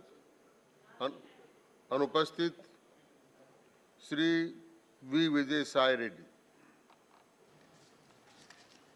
Thank you, Vice Chairman, sir. Sir, I'll take only, I have 3 points to be brought to the notice of the Honorable Minister. Sir, I raise to support this bill, and it's a very good bill, and we appreciate the Honorable Minister for Education for bringing this good bill, sir. And the first point which I would like to bring to the notice of the Honorable Minister is reduced budgetary support for IIMs, sir. Sir, in the past 7 years, 7 new IIMs have been added and created, taking the total count of IIMs in the country to 20 in number, sir. The bill seeks to convert even the National Institute of Industrial Engineering, Mumbai, to IIM, which should be appreciated, sir. Sir, however, there is a obvious mismatch between the increase in number of IIMs and the decrease in the, on the contrary, decrease in the budgetary support to them. Sir, in 2022-23, the budgetary estimate was initially at initial budgetary estimate was 654 crores, while it was reduced subsequently in the revised estimate stage at 608 crores. Sir. Sir, in 2023-24, that is subsequent years, next year, the budgetary allocation for IIM stands at 300, which is half of the earlier years, sir. Sir, which is less than half of the allocation for the previous financial year. Sir, I request the Honorable Minister to ensure that adequate budgetary support is given to all the 20 IIMs because number has reached the 20, sir. Sir, the next point which I would like to bring to the Honorable Minister's notice is vacancies in IIM, sir. Sir, in March 2023, the close to 500 posts remain vacant in all IIMs across the country. These vacancies are concerning given that the sanctioned strength of IIM stands at 1,500, sir. Out of 1,500, if 500 posts are vacant, and we can imagine the situation and the situation of the students there in IIM, sir. Sir, it is more even concerning that 60% of the posts reserved for OBCs and SC faculty members in IIM remain vacant, and that the number is more than 80 in the case of posts reserved for STs, sir. There is a need to ensure that IIMs are adequately staffed so as to maintain the highest standards of education, sir. In this regard, I would like to make one suggestion to the Honorable Minister. The point number 5 and sub-point of 5 of the statement of facts, which is enclosed along with the bill, sir, the statement of objects and reasons, amending section 29 of the Act relating to the committee, that is coordination form of institute. Because my colleague Amar Patnaik ji has raised this point also, sir, and in this regard, my suggestion would be to have a common recruitment board, and this coordination forum of institute comprising of all the members of all 20 institutes can can undertake the exercise of recruiting the adequate number of professors for IIMs, sir, for all IIMs, and supervisory functions also, sir. And the last point which I would like to bring to the notice of Honorable Minister is domicile quota. The domicile quota which is there in all the law schools is not prevalent in IIMs. So I request the Honorable Minister to meet the local, to satisfy the local students, to ensure that there is a domicile quota be fixed in respect of the students residing in that area. So, thank you very much. धन्यवाद माननीय श्री अब्दुल वहाब, माननीय श्री अब्दुल वहाब अनुपस्थित, माननीय doctor M Thambidurai. Thank you, Vice Chairman, sir, for allowing me to participate in the bill introduced by Honorable Education Minister. That is the amendment bill seeks to further amend the Indian Institute of Management Act 2017 and provides for upgrading the status of National Institute of Industrial Engineering of Bombay, and also the Indian Institute of Management Act 2000 annexed view to declare certain institutions like Ahmedabad and Calcutta as the standard of excellence, national excellence. Sir, welcomable suggestions, sir, welcomable movements as brought. Sir, you know that education is concurrent subject. It is also state subject and also central subject, because the central has every power to enact laws. There is no objection to that. At the same time, our members raise certain issue, especially, as I already said, when you are establishing this kind of institutions, local students, that local state people must be given the admission process, that given importance. Purely merit if you go, the purpose of establishing serious institution, different places as other places, Bangalore, Lucknow, so many. Prime Minister ambition is to see that local people also benefited. That is his aim. Modi ji's aim is to see when we are spreading this kind of institutions, the local people has benefited by getting the admissions. That spirit has to be in the running of the institution. That is what I am requesting. Sir, regarding this excellence, the autonomy, whatever they said, whether some members raised the autonomy of the institution is taken away by introducing this. Sir, what is the autonomy, sir? Autonomy is when government is funding, a lot of funding is giving, those institutions accountable to the government also. That is parliament. We are the parliament or assembly, whichever we are giving, that accountability must be there. Because in the name of autonomous, they cannot misuse it. By Vijay the allocation fund has gone to these institutions. But what is happening actually is these institutions are charging very high fees now. They are collecting high fees. That is why poor people are not able to join these institutions. Therefore, in that respect, that is why I support this Vijay what he said. The allocation must be given more and see that poor students also get admitted in that. Sir, regarding the excellency, you said, see, what is the excellency? I could not understand. The excellency, they are telling, even for some institutions are given, private institutions like VIT and the institution, another institution, so many institutions, excellency like that kind of experiment is coming. Sir, this is given some concept attracting a foreign collaboration. For that there's institution allowed like that. But one dangerous thing is going on in that. Because our friend said that is Cambridge, Oxford, that maybe some institution may be good. But if you see the Western countries, especially Europe and USA and other people, the students' population is going down there. After +2, that is school education, they are not interested to go higher education. They are going to employment, going to distance education, like that they are going. That is the situation happening. In these circumstances, most of the institutions, due to population policy, because that marriage and population, sir, thank you very much, sir, lawyer, as you come over, this problem. What is the Western countries, what is happening here? Due to this population is going down. So marriage is not certain place taking place, even marriage divorce is taking place, even marriage, children are not there. The population of the European, USA countries is going down.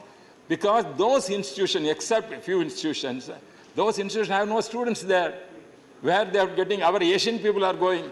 According to the statistics, 8 lakh students of Indian students are going abroad, or USA, UK, Germany, Australia, these are countries. At the same time, we are attracting only 30,000, 40,000 students from Afghanistan, Nepal, like that they are coming. Therefore, the standard in the name of ranking, they said that going down is only to see some kind of vested interest of the Western countries to belittle our institutions like going rank like that, showing those institutions are high, therefore they are taking our students, they are going there. This is some kind of conspiracy is there. Therefore, just I want to make it finishing that. Therefore, in the excellency, when you are telling, these excellency institutions must collaborate, it help to other institutions of our Indian, various institutions, IMNs, management institutes, courses conducted in many institutions in India. Therefore, the standard has to upgrade what these institutions, excellence institutions, helping that. If at all they are helping, you can give that standard. And you have to see that without this kind of sharing their knowledge on our experience to upgrade other institutions, there is no point of giving this kind of excellency. This is my view, sir. Thank you very much. Shri Kanak Medala Ravindra Kumar. Thank you, Chairman, sir, for giving this opportunity. Sir, the Indian Institute of Management Act 2017 itself was enacted with a view to declare certain institutes of management to be institutions of national importance, with a view to empower these institutions to attain standards of global experience in management, management research, and allied areas of knowledge. So, in such a case, the present amendment bill intends to, number one, a very welcome proposal is the President of India shall be the visitor of every institute. Once the President of India is the visitor, the visitor empowered to appoint one or more persons to review the work and progress of any institute. Sir, there is no clarity in this. The persons to be appointed, what is the eligibility criteria and what are the standards to be taken into consideration is not defined in this particular bill. The another aspect is, the services of director may be terminated by the visitor in such manner as prescribed. Okay, whenever and under what circumstances director may be terminated and what are the another things, and another the eminent persons to be nominated by the visitor as the chairpersons. Likewise, as far as the appointment of as a chairperson also, the eligibility criteria and qualifications are not being specified in this act. Coming to the other aspect, with regard to the amendment to section 939, the rules and bylaws of the National Institute of Indian Industrial Engineering, Mumbai enforces before the commencement of the so-and-so, shall continue to apply the National Institute of Industrial Engineering, Mumbai, will necessary modifications and adaptations so far as not inconsistent with the. Now, modifications and who are the competent to make legislation and whether the rules are framed under this Act, rule enabling power is empowered in this under the Act amendment is not specified. The original Act is not also clear in this aspect. So, apart from that, the standards of the Indian Institute of Management, the faculty has to be improved, vacancies have to be filled up, quality of the standards have to be developed, and necessary number of strength, including the admissions with regard to the local students and also to be taken into consideration as far as this institute is concerned. Finally, sir, to amend the section 19 is relating to coordination forum of the institute. What are the functions of the coordination forum, the institute? How to distinguish the functions of the management with regard to the coordination forum of the institute, whether to achieve what subject and object of this amendment act, whether it will serve the purpose are also not clear. It has to be clarified in this. Thank you, sir. I welcome the bill and support the bill. Shri Dharmendra Pradhan to reply the discussion. धन्यवाद अध्यक्ष महोदय। आदरणीय अमर पटनायक जी से लेके रविंद्र जी तक 7 सम्माननीय सदस्यों ने इस बिल का समर्थन किया है। मैं आप सभी को आभार प्रकट करता हूं। अध्यक्ष जी, आपने इस बिल को आज चर्चा तथा पारित करने का अवसर भी दिया, उसके लिए आपको भी सबसे पहले मैं आभार प्रकट करता हूं। अध्यक्ष जी, ये 2-3 विषय आज की चर्चा की अवसर पे मैं उल्लेख करना चाहूँगा। सभी ने इस विषय का कॉग्निजेंस भी लिया है, सबने उसको समर्थन भी किया है। हमारे देश में 60 दशक से इंडियन इंस्टीट्यूट ऑफ मैनेजमेंट की जो रचना बनी है, जिसको एक पार्लियामेंट्री एक्ट के तहत 2017 में मोदी जी की सरकार, क्योंकि गवर्नमेंट के एक एग्जीक्यूटिव ऑर्डर से, शिक्षा विभाग के एक एग्जीक्यूटिव ऑर्डर से आईआईएम की कल्पना की गई थी, लेकिन एक एक्ट के तहत मान्यता नहीं मिलने के कारण ये डिग्री अवार्डिंग अथॉरिटी कॉम्पिटेंसी उनके पास नहीं था। इसीलिए वो नोमेनक्लेचर उस अच्छे पढ़ाई के उपरांत उसको पीजी डिप्लोमा कहा जाता था। इस प्रकार के एक एकेडमिक एक्सीलेंस के लिए मूलतः 2017 में उसको इंस्टीट्यूट ऑफ नेशनल इम्पोर्टेंस की दर्जा देना और उसको एक्ट से सपोर्ट करने में वो डिग्री दे पाएंगे, इसलिए 2017 को लाया गया था। उसी में लगभग आज देश में विभिन्न समय से आगे जाते हुए 20 आईआईएम का निर्माण हुआ था। अभी आज आपकी अनुमति के उपरांत national institute of industrial engineering Mumbai, ये 1963 से ऐसा ही एक इंस्टीट्यूट काम कर रही है, सेंटर ऑफ एक्सीलेंस एक प्रकार से है। इनकी core competency logistic and supply chain management में, उसकी टेक्नो इकोनॉमिक मैनेजमेंट में एक विश्व की अच्छे इंस्टीट्यूशन है। देश की सेक्टर की बहुत बड़े बड़े मूर्धन व्यक्तित्व उसी इंस्टीट्यूट से पढ़ के बाहर आए हैं। और इंडस्ट्री को बहुत वास्तविक अध्यक्ष जी, हमारे देश में इंडस्ट्री, एकेडेमिया और पॉलिसी मेकिंग की कोई एक बेहतरीन एग्जाम्पल है तो नीति मुंबई उसकी एक उदाहरण है।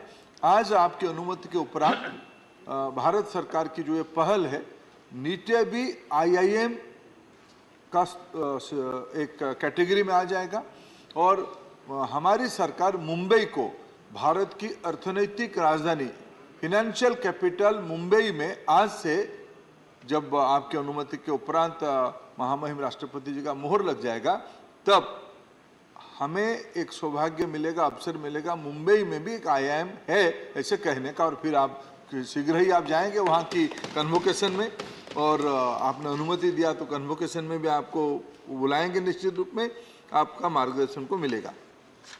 अध्यक्ष जी, एक दूसरी पक्ष है, सभी ने उस विषय को भी रिकॉग्नाइज किया कि आफ्टरऑल 2017 में तो एक एक्ट आया था, 6 साल हो गया, इसमें परिवर्तन क्या किया जा रहा है और क्यों किया जा रहा है। सबने उसके मेरिट के बारे में कहा, सबने अपना अध्ययन भी किया है, इसीलिए सबने उसको, इस परिवर्तन को, जो 3 चीज़ों में हम परिवर्तन का मोटा मोटी माइन्यूट में मैंने जाते हुए 3 चीज़ों में हमने एक अमेंडमेंट की प्रपोज किया है।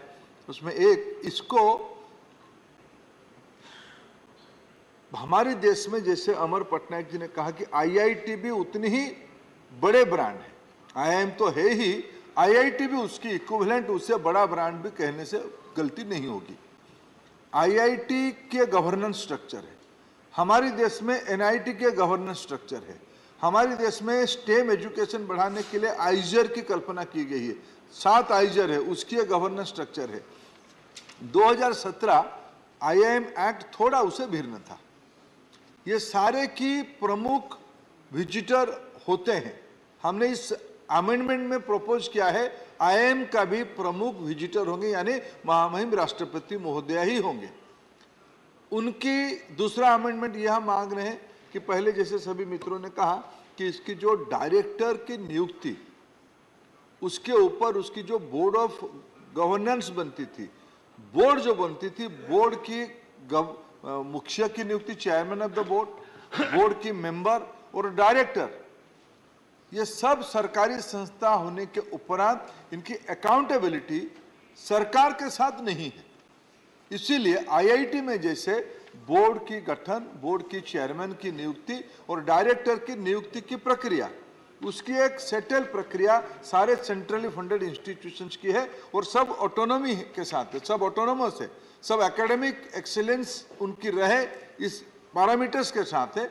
हमने इसको बाकी सेंट्रल यूनिवर्सिटी, IIT, NIT, आइजर की इक्विवेलेंट IIM को भी हमने विजिटर्स नॉमिनी आज बोर्ड ऑफ द गवर्नर की चेयरमैन, डायरेक्टर नियुक्ति की प्रक्रिया और उन पे डिसिप्लिनरी एक्शन अगर आवश्यकता है तो लेने की समानता है इस बोर्ड में, इसमें हमने प्रपोज किया है। थर्ड विषय एक उसमें हमने प्रपोज किया है, ये सारे को संचालन करने के लिए कोऑर्डिनेशन बॉडी रहेगा। कोऑर्डिनेशन बॉडी के मुख्य भी एक पर्सन ऑफ एमिनेंस होंगे, उसकी नियुक्ति सरकार नहीं करेंगे, विजिटर करेंगे, यानी राष्ट्रपति महोदया करेंगे। सरकार पैनल भेज सकती है लेकिन विजिटर्स उसकी निर्णय करेंगे। ये मोटा मोटी एक हमने अमेंडमेंट लाया है। एक दो विषय शंका आई है, इसको थोड़ा मैं अगर आपकी अनुमति से उसको मैं क्लैरिफाई कर देना चाहूँगा, क्योंकि वो विषय कहीं ना कहीं वो थोड़ा इसकी पक्ष विपक्ष दोनों विषय चर्चा में आ रही है। मैंने जो हमारे मित्र आंध्र प्रदेश की मस्तन राव बीडा जी ने एक प्रश्न उठाया कि आपने समर्थन उन्होंने किया है, उनकी पार्टी के नेता विजय साई रेड्डी जी ने भी समर्थन किया है। उन्होंने एक प्रश्न उठाया, they raise a very fundamental issue, why you are getting into the autonomy area of institution. I think other member has enlightened that in their speeches, but I would like to clarify that. In other hand, he also raised question why weaker section students are not getting admitted to IIMs. It's a good question. Why the faculty member are not fulfilled to the desirable category? Vijay Saiji also mentioned that. I agree with that. ये कैसे होगा? दो चीज इकट्ठा नहीं होगा। हम इतना ही मांगते हैं, हम IIM की कोर्स कैरिकुलम क्या होगा, किस प्रकार के लोग उनको पढ़ाने के लिए आएंगे, यह सरकार की विषय नहीं हो सकती है। यह उस डायरेक्टर, उसकी एकेडमिक काउंसिल, उसकी टीम की विषय होगा। लेकिन जो देश की कॉन्स्टिट्यूशनल रिक्वायरमेंट है, जो हम लोगों ने, जैसे हमारी देश में संवैधानिक व्यवस्था में सेंट्रल एजुकेशन इंस्टीट्यूशंस रिजर्वेशन इन एडमिशन एक्ट 2006, ये सारे एक एग्जिस्टिंग एक्ट है, reservation for students in centrally sponsored institutions. ये आईआईएम में लागू होगा कि नहीं होगा? अगर अकाउंटेबिलिटी रहेगा तो पूछा जाएगा। सर नहीं रहेगा तो हम पूछेंगे किसको? वो कहेंगे हम तो स्वतंत्र हैं, हम ऑटोनोमस है। हमारे मानना है कि ऑटोनोमी आपको दिया गया है एकेडमिक एक्सीलेंसी के लिए, गवर्नेंस की अकाउंटेबिलिटी आपको तो रखना ही पड़ेगा। आपने प्रश्न पूछा कि भाई आपकी वैकेंसी इतनी है। ये कई सेंट्रल इंस्टीट्यूशंस की समस्या है। मैं आपको एक आज आपने अवसर दिया, मैं थोड़ा आज पूरा सदन रहता तो एक महत्वपूर्ण बात पे अच्छा चर्चा हो जाता, लेकिन मैं इसको रिकॉर्ड आपकी उपस्थिति में स्टेट करना चाहता हूं। जो लोग कभी सामाजिक न्याय की बात कहते थे, संविधान में कई बार लोग बाबा साहेब आम्बेडकर जी के नाम लेते रहते हैं, रटते हैं। हमें कभी उनको याद करना, दिलवाना चाहिए कि हायर एजुकेशन इंस्टीट्यूशन में एससी, एसटी, ओबीसी और बाद में मोदी जी के द्वारा लाया गया इकोनॉमिक वीकर सेक्शन की आरक्षण सेंट्रल इंस्टीट्यूशन में 2019 तक लागू नहीं था। अध्यक्ष जी, प्रधानमंत्री नरेंद्र मोदी जी ने उसको कल्पना किया, उस ऐतिहासिक गलती को सुधारा और एक एक्ट लाया, सेंट्रल एजुकेशनल इंस्टीट्यूशंस रिजर्वेशन इन टीचर्स कैडर एक्ट 2019। उसके बाद आज रोस्टर मेंटेन हो रहा। पहले था दिया तो दिया, नहीं दिया तो नहीं दिया, कोई सामाजिक न्याय का पूरा करने की कोई कॉन्स्टिट्यूशनल एक्ट सपोर्टेड व्यवस्था नहीं थी। नरेंद्र मोदी जी की सरकार उसको व्यवस्था लाया। ये एक्ट भी आने वाले दिनों में सारे इंस्टीट्यूशंस में लागू होगा। आईआईटी में लागू होना शुरू हो गया है, एनआईटी में लागू हो रहा है, सेंट्रल यूनिवर्सिटी में लागू हो रहा है। कुछ राज्य वाले नहीं करते हैं, वो अलग बात है, यहाँ समर्थन करें तो ज्यादा नहीं बोलूंगा। कुछ राज्य लोग सामाजिक न्याय को मानते नहीं है, वो कभी अलग बात करेंगे। लेकिन सर, जो विजय साई जी चिंता किए वो वाजिब है। ये act, Vijay Sai ji, this enactment, this amendment will strengthen constitutional position through parliament to ask, you can ask question, why you are not adhering the Central Educational Institutions Reservation in Teachers Cadre Act 2019. Now they will be answerable. Previously, they were not answerable. That was the reality. So this act is, अब 6 साल के बाद कई जो अनुभव आया, 6 साल के अंदर थोड़ा गवर्नेंस अकाउंटेबिलिटी को, पार्लियामेंट्री आंसरेबिलिटी को थोड़ा हनन हुई, इसीलिए ये अमेंडमेंट को लाया गया। फंडिंग की बात सभी ने कहा है। जो आईआईएम की फाइनेंशियल स्ट्रक्चर है उसमें भारत सरकार की लगभग 6000 करोड़ रुपया का इन्वेस्टमेंट अभी तक है। अभी आज भी जो व्यवस्था बनी है, हिफा की लोन कोई आईआईएम, विशेष करके ग्रीनफील्ड आईआईएम लेना चाहेगा उसको आज भी उपलब्ध है। वायबिलिटी गैप फंड की एक व्यवस्था आईआईएम की अंदर है, उसको जिसको जितना ड्यू था सबको सरकार ने दिया है। और आईआईएम अपना कोर्स फीस बनाए, अपना डिपार्टमेंट, अपना फीस स्ट्रक्चर बनाए, अपना रेवेन्यू जनरेशन करे, क्योंकि आईआईएम तो कंसल्टेंसी के माध्यम से अपना रेवेन्यू भी जनरेट करता है। बहुत आईआईएम अच्छा कर रहे हैं, सरकार उनको जो टाइमिंगली मदद करना नया आईआईएम को कर रहा है, आगे भी करते रहेगा।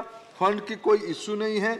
हमारे देश में आईआईएम की एक विश्वसनीयता, एक ब्रांड आज दुनिया में, अध्यक्ष महोदय,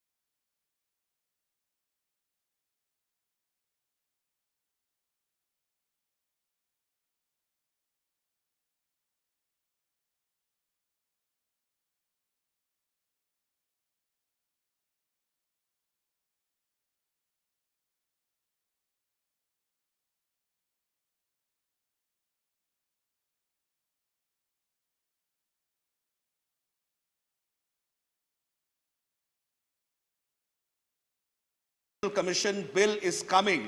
This will herald a new transformation in the area of dental health for 1.4 billion people, and it truly is been the time and necessary. Since I've got only 3 or 4 minutes and I have another speaker, I'll be quick. Honorable Vice Chairperson, ma'am, I'd like to come to the composition of the Commission on Clause 4 of this bill, which talks about having a chairperson, 8 ex officio members and 24 part-time members. I have a specific suggestion for the Honorable Minister that while the central government has included the Director General Dental Services as a member of the Dental Advisory Council, it is necessary to include the Director General Dental Services as an ex officio member of the National Dental Commission as well. I hope the Honorable Minister will take it kindly and will hope to include him also as an ex officio member. This is a humble request before the Honorable Minister. I'd quickly like to turn from the composition to going on to something that has been done on Clause 11 of this bill, which is the Dental Advisory Council. Honorable Vice Chairperson, ma'am, Dental Advisory Council is extremely crucial because it heralds a new change today in the dimension and the thinking of dental health. And many a times the Dental Advisory Council, as we know, is going to be the platform where the states and union territories will put forth their views, their concerns before the Commission, which will help in shaping the overall agenda, policy and strategy of dental health and dental support for this entire country. So it's an extremely welcome step and I support the same. I therefore come to a very critical issue that has been flagged, which is the clause number 14 and clause number 15, which deals with the National Eligibility Entrance Test and National Exit Test for dental streams. That has been clarified. This is a welcome step. There is continuity. I thank the Honorable Minister for ensuring continuity. By this clarification, which I believe Honorable Minister in his reply will also make, thousands and lakhs of Indian students would not feel uncomfortable that now that the Dental Council is going, Dental Commission is coming, what are the steps, how will we go for examinations, that clarification is provided. That will help the students to feel more reassured. I'd like to come to clause 16 of the bill, Honorable Vice Chairperson, ma'am. There have been autonomous boards that have been created. It's a very good step. There are 3 autonomous boards, in fact, that has been created for this commission. I'd like to specifically talk about the first one, the Undergraduate and Postgraduate Dental Education Board, which would primarily focus and regulate dental education at undergraduate and postgraduate level. There is secondly, a Dental Assessment and Rating Board, which is for the first time it has come up, to carry out inspections, assess and rate the dental institutions, grant permissions, etc. And the third one is the Ethics and Dental Registration Board to regulate professional conduct, ensure ethics, and ensure that the dental profession is carried out along with the Digital National Register. I think these are extremely good steps. Of course, clauses 34, 35, 36, 37 talk about recognition, withdrawal, and re-recognition. Many such matters have been taken up. I would not want to take more time talking about it. There are live registers. I've just got a minute more. So I will just go to a couple of suggestions that I would like to make to the Honorable Minister. He is a very forthcoming and a very bright minister, and he's been taking this thing forward. Just like to talk about a couple of challenges that India faces today with respect to the dental community and the profession of dentistry. That while India may have achieved the recommended dentist to population ratio, it has come at a cost of massive privatization of dental education, uneven distribution of colleges, and questionable control over quality of dental services. I think that is something probably this new dental commission, and with the Dental Council being scrapped, this is going to be helped. Second, the undergraduate curriculum that forms the framework of dental education was revised last by the Dental Council of India in 2007. It's been 15 years. I hope the Honorable Minister will have this opportunity now with the new commission to look at it. And finally, our dental students are presently studying outdated clinical techniques. There are many new techniques that have come in. And the Dental Council of India, with all due respect to it, had not kept up to pace with the world and where dental techniques and dental surgeries and endodontics and many such sciences have come together and really transformed the entire arena of dentistry. So therefore, I'm sure with this dental commission, these new waves of dental dentistry and new waves of dental healthcare will be taken up, and especially in the undergraduate programs, these revisions in the techniques and the curriculum will help our students to go forward. Finally, Honorable Ma'am, before I stop, I'd like to only mention that India imports most of its dental equipment from China, Switzerland, and Israel, and is the largest importer of dental equipment in the world. The top three importers of dental equipment in India are about 73,000 shipments. I'll just take 30 seconds and I'll close. By United States, Netherlands, and shipments. In the Make in India domain, I believe the Honorable Minister will coordinate with innovation startups and see that in the dental healthcare framework also, there are many startups that are coming up with new technologies and equipment development. They would be able to undertake that. With these words, on behalf of the Biju Janata Dal and my leader, Shri Naveen Patnaik ji, we support the Dental Commission bill, and we hope it is going to harness a new era of dental health. Thank you. Doctor Sikandar Kumar. धन्यवाद madam. मैं आज जो राष्ट्रीय दंत चिकित्सा योग विधेयक 2023 माननीय स्वास्थ्य मंत्री द्वारा जो सदन में लाया गया है, उसका समर्थन करने के लिए खड़ा हुआ हूँ। उपसभापति जी, 2014 के बाद जब से माननीय मोदी जी देश के प्रधानमंत्री बने हैं, हर एक क्षेत्र में, चाहे वो कृषि का क्षेत्र हो, शिक्षा हो, स्वास्थ्य हो, अंतरिक्ष का क्षेत्र हो, खेलों का हो, ज्ञान का, विज्ञान का, कला का, तकनीक का, हर एक क्षेत्र में 2014 से लेके अब तक ऐतिहासिक विकास हुआ है। और जहाँ तक स्वास्थ्य क्षेत्र की बात हो, तो स्वास्थ्य क्षेत्र भी मोदी सरकार की प्राथमिकता में रहा है। पूरे देश में हेल्थ इंफ्रास्ट्रक्चर की बात करें, हेल्थ फैसिलिटीज़ की बात करें, पूरे देश में इसका विस्तार हुआ है। और मैं एक छोटे से प्रदेश, पहाड़ी राज्य हिमाचल प्रदेश से आता हूँ, और हिमाचल वासी जब एम्स की बात करते थे तो बड़े दूर दूर की सोचते थे कि दिल्ली सुनते थे हम कि एम्स है, लेकिन मैं तो माननीय मोदी जी को बधाई देना चाहता हूं और उनका आभार व्यक्त करना चाहता हूं कि हमारे छोटे से प्रदेश को वर्ल्ड क्लास फैसिलिटी के साथ 1500 करोड़ रुपए का एम्स किसी ने दिया तो मोदी सरकार ने दिया। पीजीआई सैटेलाइट सेंटर, जो एक छोटे से हिमाचल प्रदेश को 8 मेडिकल कॉलेजेस, और पूरे देश की बात करूं, पूरे देश में एक अभूतपूर्व विकास स्वास्थ्य क्षेत्र में हुआ है। जब पूरा विश्व कोरोना महामारी से जूझ रहा था, विश्व के बड़े बड़े देशों का कोरोना ने बेहाल कर दिया था, लेकिन पूरा विश्व भारत की ओर देख रहा था कि 1.5 अरब का देश किस तरह से कोरोना पे काबू करेगा। और मैं तो बधाई देना चाहता हूं मोदी सरकार को और health minister doctor Mansukh Mandaviya ji को कि उनके कुशल प्रबंधन से किस तरह से भारत ने जो कोरोना पर काबू पाया। और कोरोना पे काबू नहीं पाया, जो देश अपने आप को विकसित राष्ट्र समझते थे, उनको भी सहायता दी, और पूरे देशवासियों को, जहां 200 करोड़ मुफ्त वैक्सीनेशन की, पूरे देशवासियों का स्वास्थ्य सुरक्षित किया। उपसभापति जी, ये जो नेशनल डेंटल कमीशन बिल 2023 सदन में पेश किया गया है, 2020 में स्वास्थ्य और कल्याण मंत्रालय ने राष्ट्रीय दंत चिकित्सा योग विधेयक के लिए एक प्रस्ताव रखा और प्रस्तावित विधेयक पर सार्वजनिक टिप्पणियां मांगी।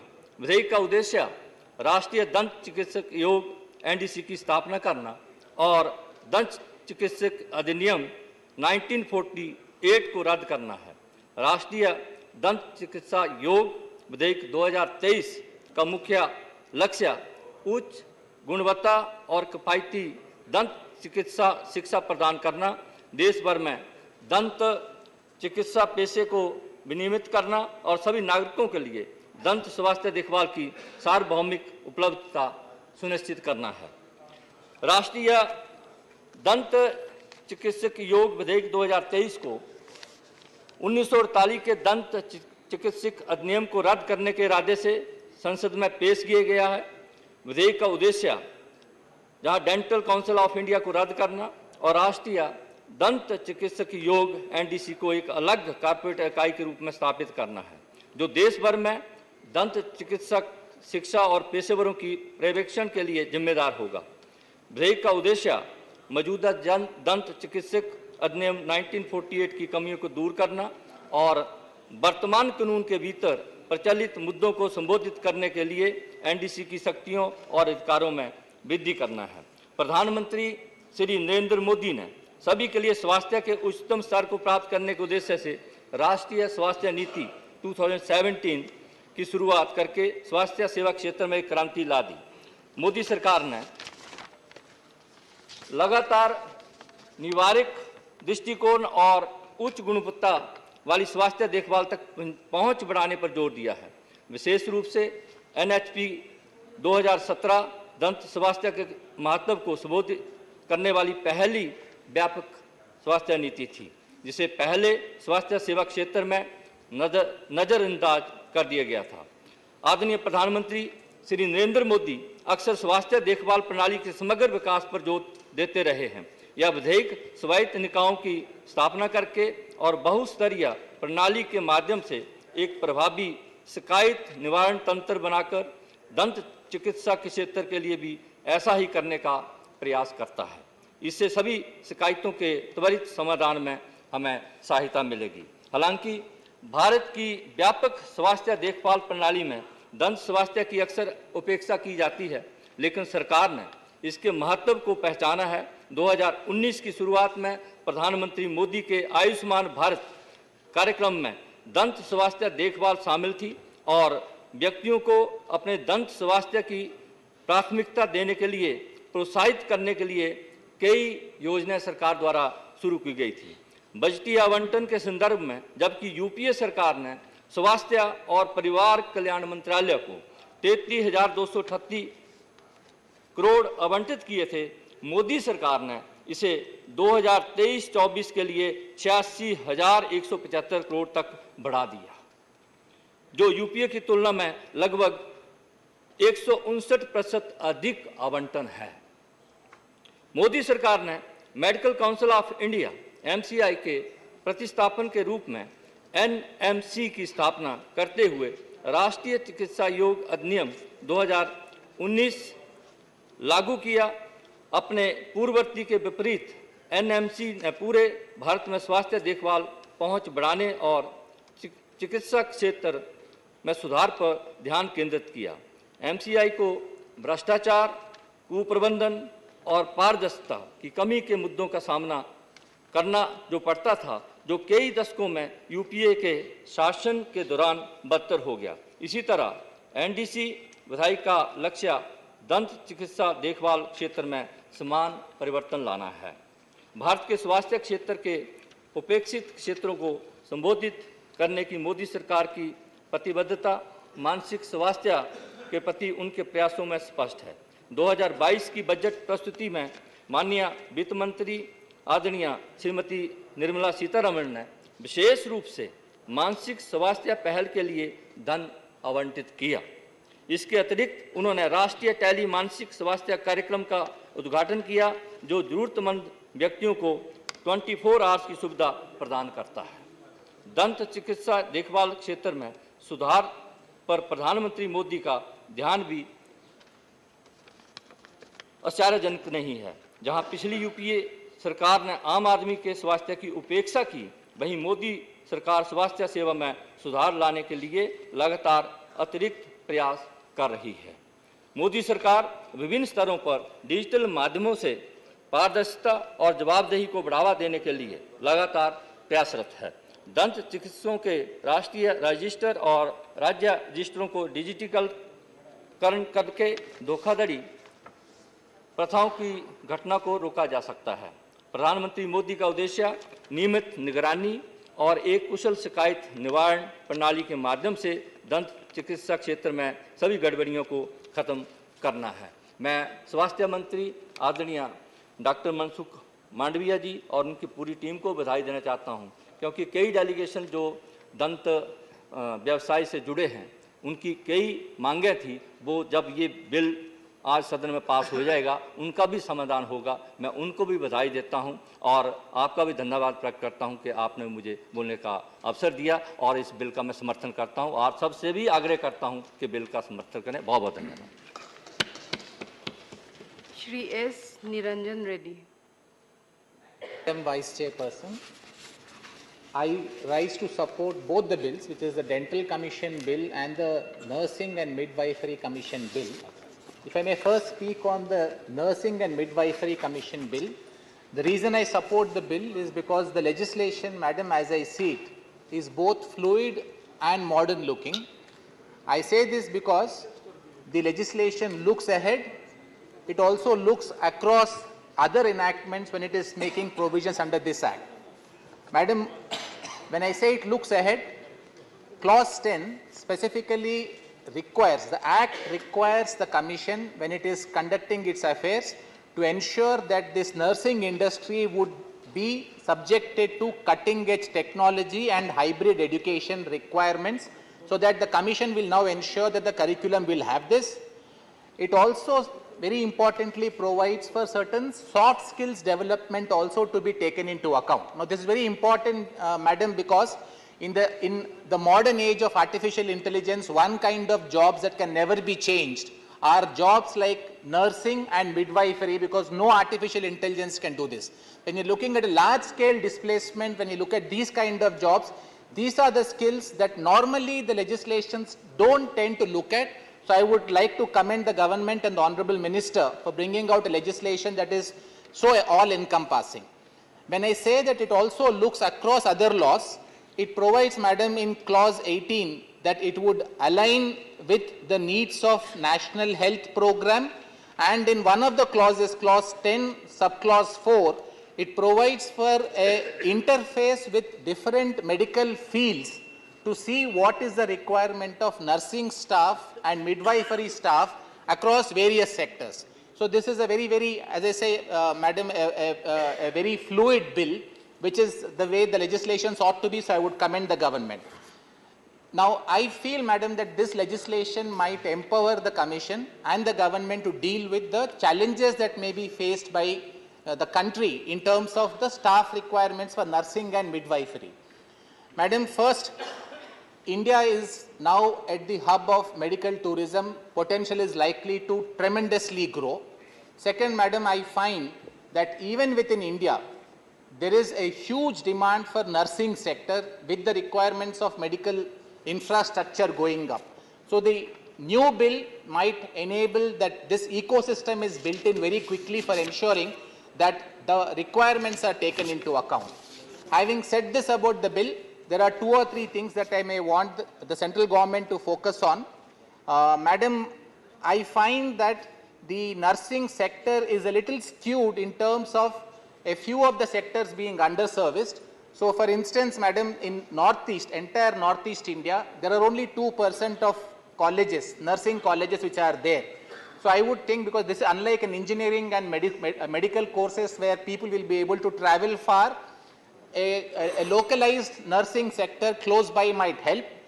The other concern that I wanted the Honorable Minister to kindly show some attention on is that while this is largely female dominated, it seems that the leadership is skewed in favor of male leadership up till now shepherding this particular sector.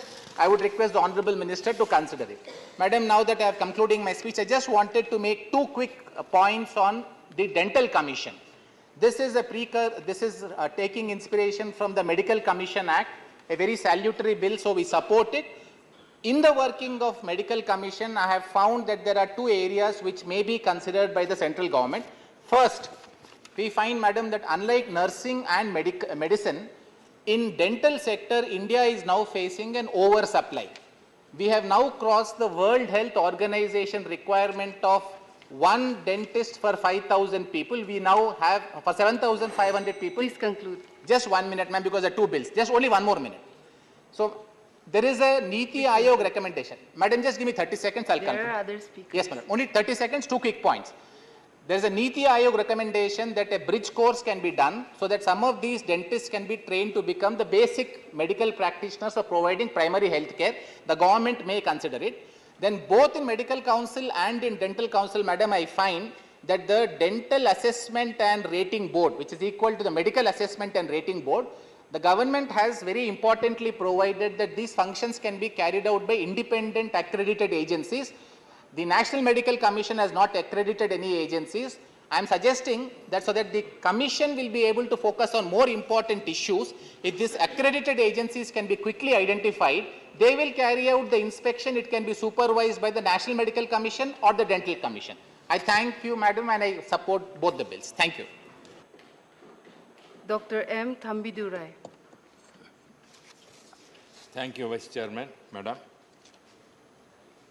Because we are embarrassed to take two bills together, which have different aspects, we have to discuss it. But anyhow, the chair has decided we have to bound for that. I am speaking that. Because Dental Council is separate, this is a very important subject I want to discuss. But anyhow, sir, Madam, here,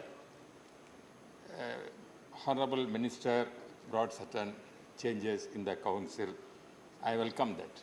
I am not objecting that.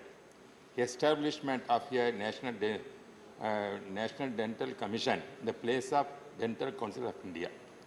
I appreciate that what he has correct. But the point which is, another point is we are having not able to accept that. Single national entrance examination. It's a state subject, madam. Health is a state subject. Education was concurrent list. In our Tamil Nadu, still we are not able to accept the NEET examination because it is making more a commercial thing.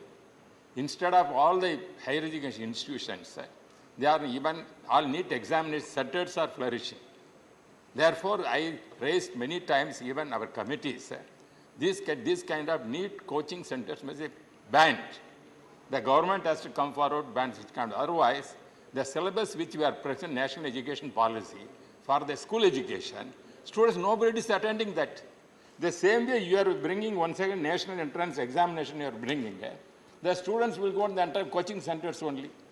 There is encroaching the state subjects also in that.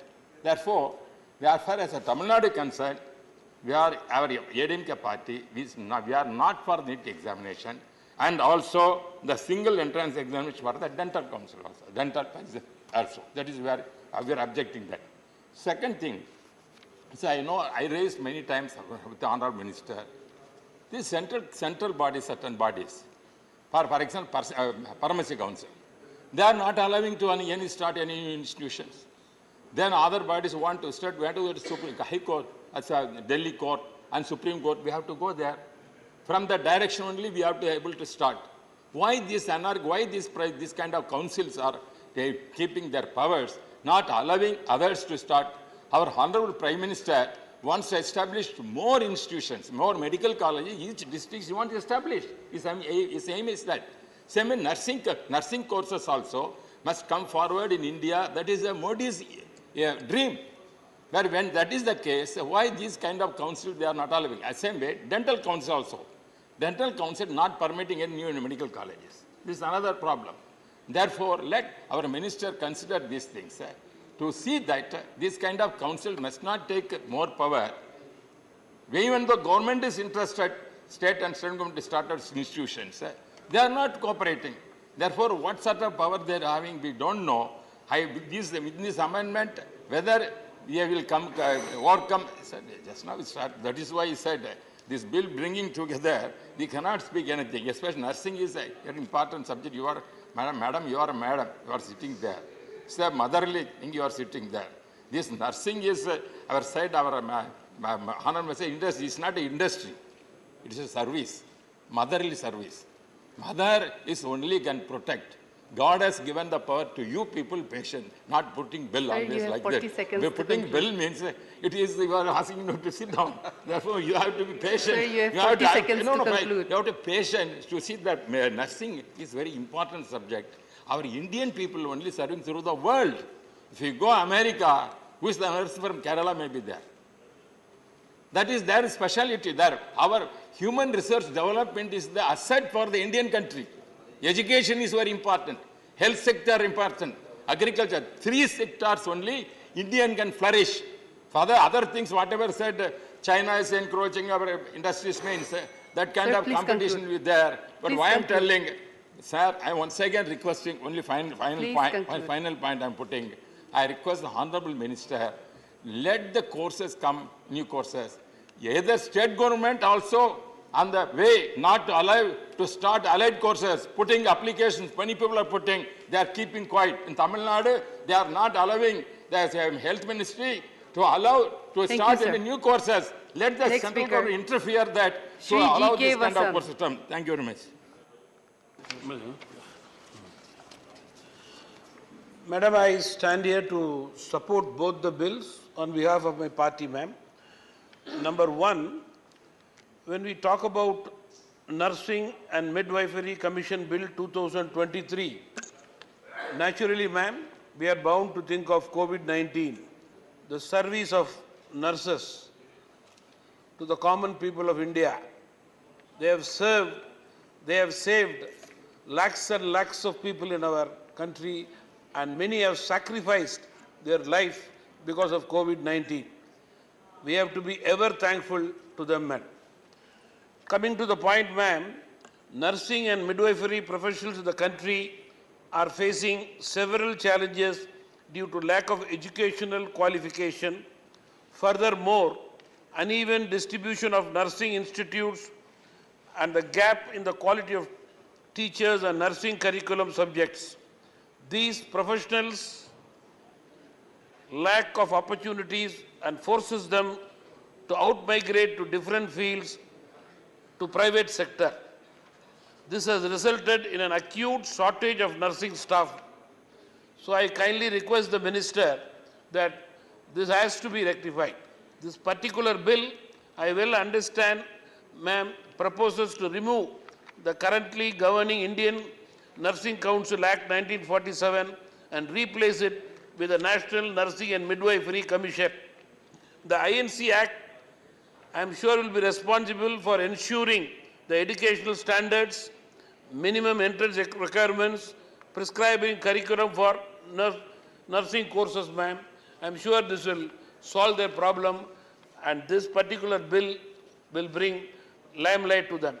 Coming to the National Dental Commission's bill, the bill aims to legislation to improve and revitalize the field of dentistry by repealing the Dentist Act of 1948 and dissolving the Dental Council of India, ma'am. Quickly, I want to finish. I will just tell 2 points. One, the benefits, promoting uniform and excellent dental education. 2, fostering ethical and professional dental care. 3, encouraging innovation and research. 4, fortifying dental education and practice. At the same time, ma'am, to the Honorable Minister, I would like to tell certain areas which require further deliberation. Number 1, representation and autonomy. The bill raises concern regarding the significant empowerment of the central government through its authority to appoint the chairperson and ex officio members of the NDC. Some worry that this heavy reliance of the central government for the selection of all commission members could result in an undue concentration of power and control in the hands of the central government, which has to be taken care. 2 more important points, ma'am. One is feasibility and cost effectiveness, which is very important. Establishing a district dental commission when a national medical commission already exists to oversee a branch of medical encourages a multi-yard bureaucratic system. Creating new commission, particularly during economic downturns, will have multiple challenges. I am sure the Minister will take care of it. The last important point is lack of attention to dental auxiliaries. The Dental Act 1948 recognizes 2 categories of auxiliaries, dental hygienists and dental mechanics. However, the crucial role of dental auxiliaries and failed to provide adequate acknowledgement and definition of this role. With this, ma'am, I am sure the Minister will do the needful for this profession. With this, I support this bill. Thank you very much. Shri Bhubaneswar Kalita. Thank you, Madam Vice Chairman, and I'm very happy to see you in the chair and congratulate you. I rise to support both the bills, the National Dental Commission Bill 2023 and National Nursing and Midwifery Commission Bill 2023. Madam, while dealing with both the bills, I will first speak on a few points on National Dental Commission. At the outset, I congratulate the government led by our Prime Minister, Sri Narendra Modi, and also congratulate the Health Minister, Sri Mansoon Mandavia, and his team in the Health Ministry for bringing revolutionary changes, very significant changes in the healthcare system of this country. Madam, we have seen a lot of achievements and a lot of change and transformation in the healthcare system of this country. And if I'm not going to count all of them because that I will not have that kind of time because I love to speak on the bill also. So, but I must congratulate him that the National Dental Commission Bill 2023 has been brought after the original bill was 1948, and after 75 years of this bill has come. So I congratulate the minister that he thought about it. And before this, he brought the National Medical Commission Bill 2019, which is again after long gap of the original bill. So I congratulate both of them for taking this initiative to bring the changes into the healthcare system of our country. Madam, to start with the National Dental Commission Bill,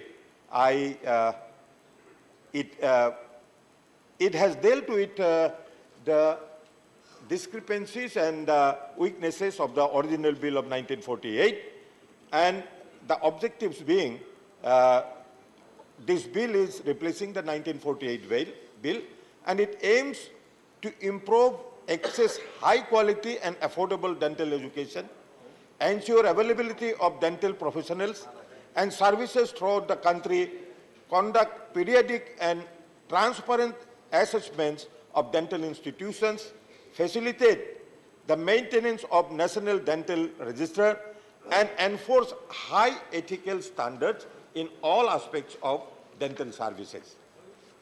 Madam, and with that end in view, the Dental Council has been replaced by the National Dental Commission, and here the Dental Commission has been formed with which will be chaired by Cabinet Secretary, and there will be ex-officio members, presidents of 3 autonomous boards, Director General of Health Services, Chief of the Center for Dental and Educational Research at AIIMS. Madam, it will include part-time members also. Here I have to make some suggestions, because the part-time members are normally taken from the fraternity. And as you see, if the commission is flooded with the people from the fraternity only, the views of independent views doesn't come.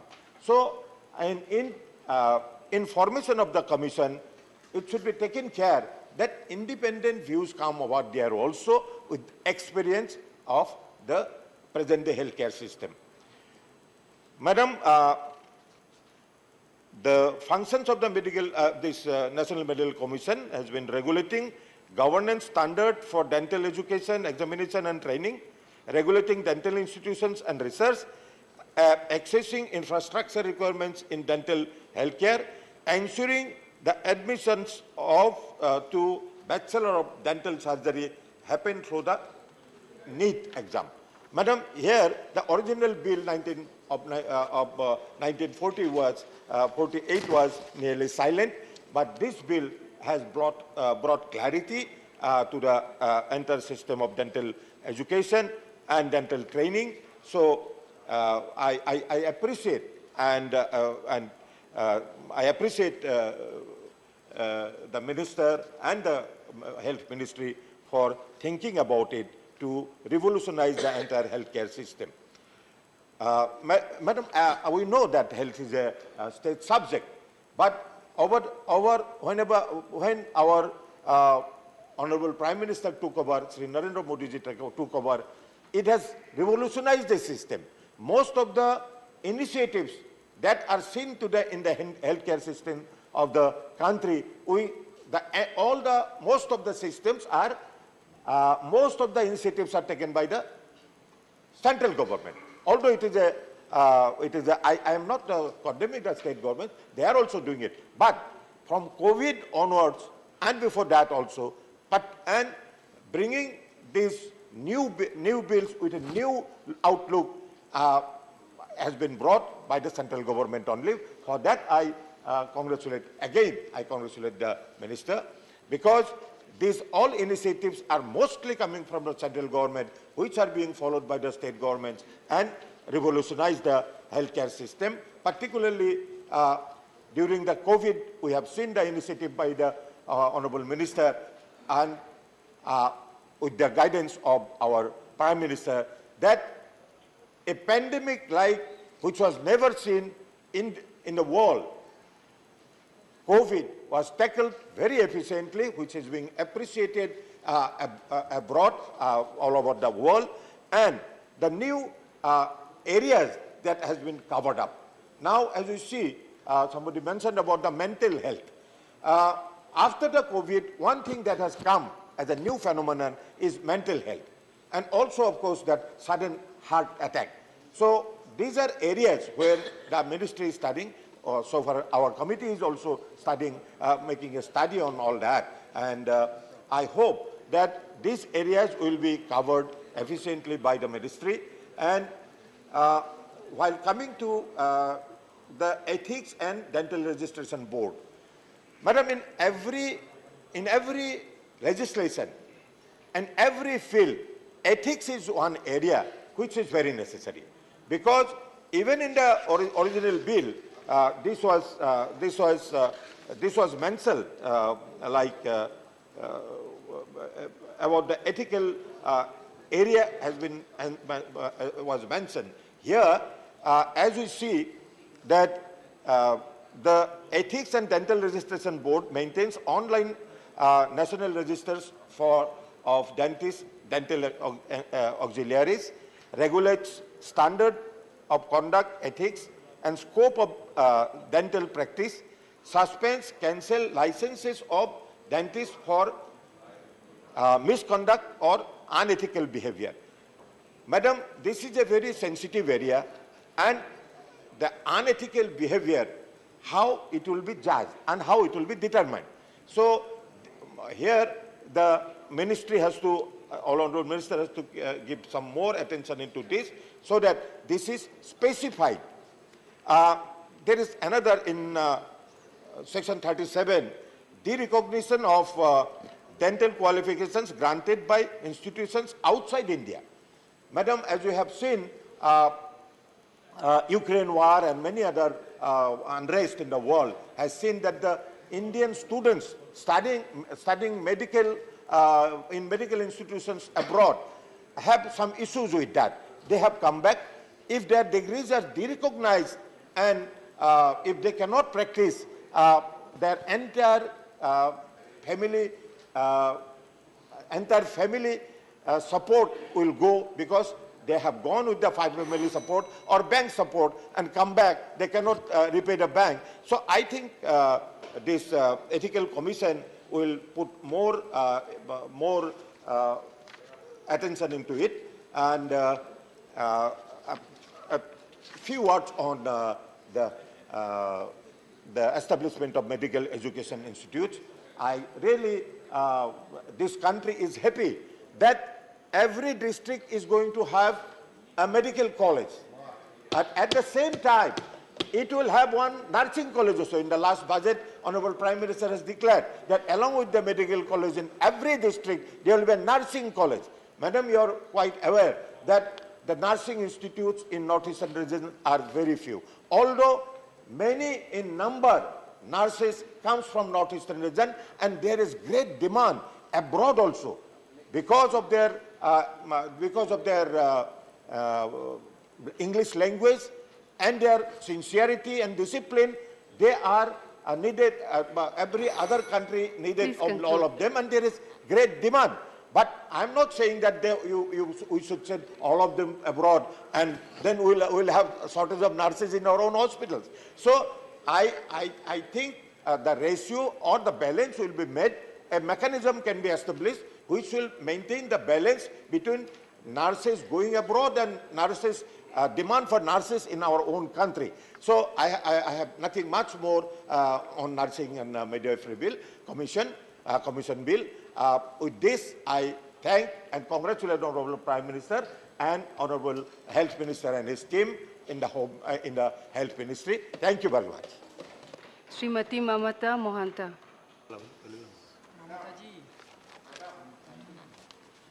It is a very good day that 100% scenario is governed by ladies, Mahila, पूरा मंच पे और नीचे table. Thank you. धन्यवाद.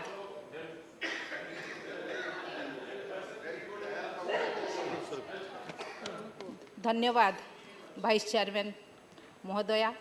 मैं मेरे party Biju Janata Dal का तरफ से the national nursing and midwifery commission bill 2023 के आलोचना पर भाग ले रही हूँ. महोदया, दुनिया में सेवा से बढ़कर कोई काम नहीं है. इस सेवा क्षेत्रों में जुड़े सभी को मैं इस पवित्र गृह से नमन करती हूँ. सेवा का नाम लेते ही पहले मदर टेरेसा का नाम आती है. सेवा के लिए उनको नोबेल प्राइज मिला है. ये बात सेवा क्षेत्रों को कितना गुरुत्व मिलना चाहिए वही बताता है. इस सेवा क्षेत्रों से जुड़े सभी सेवक और सेविका के लिए कुछ करने के वक्त आया है. महोदय, इस राष्ट्रीय नर्सिंग और मिडवाइफरी कमीशन बिल 2023 लोकसभा में पारित हुआ है. ये भारतीय नर्सिंग काउंसिल अधिनियम 1947 में संपर्कित है. यहाँ नर्सिंग और मिडवाइफरी क्षेत्रों में कार्य कर रहे सभी के शिक्षा, सेवा और उन्नत मान का गुरुत्व दे रहा है.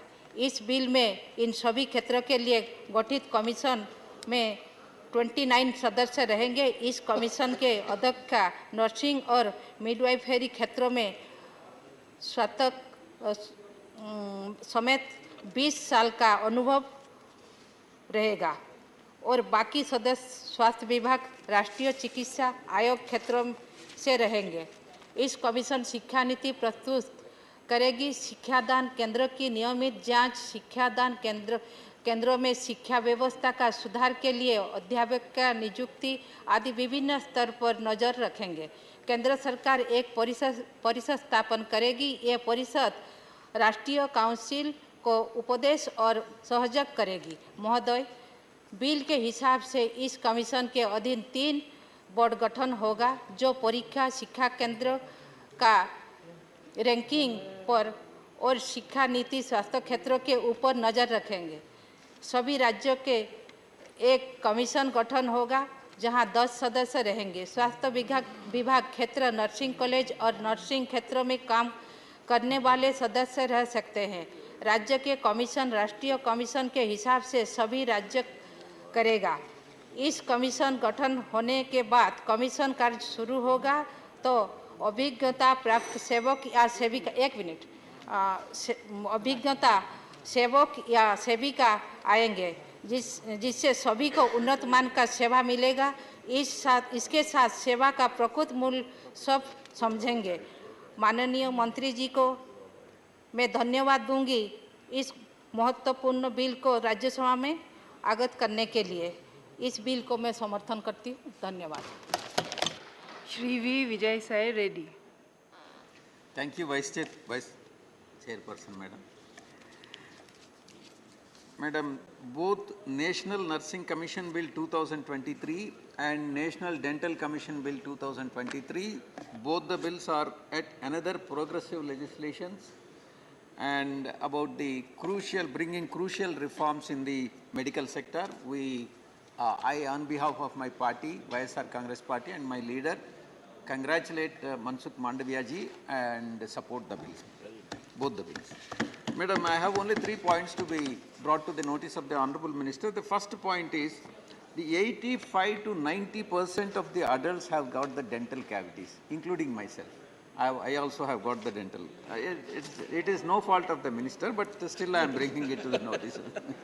Along with about 60 to 80% children, Madam. Over 50% of the Indians with dental health issues receive treatment advice from some other dentists, such as chemists, not really dentists, chemists, Madam. This is the problem. In 2020, India achieved more than ideal dentists to population. Number of dentists to that of the population proportion ratio is about 1:5,000 as against 1:7,500 recommended by WHO. It's really good. Madam, however, there is a great urban-rural mismatch, which I would like to bring to the notice of the minister, with the ratio reaching 1:1 lakh, urban-rural mismatch. There is a severe lack of awareness about the mental and oral health and disease in these rural areas, and access to the education is lower in the rural areas, Madam. I have one suggestion to be made to the minister. Madam, National Dental Commission should take the initiatives to assign each dental college to each rural area, every rural area, and appoint one dentist for each primary health center, as the dentists play a key role in educating the rural people. This is the suggestion what I would like to make to the Honorable Minister. And the second point which I would like to bring to his notice is there are startling vacancies in the dental colleges, not the hospitals. There are vacancies, which means that we are not able to absorb the dental students into the system. Of the 1,89,420 seats offered between 2016-17 and 2022-23, 36,585, almost about 20% remain unfilled. This concerning trends extend to both UG and PG dental courses across the country, Madam. I request the Honorable Minister to address this issue. Why colleges are not able to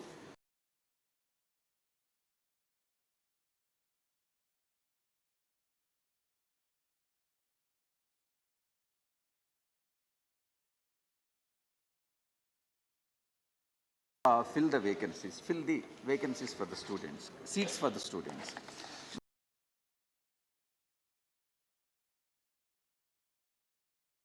Taken or implemented in this regard. I request the Honorable Minister to take care of these issues. And for the last point, Madam, particularly the nurses, the nursing, insofar as nursing is concerned, given the nursing profession is largely dominated by women, they are subject to a host of problems at the workplace, including sexual harassment.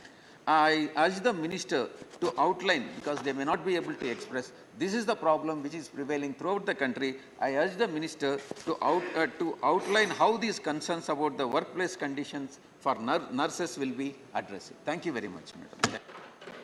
Shri Kanaka Medala Ravindra Kumar. Thank you, Deputy Chairman, Madam, for giving this opportunity to speak on the bills, National Dental Commission Bill and National Nursing and Midwifery Commission. Sir, this bill, Madam, this bill provides, Wide Section 4 speaks about the composition of National Dental Commission. As per the provisions of Section 4 of the bill, there is no place for states in the composition of National Dental Commission. And states will be represented in the National Dental Commission only as a part-time members. That too, not all the states. Only 10 members on rotational basis. But the procedure for appointment and eligibility criteria for appointment of such members have not been specified in the Act. The 10 members who will be nominated by the states and union territories in Dental Advisory Council on rotation basis from among the nominees of the states and union territories under Clause C and D of the subsection 2 of 11 of the Dental Advisory Council.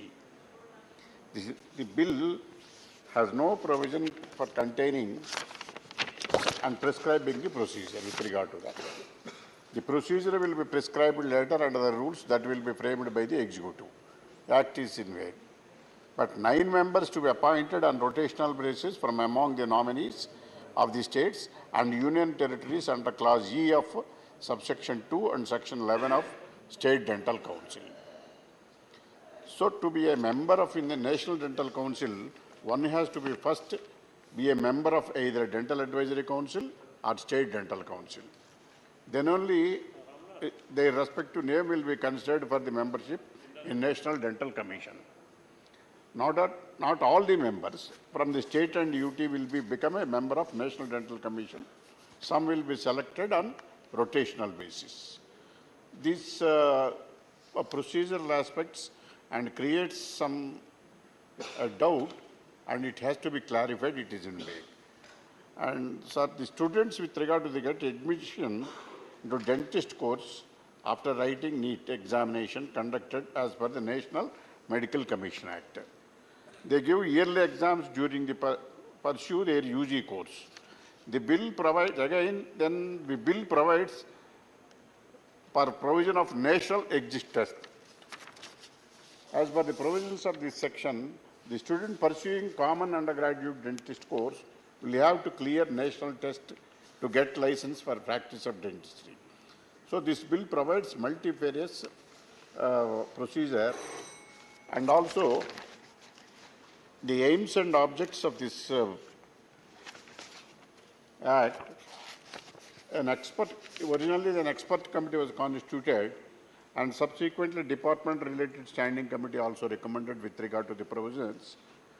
But there are Constitution of National Dental Commission, and also there are 3 autonomous bodies, namely Undergraduate and Postgraduate Dental Education Board. Likewise, Dental Assessment and Rating Board, Ethics and Dental Registration Board to regulate professional conduct. Likewise, there are certain ambiguity with regard to the qualified and eligibility of the respective committees to nominate it and to select them by the government. Likewise, the certain principles have to be followed. 1 minute. Educational standards, final, 1.5 minutes. Educational standards, training centers, creating infrastructure and faculty standards, and increasing the number of institutions and training centers, and qualifications and eligibility criteria have to be looked into. While finalizing this bill, the Honorable Minister has to take care of and address all these problems. Thank you for giving this opportunity.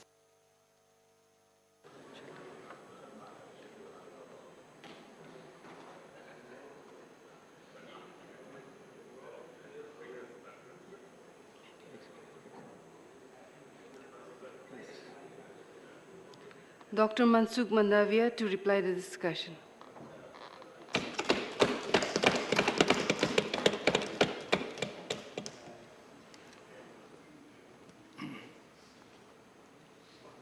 Deputy Chairman Sir, national dental commission एवं national nursing and midwifery commission bill आज सदन में 9 सदस्यों ने bill के समर्थन में अपनी बात रखी। जो सदस्य अपनी बात रखने के लिए खड़े हुए हैं, सभी ने समर्थन दिया है। मैं सभी का अभिनंदन करता हूँ। सुस्मित पात्रा जी, doctor Sikandar Kumar ji, S Niranjan Reddy ji, M Thambi दुराई जी, के वासन जी, भुवनेश्वर कलिता जी, ममता मोहंता जी, विजय साई रेड्डी जी और कनक मेटला रविंद्र कुमार जी, सभी ने अपनी महत्वपूर्ण बात रखी है।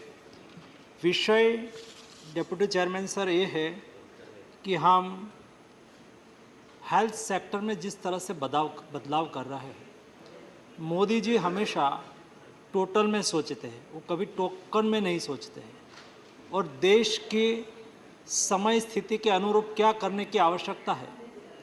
मोदी जी ने अपने पंच प्राण को बताते हुए रेड फोर्ट से कहा था कि हमें विरासत से प्रेरणा लेकर आगे बढ़ना है। हमारी विरासत क्या थी, हमारी क्या विरासत है? विरासत से प्रेरणा लेके हम आगे बढ़े तो हम हमारी समस्या का समाधान ढूंढ सकते हैं। हम सब लोगों ने कोविड क्राइसिस के दरमियान देखा, सारी दुनिया में, मैं तो उस वक्त सारी दुनिया के साथ मीटिंग कर रहा था, बात कर रहा था, सभी विश्व के हेल्थ मिनिस्टर के साथ दैनिक और वर्ल्ड हेल्थ ऑर्गेनाइजेशन के साथ दिन बात होती थी। दुनिया को आश्चर्य था कि हमारे यहाँ लॉकडाउन के सामने एजिटेशन चल रहे हैं, हमारे डॉक्टर्स ड्यूटी पर नहीं जा रहे हैं, हमारी नर्स ड्यूटी पर नहीं जा रही है, हमारे पैरामेडिक स्टाफ ड्यूटी पर नहीं जा रहे हैं। वैसी स्थिति में इंडिया में डॉक्टर भी अपनी सेवाएं दे रहे थे, नर्सिस भी अपनी सेवाएं दे रहे थे। केवल सेवाएं नहीं, अपने प्राण की बिना परवाह करे वो देश के प्रति अपना समर्पण भाव व्यक्त कर रहे थे। ऐसे मेरे डॉक्टर्स, ऐसे मेरे सभी नर्सिस और पैरामेडिक स्टाफ को मैं आज पार्लियामेंट के फ्लोर से अभिनंदन करना चाहता हूँ। और उस वक्त मोदी जी ने उसको विरासत से प्रेरणा ली। विरासत क्या थी हमारी? हमारे देश में हेल्थ एक कभी कॉमर्स नहीं है, और कोई कंट्री के लिए, दुनिया के लिए हो सकता है, लेकिन इंडिया के लिए हेल्थ एक सेवा है। और इसलिए ये देश की जनता में सेवा भाव को प्रोत्साहित करने से हमें फायदा होगा, या तो उसका बेसिक, उसका मन को हम कंट्रोल सकते हैं। मोदी जी ने उस वक्त हमारे हेल्थ वर्कफोर्स के लिए ताली बजाई थी, थाली बजाई थी, आकाश में ट्राई कलर से उसको अभिनंदन किया था, और उसके जवाब में हमारे सारे देश के कोरोना वॉरियर्स लगे और देश को कोविड क्राइसिस से बचा लिया। ये हमारी विरासत है, और विरासत से प्रेरणा लेकर हम होलिस्टिक अप्रोच के साथ बदलाव करते हैं। क्या बदलाव करने की आवश्यकता है? मेडिकल एजुकेशन में, हेल्थ सेक्टर में जो भी बदलाव करना है, एक होलिस्टिक अप्रोच के साथ। हमने केवल डिस्पेंसरी खोलने की बात नहीं की। भूतकाल में होता था, मांग आई तो डिस्पेंसरी खोल दो, जी नहीं, हमने डिस्पेंसरी भी खोली, लेकिन जब हम health and wellness centre, last mile के व्यक्ति को हेल्थ सर्विस प्रोवाइड करनी है, अफोर्डेबल हेल्थ केयर उपलब्ध करानी है, तो उसके लिए हमें हेल्थ एंड वेलनेस सेंटर 1,56,000 से अधिक हेल्थ एंड वेलनेस सेंटर बनाया। हेल्थ एंड वेलनेस सेंटर तो बन गया, लेकिन वहाँ डॉक्टर चाहिए। डॉक्टर चाहिए तो हमें मेडिकल की सीट भी बढ़ानी पड़ेगी। और मैं आपको ये फ्लोर पर बताना चाहता हूँ कि 2014 के पहले 54,000 MBBS की सीट थी, आज 1,07,000 MBBS की सीट बन। आज मेडिकल MBBS की कॉलेज 350 थी, आज 704 MBBS की कॉलेज है, मेडिकल कॉलेज है। ये क्यों किया? हम मानते हैं कि हमें डिस्पेंसरी चालू करनी है तो हमें मेडिकल कॉलेज बढ़ानी होगी, हमें डॉक्टर बनाना होगा। डॉक्टर बनने लगा, और उसके साथ साथ मेडिकल एजुकेशन हम अच्छा, बेहतर और विश्व की आवश्यकता के अनुसार, देश की आवश्यकता के अनुसार डॉक्टर का भी निर्माण करें और स्टैंडर्ड क्वालिटी एजुकेशन भी दे। नॉट ओनली फॉर MBBS या medical education, but nursing is also one part of medical education.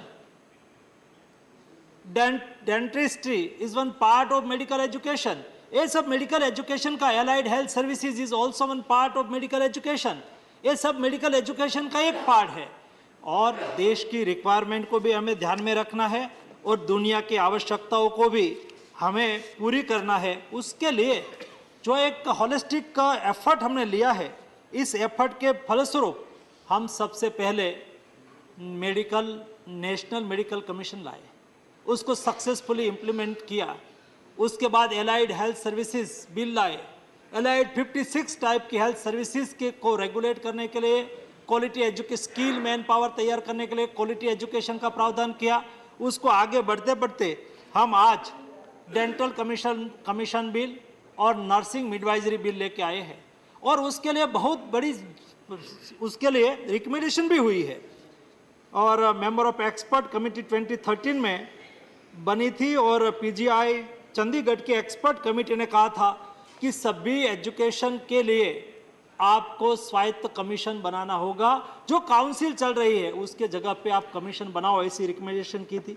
Department related parliamentary standing committee ने 2017 में 109वीं रिपोर्ट में भी कहा था कि सभी विभाग के सभी इस सेक्टर के लिए, मेडिकल एजुकेशन के लिए अलग कमीशन होना चाहिए, और नेशनल हेल्थ पॉलिसी 2017 में बनाई गई थी, उसमें भी बात रखी गई थी कि सभी हेल्थ सेक्टर के लिए अलग कमीशन का प्रावधान हो। उसको देखते हुए हमने 2 कमीशन लाए, और तीसरा कमीशन हम आज लेके आए हैं।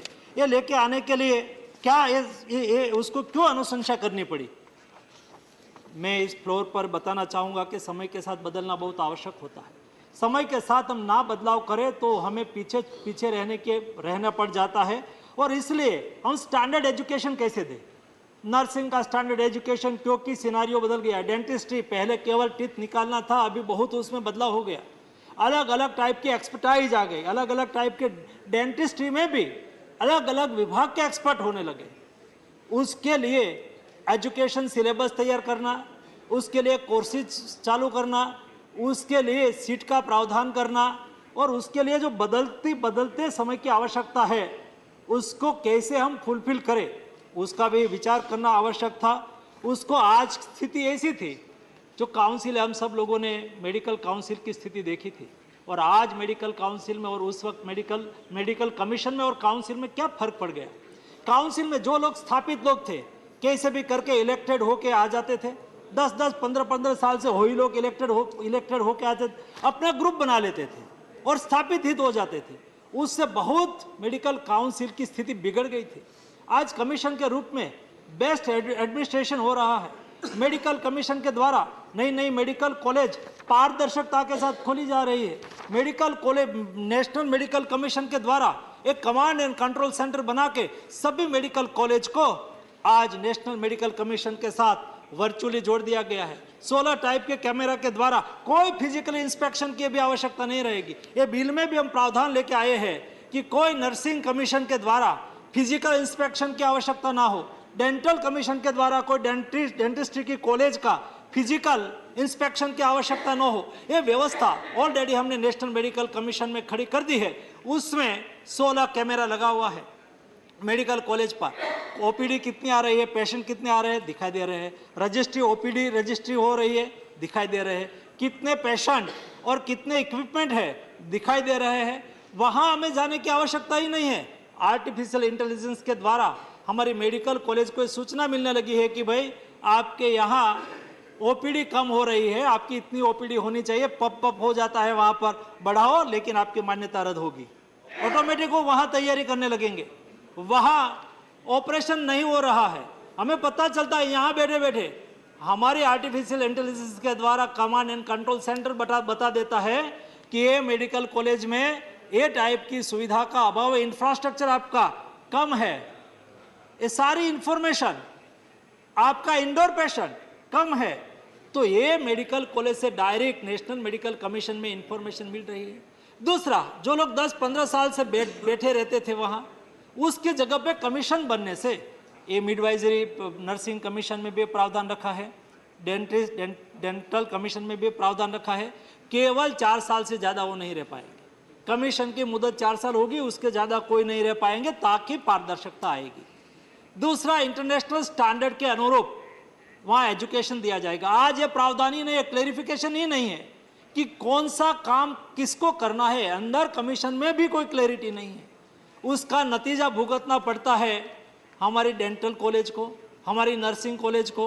नर्सिंग सेक्टर में भी ऑनरेबल डेप्यूटी चेयरमैन सर, दुनिया बदल गई है, दुनिया की रिक्वायरमेंट बदल रही है। ये बदलती रिक्वायरमेंट को पूरा करने के लिए कोर्स सिलेबस सभी में बदलाव करने की आवश्यकता है और उसके साथ साथ इंस्पेक्शन की सिस्टम को बदलना है। आज एक ऐसी स्थिति मैंने देखी, एक बार मैं रिव्यू कर रहा था तो इंस्पेक्शन करने वाले, नीति निर्धारण करने वाले और बांटने वाले या तो एफिलिएशन कॉलेज को अप्रूव करने वाले वही होते थे।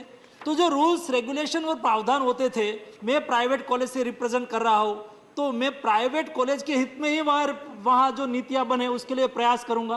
प्राइवेट कॉलेज के हम खिलाफ नहीं है, लेकिन उसका इन्फ्लुएंस वहाँ नहीं होना चाहिए। उसके पर उसको बैलेंस करने वाला आज कोई नहीं था। My self is health minister, but मेरा कोई कंट्रोल उसके ऊपर नहीं। एक काउंसिल तय करेगी, वो होगा। हम उसके ऊपर कंट्रोल नहीं करना चाहते हैं, लेकिन उसकी जवाबदेही तो होनी चाहिए, जवाबदेही सुनिश्चित तो होनी चाहिए। तो ये जवाबदेही सुनिश्चित करने के लिए कोई प्रावधान और कोई व्यवस्था ये दोनों काउंसिल में नहीं थी। फिर उसको कैसे हम रिस्पॉन्सिबल करें, हम उसको कैसे स्टैंडर्डाइज करें, हम उस और कोई डिसीजन ऐसा हो गया है तो उसको बदलने की कोई व्यवस्था नहीं। आज नेशनल मेडिकल कमीशन में हमारा MARB बोर्ड कोई डिसीजन ले लेता है, वो अपनी वजह से कोई गलत डिसीजन ले लेते हैं, ऐसा हमारा कहने का आशय नहीं है, लेकिन उन्होंने कोई डिसीजन लिया और उसके सामने किसी को कुछ कहना है, मेडिकल कॉलेज को कुछ कहना है, तो आज वो मेडिकल कमीशन के चेयरमैन के सामने अपील करते हैं। मेडिकल कमीशन के चेयरमैन से भी उसको सेटिस्फेक्शन नहीं हुआ तो मिनिस्ट्री में वो अपील करते हैं और वहाँ से 3 स्टेप उसको मिल जाता है, बाद में ही उसको कोर्ट में जाने की स्थिति निर्माण होती है, ताकि कोर्ट का केस भी नहीं बढ़ता है। पहले ऐसी स्थिति थी, हर दिन हर मेडिकल कॉलेज कोर्ट में चली जाती थी। मैं आज आपको माननीय डिप्टी चेयरमैन सर बताना चाहूँगा, खुशी से बताना चाहूँगा, this year 54 new medical college हमने अलॉट की है। 54 न्यू मेडिकल कॉलेज को परमिशन दी है, प्राइवेट को भी दी है, गवर्नमेंट को भी दी है, लेकिन आज कोई कोर्ट केस नहीं हुआ है, सब कंसेंसस से हुआ है। हमने उसको बता दिया है, भाई आपके यहाँ फैसिलिटी नहीं है, हम नहीं देंगे, एकदम पारदर्शिता के साथ, कोई किसी को मिलना नहीं है। मैंने मेडिकल कॉलेज को, पहले तो ऐसा था कि मेडिकल कॉलेज लेना मतलब दूसरी तीसरी बात होती थी, हमने क्लियर किया। मैंने स्वयं ने एक बार सभी मेडिकल कॉलेज की मीटिंग करके कहा, कोई किंतु परंतु की जगह नहीं है, कोई बिचौलियों को ढूंढने की आवश्यकता नहीं है। आपने रिक्वायरमेंट पूरी की, हम चाहते हैं कि मेडिकल कॉलेज के पास इंफ्रास्ट्रक्चर होना चाहिए, दूसरा हम चाहते हैं कि मेडिकल कॉलेज के पास फैकल्टी होनी चाहिए, और तीसरा हम चाहते हैं कि मेडिकल कॉलेज के पास पेशेंट होना चाहिए। ये 3 प्रावधान पूरा करने वाली प्राइवेट मेडिकल कॉलेज हो या गवर्नमेंट मेडिकल कॉलेज हो, आप खुशी से आइए, भारत सरकार आपको अप्रूवल दे देंगे। आज 54 न्यू मेडिकल कॉलेज को अप्रूवल ये साल में दिया गया, क्योंकि हम देश में हम नहीं चाहते हैं कि यहाँ इस तरह से हम रेगुलेट करके रखें मेडिकल एजुकेशन को, नर्सिंग एजुकेशन को, डेंटल एजुकेशन को, ताकि हमारे स्टूडेंट को विदेश जाने की नौबत आए। हमारे प्रति वर्ष हजारों की संख्या में हमारे स्टूडेंट विदेश पढ़ने के लिए जाए और वहाँ खर्च करे, वहाँ एजुकेशन क्वालिटी कैसी है नहीं है उसका मैपिंग हम यहाँ बैठ के तो नहीं कर सकते हैं। और हमने कोविड क्राइसिस के दरमियान यूक्रेन की स्थिति देखी, जब मुझे मेल आने लगा कि हम यूक्रेन और रशिया का युद्ध चालू हो गया है, हम यहाँ फंसे हुए हैं, हमें यहाँ से बाहर निकालिए। और मैं बात माननीय प्रधानमंत्री जी के सामने रखी तो प्रधानमंत्री जी ने कहा कि केवल यूक्रेन में ही नहीं होंगे, दुनिया के देशों में कितने हमारे स्टूडेंट पढ़ते हैं, मेडिकल एजुकेशन में है। तो पता चला कि 60,000 स्टूडेंट विदेश में पढ़ रहे थे, और उसको कोविड के दरमियान और यूक्रेन क्राइसिस के दरमियान ये स्थिति में मोदी जी ने वापस लाने की एक बहुत बड़ी मुहिम ऑपरेशन चलाया और हमारे सारे स्टूडेंट को वापस लाए। तब पता चला कि इतनी बड़ी संख्या में हमारे स्टूडेंट विदेश में पढ़ते हैं। क्या हम हमारे देश के युवाओं को इंडिया में अपॉर्चुनिटी नहीं दे सकते? क्या हमारे स्टूडेंट यहाँ पढ़े, हमारे ट्राइबल विस्तार के, हमारे एस्पिरेशनल डिस्ट्रिक्ट के स्टूडेंट युवा उसको एस्पिरेशनल डिस्ट्रिक्ट में एजुकेशन लेने का अवसर मिले, हमारे एस्पिरेशनल डिस्ट्रिक्ट में काम करने वाले या तो एस्पिरेशनल डिस्ट्रिक्ट में रहने वाले हमारी युवतियों को नर्स बनने की अपॉर्चुनिटी मिले, उसके लिए क्या करना चाहिए। और हमने लगभग ज़्यादा डिस्ट्रिक्ट में मेडिकल कॉलेज चालू कर दी है और आगे मेडिकल कॉलेज हम बढ़ाते जा रहे हैं। और उसके साथ नर्सिंग कॉलेज भी, नर्सिंग एक बहुत बड़ी अपॉर्चुनिटी है। आज देश में यहां बात हो रही थी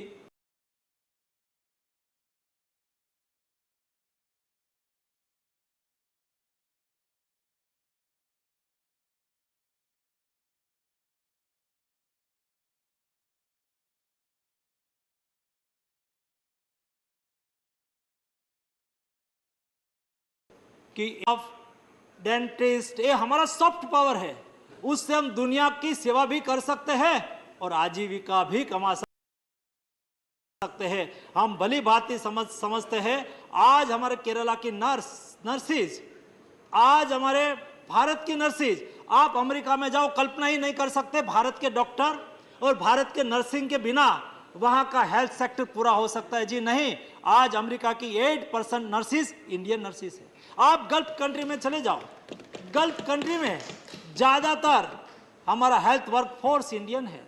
और आप केरला में चले जाओ, केरला की जो आपको समृद्धि दिखाई दे रही है, वहां बहुत बड़ी ज्यादा इंडस्ट्रीज नहीं है, लेकिन लोगों का परचेज पावर ज्यादा है, क्योंकि हमारे लोग वहां से दुनिया में जा रहे हैं, नर्सिंग के रूप में, पैरामेडिक स्टाफ के रूप में अपनी सेवाएं दे रहे हैं, दिरहाम और डॉलर में पैसा कमाते हैं और अपने वतन में वो पैसा भेजते हैं, ताकि हमें वहां हमारी समृद्धि दिखाई दे रही है। ये समृद्धि को एनकेस करने के लिए देश में नर्सिंग की संख्या बढ़े, हमारी रिक्वायरमेंट पूरी हो। हील बाय इंडिया, हम इंडिया के द्वारा दुनिया को स्वस्थ रखना चाहते हैं। हील बाय इंडिया के तहत वो दुनिया में भी अपनी सेवा दे सके, उसके लिए आज नर्सिंग सेक्टर में भी सिलेबस बदल रहा है। दुनिया की क्या डिमांड है? दुनिया में आज विश्व के यूरोपियन देश, जापान, वहाँ से डिमांड आती है कि हमें इंडियन नर्स चाहिए, क्योंकि Indian peoples are polite and peace loving. India के लोग पोलाइट होते हैं, पीस लविंग होते हैं, और इसलिए दुनिया चाहती है कि इंडिया के मेन वर्क फोर्स हमारे यहाँ आए। जापान ने कहा कि जापानीज लैंग्वेज हमें सिखानी है और हमारी नर्स यहाँ से तैयार हो, जापानीज लैंग्वेज में तैयार हो, और उन्होंने आग्रह रखा कि नॉर्थ ईस्ट से हमें नर्सिंग वर्क फोर्स मिले तो अच्छा है। और मैं इस सदन को बताना चाहूँगा कि हमने असम की 3 नर्सिंग कॉलेज में जापानीज लैंग्वेज पढ़ाना चालू कर दिया, और हमने डिसीजन लिया है कि सब भी हमारी नर्सिंग कॉलेज है, वहाँ नर्सिंग कॉलेज में सेकंड लैंग्वेज के रूप में 5-6 लैंग्वेज हमने आइडेंटिफाई की है। ये 5-6 language, French language, German language, Japanese language, Arabic language, उसमें से कोई ना कोई एक लैंग्वेज सीखे, ताकि वो यहाँ से वहाँ जॉब के लिए जाए तो उसको सुविधा रहे और दुनिया की भी मांग पूरी हो और हमारे देश के लोगों को रोजगारी का अवसर भी मिले, देश में भी रोजगारी का अवसर मिले। और केवल हम मेडिकल नर्सिंग कॉलेज खोल रहे हैं, उसके साथ हम देश में सरकार की ओर से प्रधानमंत्री जी ने बहुत महत्वपूर्ण डिसीजन लिया कि हमने मेडिकल कॉलेज चालू की है। सभी मेडिकल कॉलेज के साथ एक नर्सिंग कॉलेज भी हम मंजूर करते, 10 करोड़ रुपया एडिशनल दिया जाएगा, ताकि मेडिकल कॉलेज के साथ एक नर्सिंग कॉलेज भी, बीएससी नर्सिंग कॉलेज भी वहाँ स्टार्ट हो और वहाँ बेहतर एजुकेशन मिले। यहाँ सम्मानीय सदस्य ने अपनी बात रखते हुए कहा कि हमारा medical nursing education, allied health services के लिए भी मेडिकल कॉलेज में अपॉर्चुनिटी होनी चाहिए। मैं भारत सरकार मानती है कि मेडिकल कॉलेज केवल मेडिकल कॉलेज एमबीबीएस का ही एजुकेशन दे, ऐसा नहीं होना चाहिए। एमबीबीएस के साथ वहाँ नर्सिंग कॉलेज भी चले, वहाँ पैरामेडिक और हेल्थ सर्विसेज भी, all type of allied health services के कोर्स भी चले। और हमारे तंबी दुराई जी ने कहा हम तो ओपन है, लेकिन लोग करना चाहे तो अवश्य उसको अपॉर्चुनिटी देनी चाहिए, क्योंकि इंफ्रास्ट्रक्चर एक ही मिल जाता है और हमें health work force, new skill health work force मिल जाता है, तो हमें अपॉर्चुनिटी को एनकेस करना चाहिए। और मैं अपेक्षा करता हूँ कि राज्य सरकार उसके ऊपर काम करे। यहाँ नेक्स्ट के बारे में भी बात हुई, नेक्स्ट की एग्ज़ाम हम मेडिकल कॉलेज में भी एमबीबीएस के भी लेना चाहते हैं और डेंटल कमीशन द्वारा डेंटिस्ट्री और नर्सिंग के लिए भी लेना चाहते हैं। उसका उद्देश्य ये है, आज उसका इम्प्लीमेंटेशन ऑलरेडी लीगल विभाग में हो गया है। फॉर एग्जांपल कोई एलएलबी करता है तो एलएलबी हो गया, लेकिन उसको एडवोकेट के रूप में जब प्रैक्टिस करनी है तब उसको एग्ज़ाम पास करनी होगी। जब एग्ज़ाम पास करने के बाद ही वो प्रैक्टिस कर पाएगा। वैसे आप एमबीबीएस हो गए, आप नर्स बीएससी नर्सिंग हो गए, आपको डिग्री मिल गई, लेकिन जब आपको नर्सिंग के रूप में कोई जगह पे जॉब में जाना है, आपको मेडिकल प्रैक्टिस करनी है, आपको नर्सिंग की प्रैक्टिस करनी है, तब आपको नेक्स्ट एग्ज़ाम लेनी है और नेक्स्ट एग्ज़ाम से पास आउट व्यक्ति वहाँ जा सकता है और उसमें कोई घबराने की आवश्यकता नहीं है। ये कोई एग्ज़ाम कठिन एग्ज़ाम ले ऐसा नहीं है। जिन्होंने जिस विषय की पढ़ाई की है उसका एक एवरेज असेसमेंट के रूप में वो लिया जाने का प्रावधान हमने किया है। ये साल में तो हमने नहीं लिया है और अगले साल में हमने एमबीबीएस के लिए नेक्स्ट एग्ज़ाम को अभी उसकी प्रिपरेशन हो रही है, बाद में लेंगे।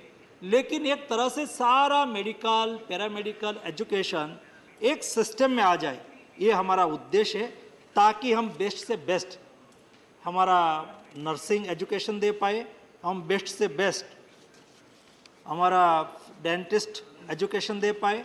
मैं अपेक्षा करता हूँ कि दोनों बिल आने वाले समय की मांग को पूरा करने के लिए है। मेडिकल एजुकेशन का हमारी देश की वर्तमान रिक्वायरमेंट को भी पूरा करना है, देश की भविष्य की रिक्वायरमेंट को भी पूरा करना है। क्वालिटी एजुकेशन हमें हेल्थ सेक्टर में प्रोवाइड करना है, स्थापित हितों से देश को मुक्ति दिलाना है। एक पारदर्शी एजुकेशन हेल्थ सेक्टर में हो, उसके लिए जो हमने बदलाव शुरू किया है उसकी श्रेणी में ये तीसरा और चौथा बदलाव है। फार्मेसी कमीशन भी पांचवा बदलाव के रूप में आएगा, ताकि एजुकेशन की सिनर्जी बनी रहेगी, पारदर्शिता से इस सेक्टर में एजुकेशन होगा, कोई बिचौलिया और किसी की रिकमेंडेशन की आवश्यकता नहीं होगी। एक बैलेंस एजुकेशन यानी कि एक बेस्ट अपॉर्चुनिटी अपील की दी जाएगी, ताकि उसकी कोई बात को रखना है तो अवश्य रख पाए।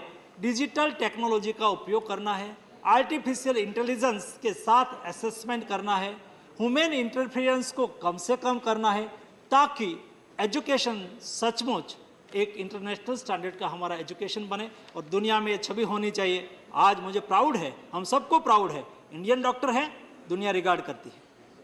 दुनिया को हेल्थ वर्कफोर्स चाहिए तो पहला वो अप्रोच करे इंडिया को कि इंडिया से हमें नर्स मिल रही है, इंडिया से हमें डेंटिस्ट मिल रहा है, इंडिया से हमें डॉक्टर मिल रहा है, इंडिया से हमें अलाइड हेल्थ सर्विस फोर्स मिल रहा है, तो पहली प्रायोरिटी दुनिया के लिए इंडिया होनी चाहिए। ऐसा एजुकेशन स्टैंडर्ड बनाने के लिए हम नर्सिंग कमीशन और डेंटिस्ट कमीशन बिल लेके आया है। एक के बाद एक बिल में आपके सामने रखूंगा और मैं विश्वास करता हूँ, मुझे श्रद्धा है कि यूनानिमसली हम बिल पास करेंगे।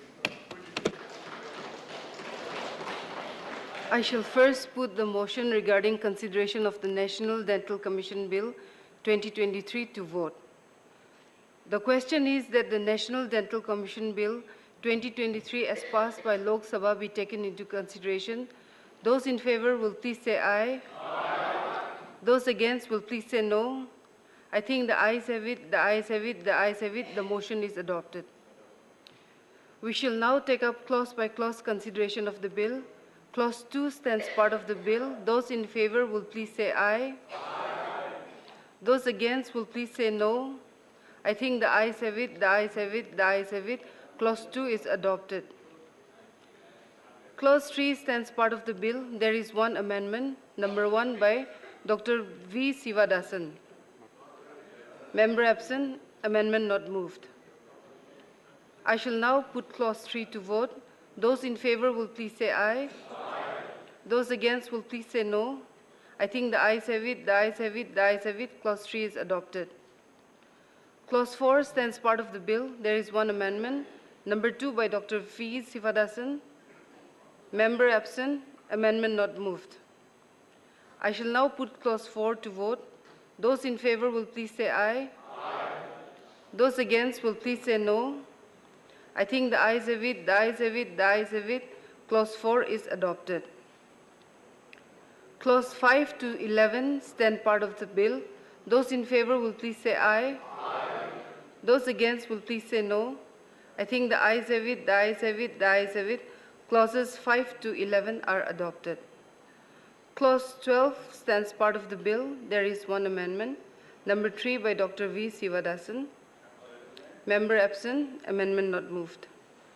I shall now put Clause 12 to vote. Those in favor will please say aye. Aye. Those against will please say no. I think the ayes have it, the ayes have it, the ayes have it. Clause 12 is adopted. Clauses 13 to 59 and the schedule stand part of the bill. Those in favor, please say aye. Aye. Those against will please say no.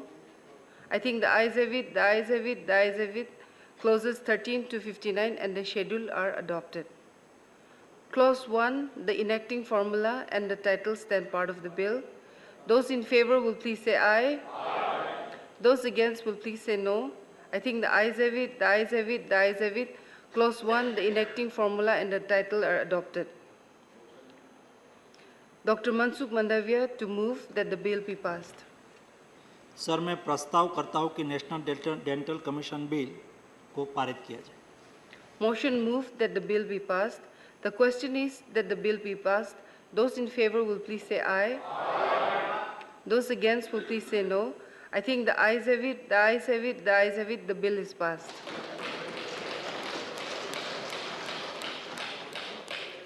I shall now put the motion regarding consideration of the National Nursing and Midwifery Commission Bill 2023 to vote. The question is that the National Nursing and Midwifery Commission Bill 2023 as passed by Lok Sabha be taken into consideration. Those in favor will please say aye. Aye. Those against will please say no.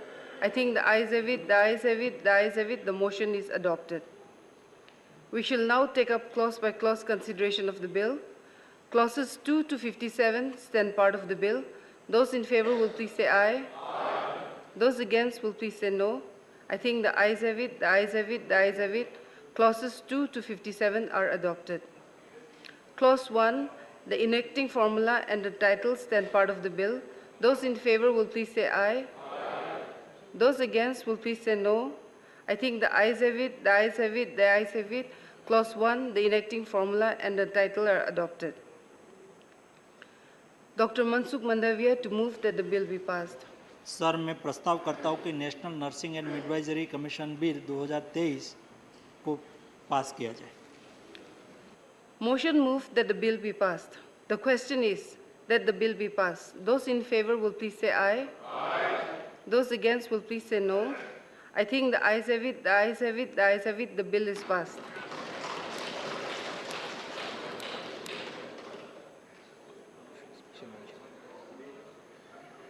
Special mention. Dr. Sushil Kumar Modi, subject concern over increased cases of suicides among students. Madam, मेरे special mention का subject है concern over increased cases of suicide among students. In 2021, there have been 10,732 suicide cases of students below the age of 18 years.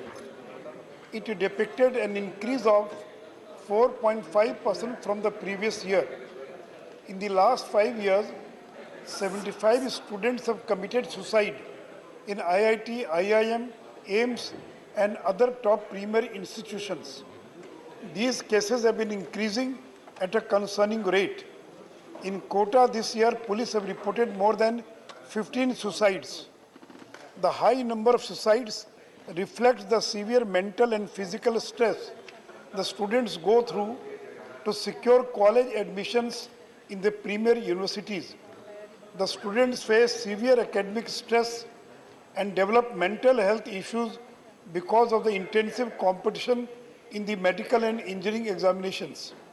Factors like low self-esteem due to poor scores in examinations at the coaching centers, pressures of parental expectations, financial constraints, and the stigma around poor performance contribute to the students constantly deteriorating mental health.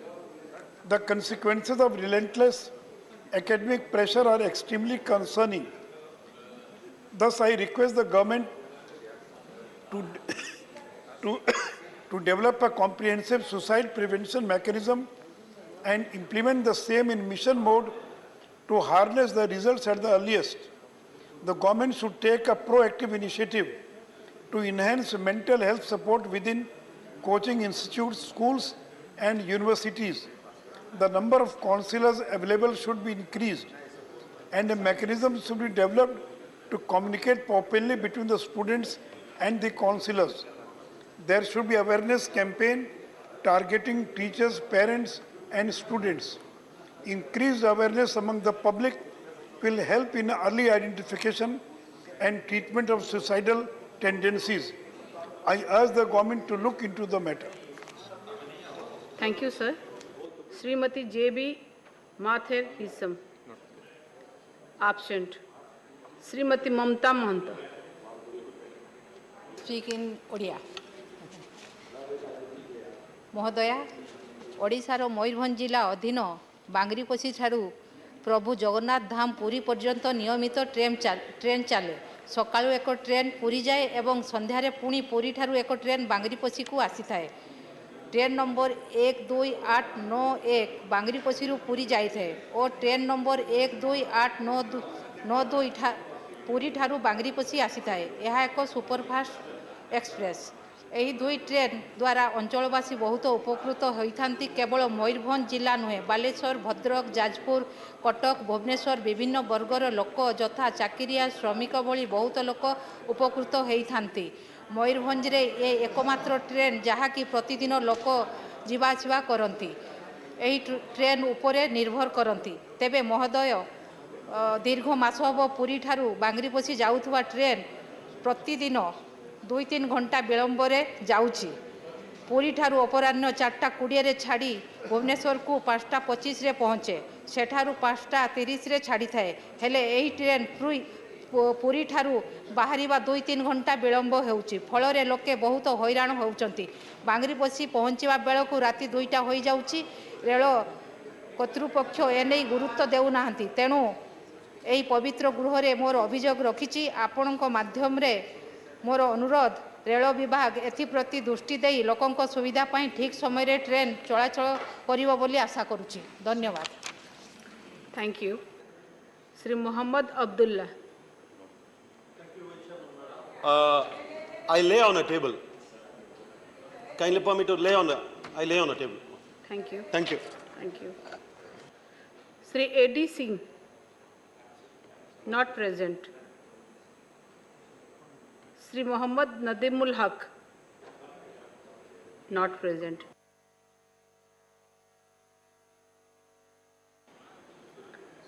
Sri A.A. Rahim,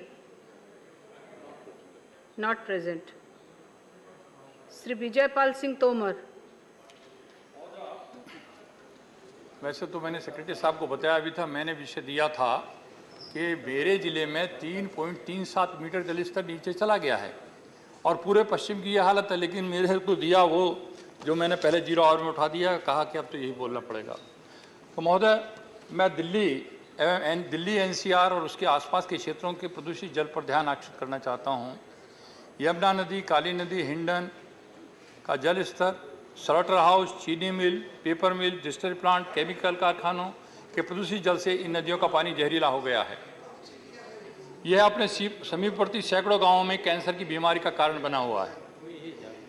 काली नदी में जहां भी sample लिया गया वहां oxygen की मात्रा शून्य पाई गई, जबकि TCO 2,80,000 और वीडियो की मात्रा 40 पाई गई।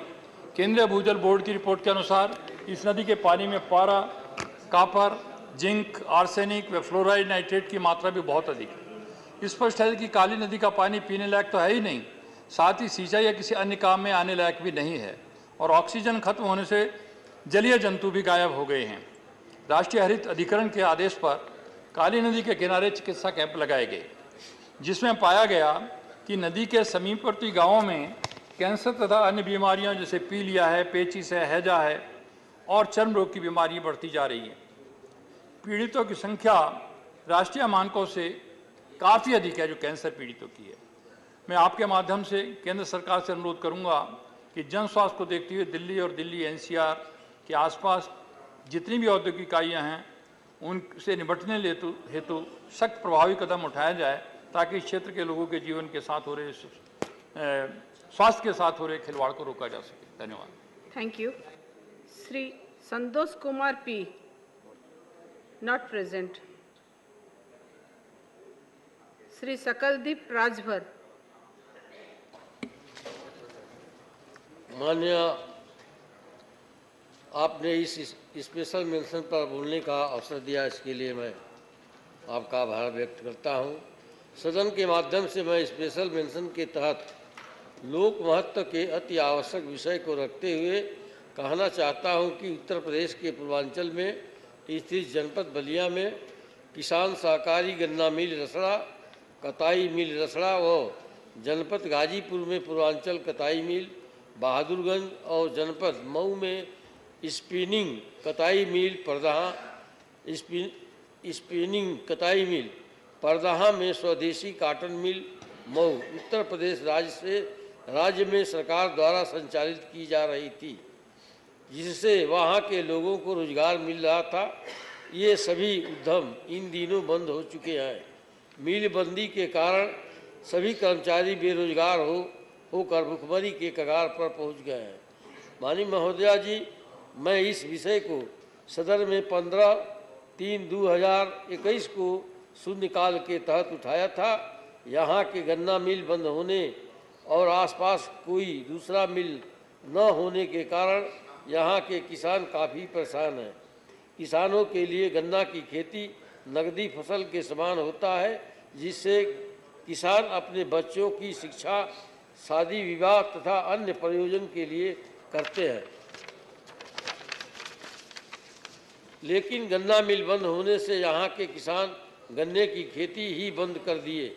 इन सभी मिलों को चालू करने के लिए राज्य सरकार द्वारा 873 करोड़ रुपए मंजूर हुआ, लेकिन यह राशि अभी तक रिलीज नहीं हुई। अतः आपके माध्यम से और सदन के माध्यम से केंद्र सरकार से मांग करता हूं कि उक्त सभी मिलों को चालू करने में आर्थिक मदद करें और राज्य सरकार को भी स्वीकृति राशि निर्गत करने के लिए आदेशित करें। तथा इसके अलावा मेरा सुझाव है कि अगर उक्त मिलें चालू नहीं हो पाती हैं तो ऐसी सूरत में उक्त मिलों के भूमि पर सक्षम व्यापारियों को उपलब्ध कराकर व्यवसायिक केंद्र बनाया जाए, जिससे उन जिलों के गरीब जनता को रोजगार मिल सके। धन्यवाद। धन्यवाद। Shri Jayant Chaudhary, not present. श्री ब्रिजलाल। श्री ब्रिजलाल। जी जी। Thanks, Vice Chairman, Chairperson, Madam, for giving me opportunity to speak on my special mention. My subject is demand for removal of restriction on movement of four-wheelers on Indo-Nepalese border Aligarhwa checkpost. It has been ascertained that there is an Indian checkpost at Aligarhwa, Siddharthnagar district, UP, on the Indo-Nepal border on the Indian side, and similarly on the other side there is a Nepalese checkpost. It has been noted that only two-wheelers can ply between these two checkposts. In the absence of movement of commercial vehicle, trade does not take place due to these vehicular restrictions. These restrictions cause negative economic development of this area.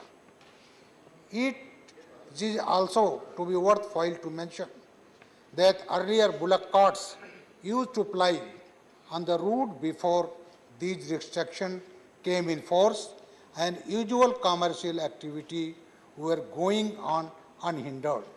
I urge through you to Honorable External Affairs Minister to make effort to remove restriction on the movement of commercial vehicle between these checkposts. This gesture will improve the economic life on the people of the area. Thanks, madam. Thank you. Sri Hise Lachungpa. Not present. Sri Bhubaneswar Kalita. Thank you, Madam Vice Chairperson, for giving me the opportunity to raise a very important issue on health, of all of our health through special mention, and my subject is need to adopt front of the pack labeling regulations, ensuring warning levels on high fat, sugar and salt foods.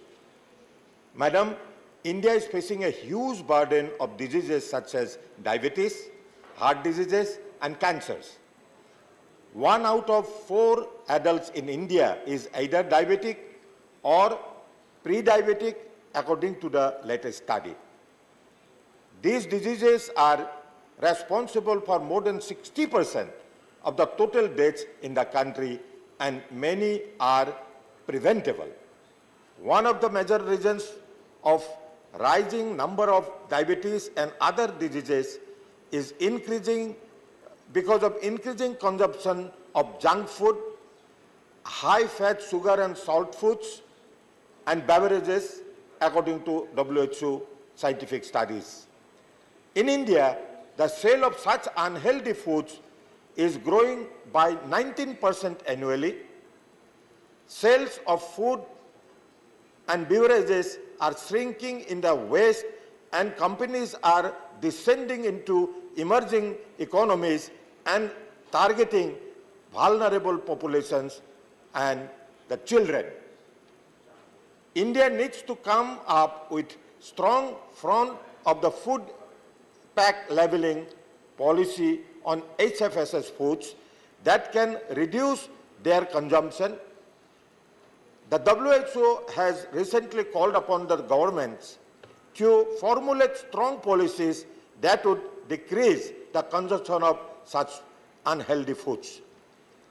One such FOPL policy is to mandate warning labels as FOPL on HFSS foods that are already defined in the draft regulation. The WHO SARO's thresholds can be used too. This is the only policy that works and is backed by the global and national evidence. I urge upon the government to urgently adopt strong FOPL regulation to ensure mandatory warning levels on the high fat and sugar salt foods. India can demonstrate global leadership to protect its people from harmful HSF marketing like effectively done in the case of marketing baby foods and tobacco. Through you, Madam, I request the government, demand the government to take appropriate action on making strong FOPL regulations, ensuring high fat, sugar, salt foods, and do whatever is necessary. And I would have been present if Health Minister was present here today, because this is a very important subject affecting everyone's health. Thank you, Madam. Dhanyavad. Sri Ghulam Ali.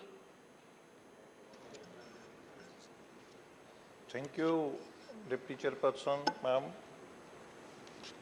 This is to bring to your kind consideration that certain taxpayers are facing some income tax related hardship on account of non-deposit of tax deducted at source to government account, white tax deductors, which does not come to the notice of Central Processing Center of the Income Tax Department. And when the SSC approaches the jurisdictional income tax officer with such problem, the jurisdictional officer expresses his inability to take any action against the defaulters, claiming that income tax officer cannot do unless the same comes from CPC. In one such instance, the TDS of a taxpayer was deducted by a government corporation, Jammu Municipal Corporation, what does not deposited during the relevant year in Jammu and Kashmir. The assessee had offered his correct income for tax to the Income Tax Department and calculated proper taxes. Credited to TDS was not received on account of non-deposit of the tax deducted by the deductor. As a result, the department served the person demand notice of the amount of tax which was deducted out of the income of the person, but was not deposited by the said government corporation during the relevant year. Same may be done with the other assessee by various departments, corporations across India. I therefore urge through you to government to seek data on such complaints and redress them. Thank you. धन्यवाद. Shri Ayodhya Rami Reddy Alla. Thank you, Madam. This is an important subject on coal during high electricity demands being burnt. Madam, based on government data, Reuters reported that India experienced its most substantial growth in power generation in over 30 years during the previous fiscal year, with coal-fired plants recording a 12.4% surge in electricity production, leading to a notable rise in emissions.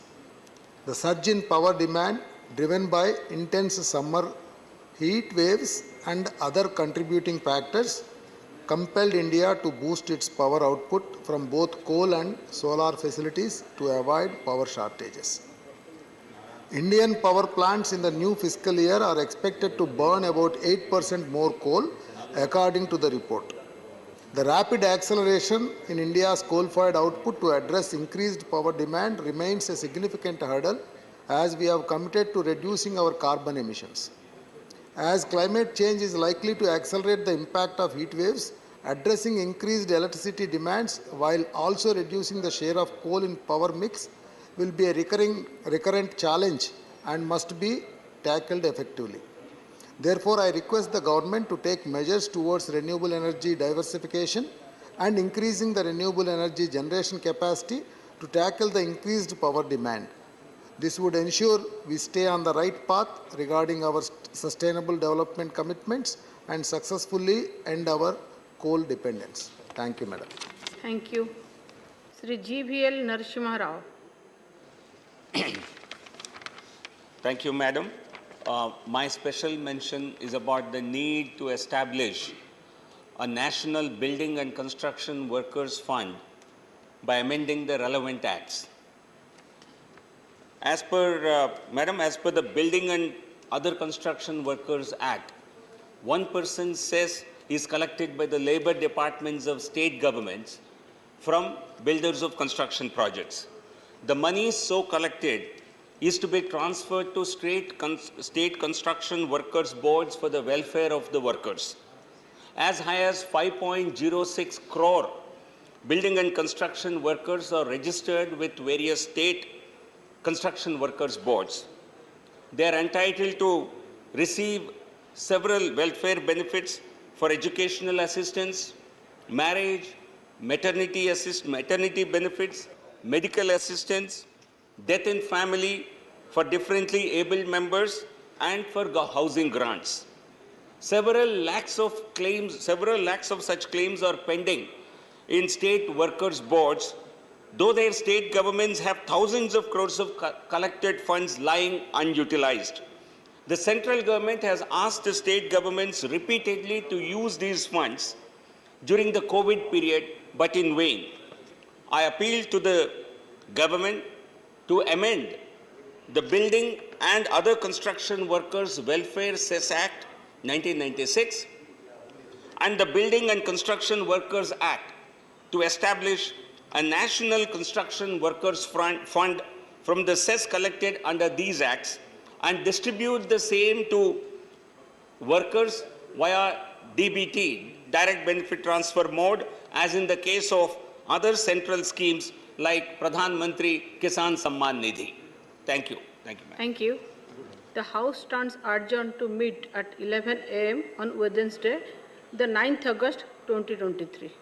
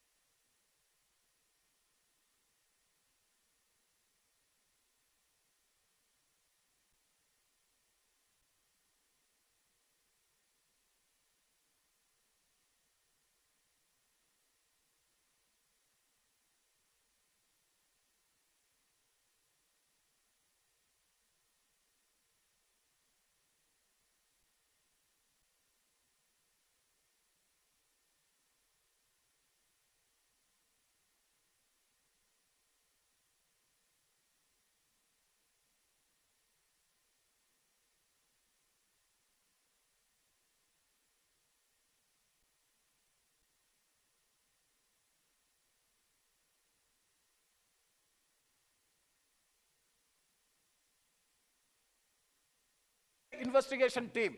Sir, the Chief Minister of the state of Manipur, Biren Singh, when the incident of naked parade of two sisters have come out in the viral video, what was his reaction? When it was being, when the press people has asked about the response of the Chief Minister of the state, what he has said, we are having more than 6,000 FIR has already been registered. We are not in a position to say what happened to it, what is the stage of investigation. Such an irresponsible reply from the state chief, that is the Chief Minister of the state of Manipur. That is the thing which has happened. That is why the Supreme Court, the House, the people at large have lost the confidence in the state administration. That is a definite fact. Sir, on May 4th, this naked parade of these two ladies have took place. When the FIR was registered, the FIR was registered only on 17th of May. That is, after 14 days only the FIR has been registered. These two girls or these two ladies were captured from the police custody. And the police is well aware of the incident. Even after the police is not ready to take an FIR, and the FIR which was taken on 17th of July was a zero FIR was lodged. And subsequently, when the arrest was took place, that was on 20th July, when the naked video was become viral, the thing has become viral in the social media as well as in the public. Only after that the first person is arrested and 4 other persons are arrested.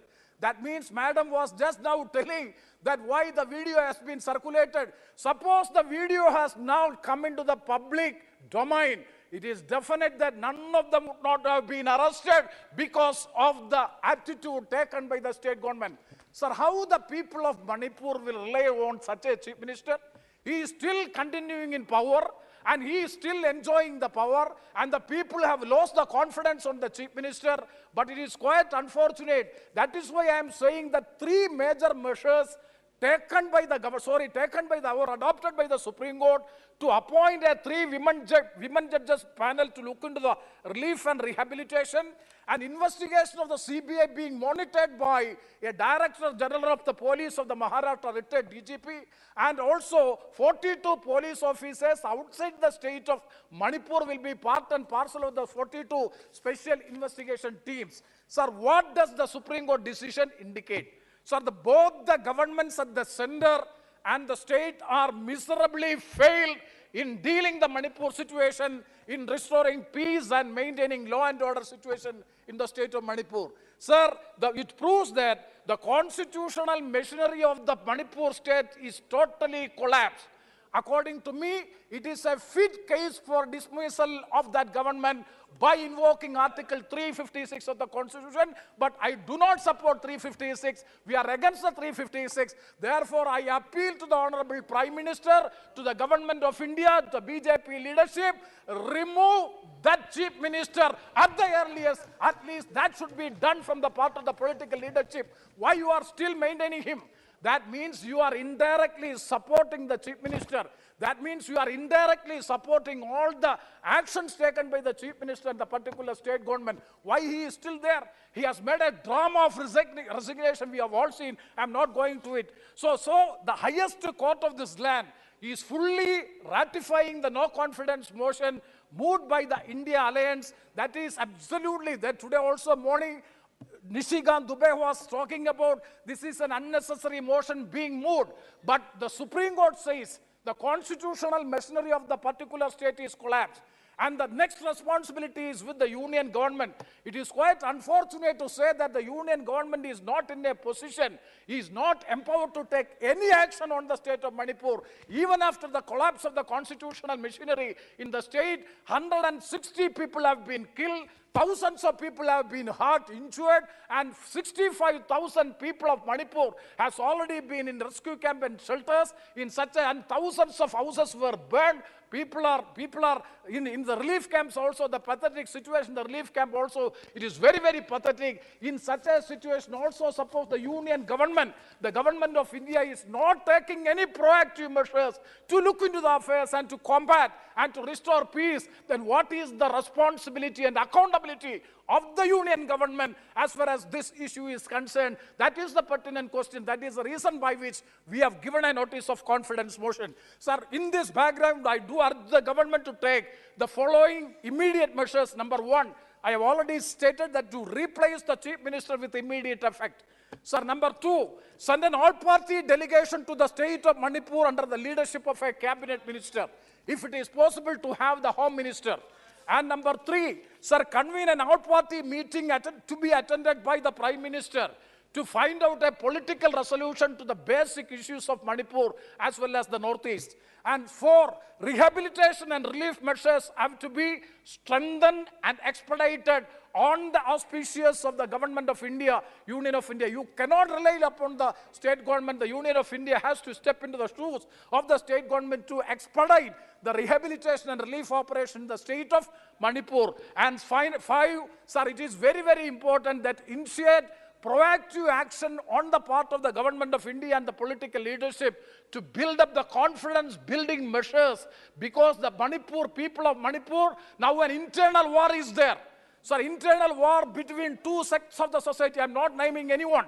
In such a situation, the confidence building measures, we, the entire political parties, the government, we are all with the people of Manipur. We have to restore peace and tranquility in the state of Manipur, for which an all-party meeting has to be convened and political resolution has to be adopted. These are the points which I would like to highlight on the part of this Manipur issue. Sir, as far as other issues regarding the economic scenario of our country, because this is a no confidence motion, so the economic situation of the country has gone from bad to worse over the last 9 years. So the reckless decision on demonetization and hasty implementation of GST have broken the backbone of our economy. The agriculture sector is in total turmoil. Sir, with the highest ever recorded 8% unemployment growth and price rise has created unrest among the common people. Sir, 8% of unemployment growth rate is all the universal record as far as India is concerned, because such an unemployment growth is affecting the whole country, especially the educated youth. So our country cannot continue to live with this kind of irresponsible, insensitive and inefficient government longer. It is very difficult to survive with this government. So it is the right time to make the government accountable to the people through the House of People, for which no other better way but to vote against the government and pass this motion on the floor of the House. Sir, the House of People, Lok Sabha, is the representatives of the people directly elected from the people, the House of the People. The Prime Minister The ministers, the government is directly responsible. Pardon, sir? पारित करने के लिए vote इकट्ठे करने पड़ेंगे. Certainly, sir, certainly. So my point is, sir, the House of the People is the right forum by which the government can be made accountable. So my submission is, there is no other option as far as opposition is concerned to opt for this no confidence motion by which the government have to be made accountable. With these words, once again, I stand with India Alliance. Sir, India Alliance, that is Indian National Developmental Inclusive Alliance. Sir, we are yes, I'm concluding. Sir, we are transforming National Democratic Alliance, NDA, into India. That is the difference. We are making NDA into India, and for which, sir, the no confidence motion, I strongly support and stand with India Alliance to support this motion. With these words, I conclude. Thank you very much, sir. सभा की कार्रवाई बुधवार दिनांक 9 अगस्त 2023 को प्राप्त 11 बजे तक के लिए स्थगित की जाती है.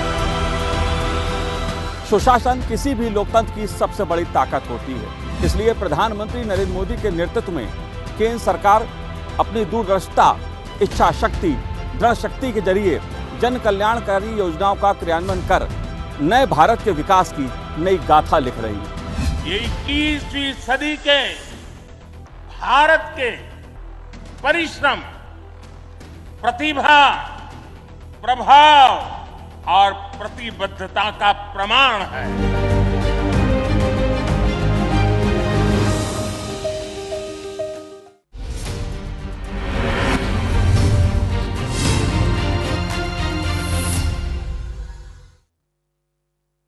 नमस्कार, स्वागत है आप सभी का। मैं हूं प्रीति सिंह और आप देख रहे हैं हमारा खास कार्यक्रम अभिनव पहल। देश आज विकास की ऊंची उड़ान भर रहा है और किसी भी देश का विकास, उसकी रफ्तार देश में इंफ्रास्ट्रक्चर की मजबूती पर निर्भर करता है। आज दुनिया के तमाम रेटिंग्स पर अगर नजर डालें तो हमारी अर्थव्यवस्था तेजी से बढ़ रही है। साथ ही बाकी देशों की तुलना में भारत की लॉजिस्टिक्स संबंधी रेटिंग बेहतर हो रही है और इसके पीछे की बड़ी वजह है बुनियादी ढांचे और लॉजिस्टिक्स से जुड़ी बाधाओं को दूर किया जाना। और इसी दिशा में एक बड़ा गेम चेंजर है पीएम गति शक्ति योजना। इस पहल की शुरुआत अक्टूबर 2021 में की गई थी। Department for promotion of industry and internal trade को इनोवेशन सेंटर की श्रेणी में पीएम गति शक्ति मास्टर प्लान के लिए prime minister award for excellence in public administration से सम्मानित किया गया है।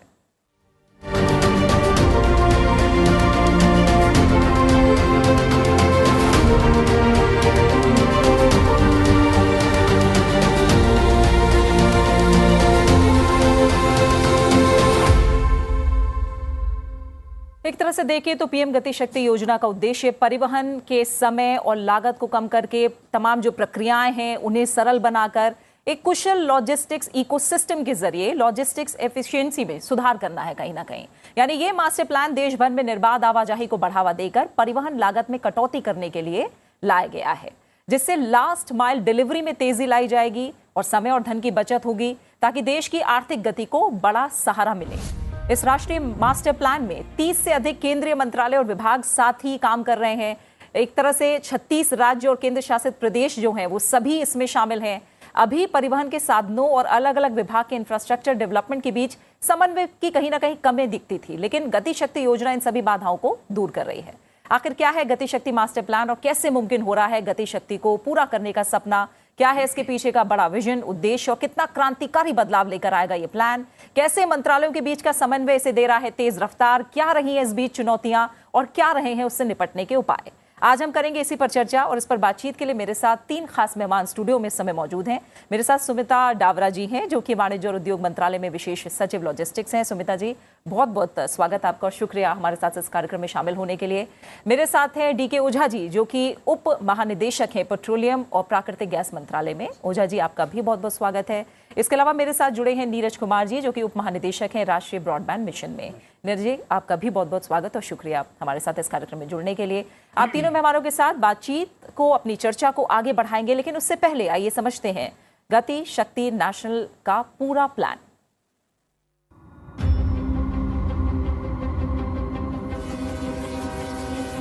पीएम गति शक्ति विकसित भारत विजन 2047 के अनुरूप नेक्स्ट जनरेशन इंफ्रास्ट्रक्चर के लिए होल ऑफ गवर्नमेंट अप्रोच का एक ट्रांसफॉर्मेशनल कदम है। इससे integrated planning, comprehensive decision making एवं सिंक्रोनाइज्ड इम्प्लीमेंटेशन संभव हुआ है। माननीय प्रधानमंत्री जी ने जो इंस्पिरेशन दिया उससे पीएम गति शक्ति कंसेप्ट पर काम शुरू हुआ। 13 अक्टूबर 2021 को पीएम गति शक्ति नेशनल मास्टर प्लान का अनावरण किया गया।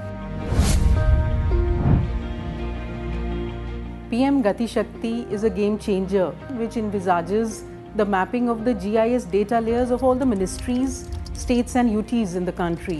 Hence, it is a challenge to make sure that the data is mapped. The data should be quality data, authentic, and today we have a national master plan in place which is being effectively used for planning comprehensively multimodal infrastructure connectivity in the country.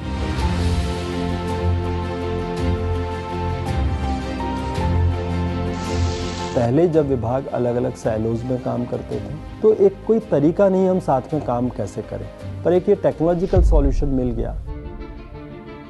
एक NHAI की सड़क के लिए जमीन acquire हो चुकी है, वहीं से एक गैस की पाइपलाइन डाली जानी है, तो उसी सड़क के जो अलाइनमेंट है उसको उपयोग करके गैस की पाइपलाइन डाली जा सकती है। लैंड एक्विजिशन की कॉस्ट बच जाती है। या सड़क की और रेलवे की टनल को एक साथ खोदा जाए, पुल एक साथ बना दिया जाए, तो उसमें कॉस्ट एफिशिएंसी आ जाती है। तो इस प्रकार से सिंक्रोनाइज्ड इम्प्लीमेंटेशन भी संभव हो पा रहा है। तो ये जो होल ऑफ गवर्नमेंट अप्रोच है, इसकी वजह से न केवल प्रोजेक्ट्स की कॉस्ट कई बार कम हो जाती है, इम्प्लीमेंटेशन टाइम में हो पाता है, जो हमारा एनवायरमेंट कॉन्फ्लिक्ट है वो मिनिमाइज हो पाता है, और जो सबसे महत्वपूर्ण बात होती है कि इसमें एक मल्टी मोडल कनेक्टिविटी क्रिएट होती है। सड़क से रेलवे, शिपिंग, एयरपोर्ट, मेट्रो, ये सारी चीज़ आपस में किस प्रकार से इंटरकनेक्टेड रहें कि जब व्यक्ति एक जगह से दूसरी जगह ट्रैवल किया जाए तो उसकी सुविधा का ख्याल रखा जाए। गति शक्ति पोर्टल पर इंफ्रास्ट्रक्चर के सारे लेयर एक साथ उपलब्ध हैं। इससे प्लानिंग काफ़ी फास्ट हो गई है और टाइम और कॉस्ट में भी काफ़ी सेविंग हो रही है।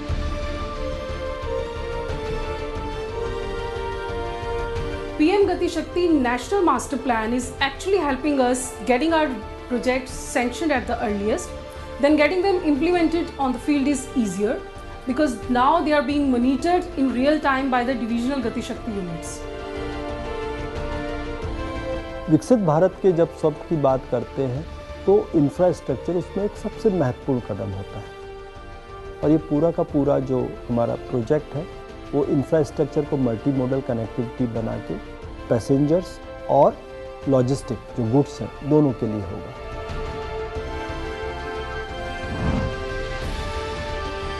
The PM Gati Shakti National Master Plan is a very powerful tool to enable this comprehensive planning to help us achieve goals towards a more developed nation.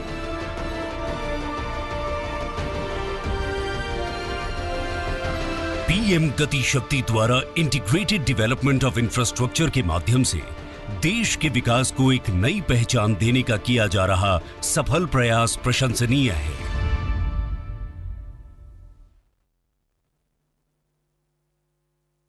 तो आइए इसी को लेकर करते हैं चर्चा। सुमिता जी, पहले मैं आपसे बातचीत करूंगी।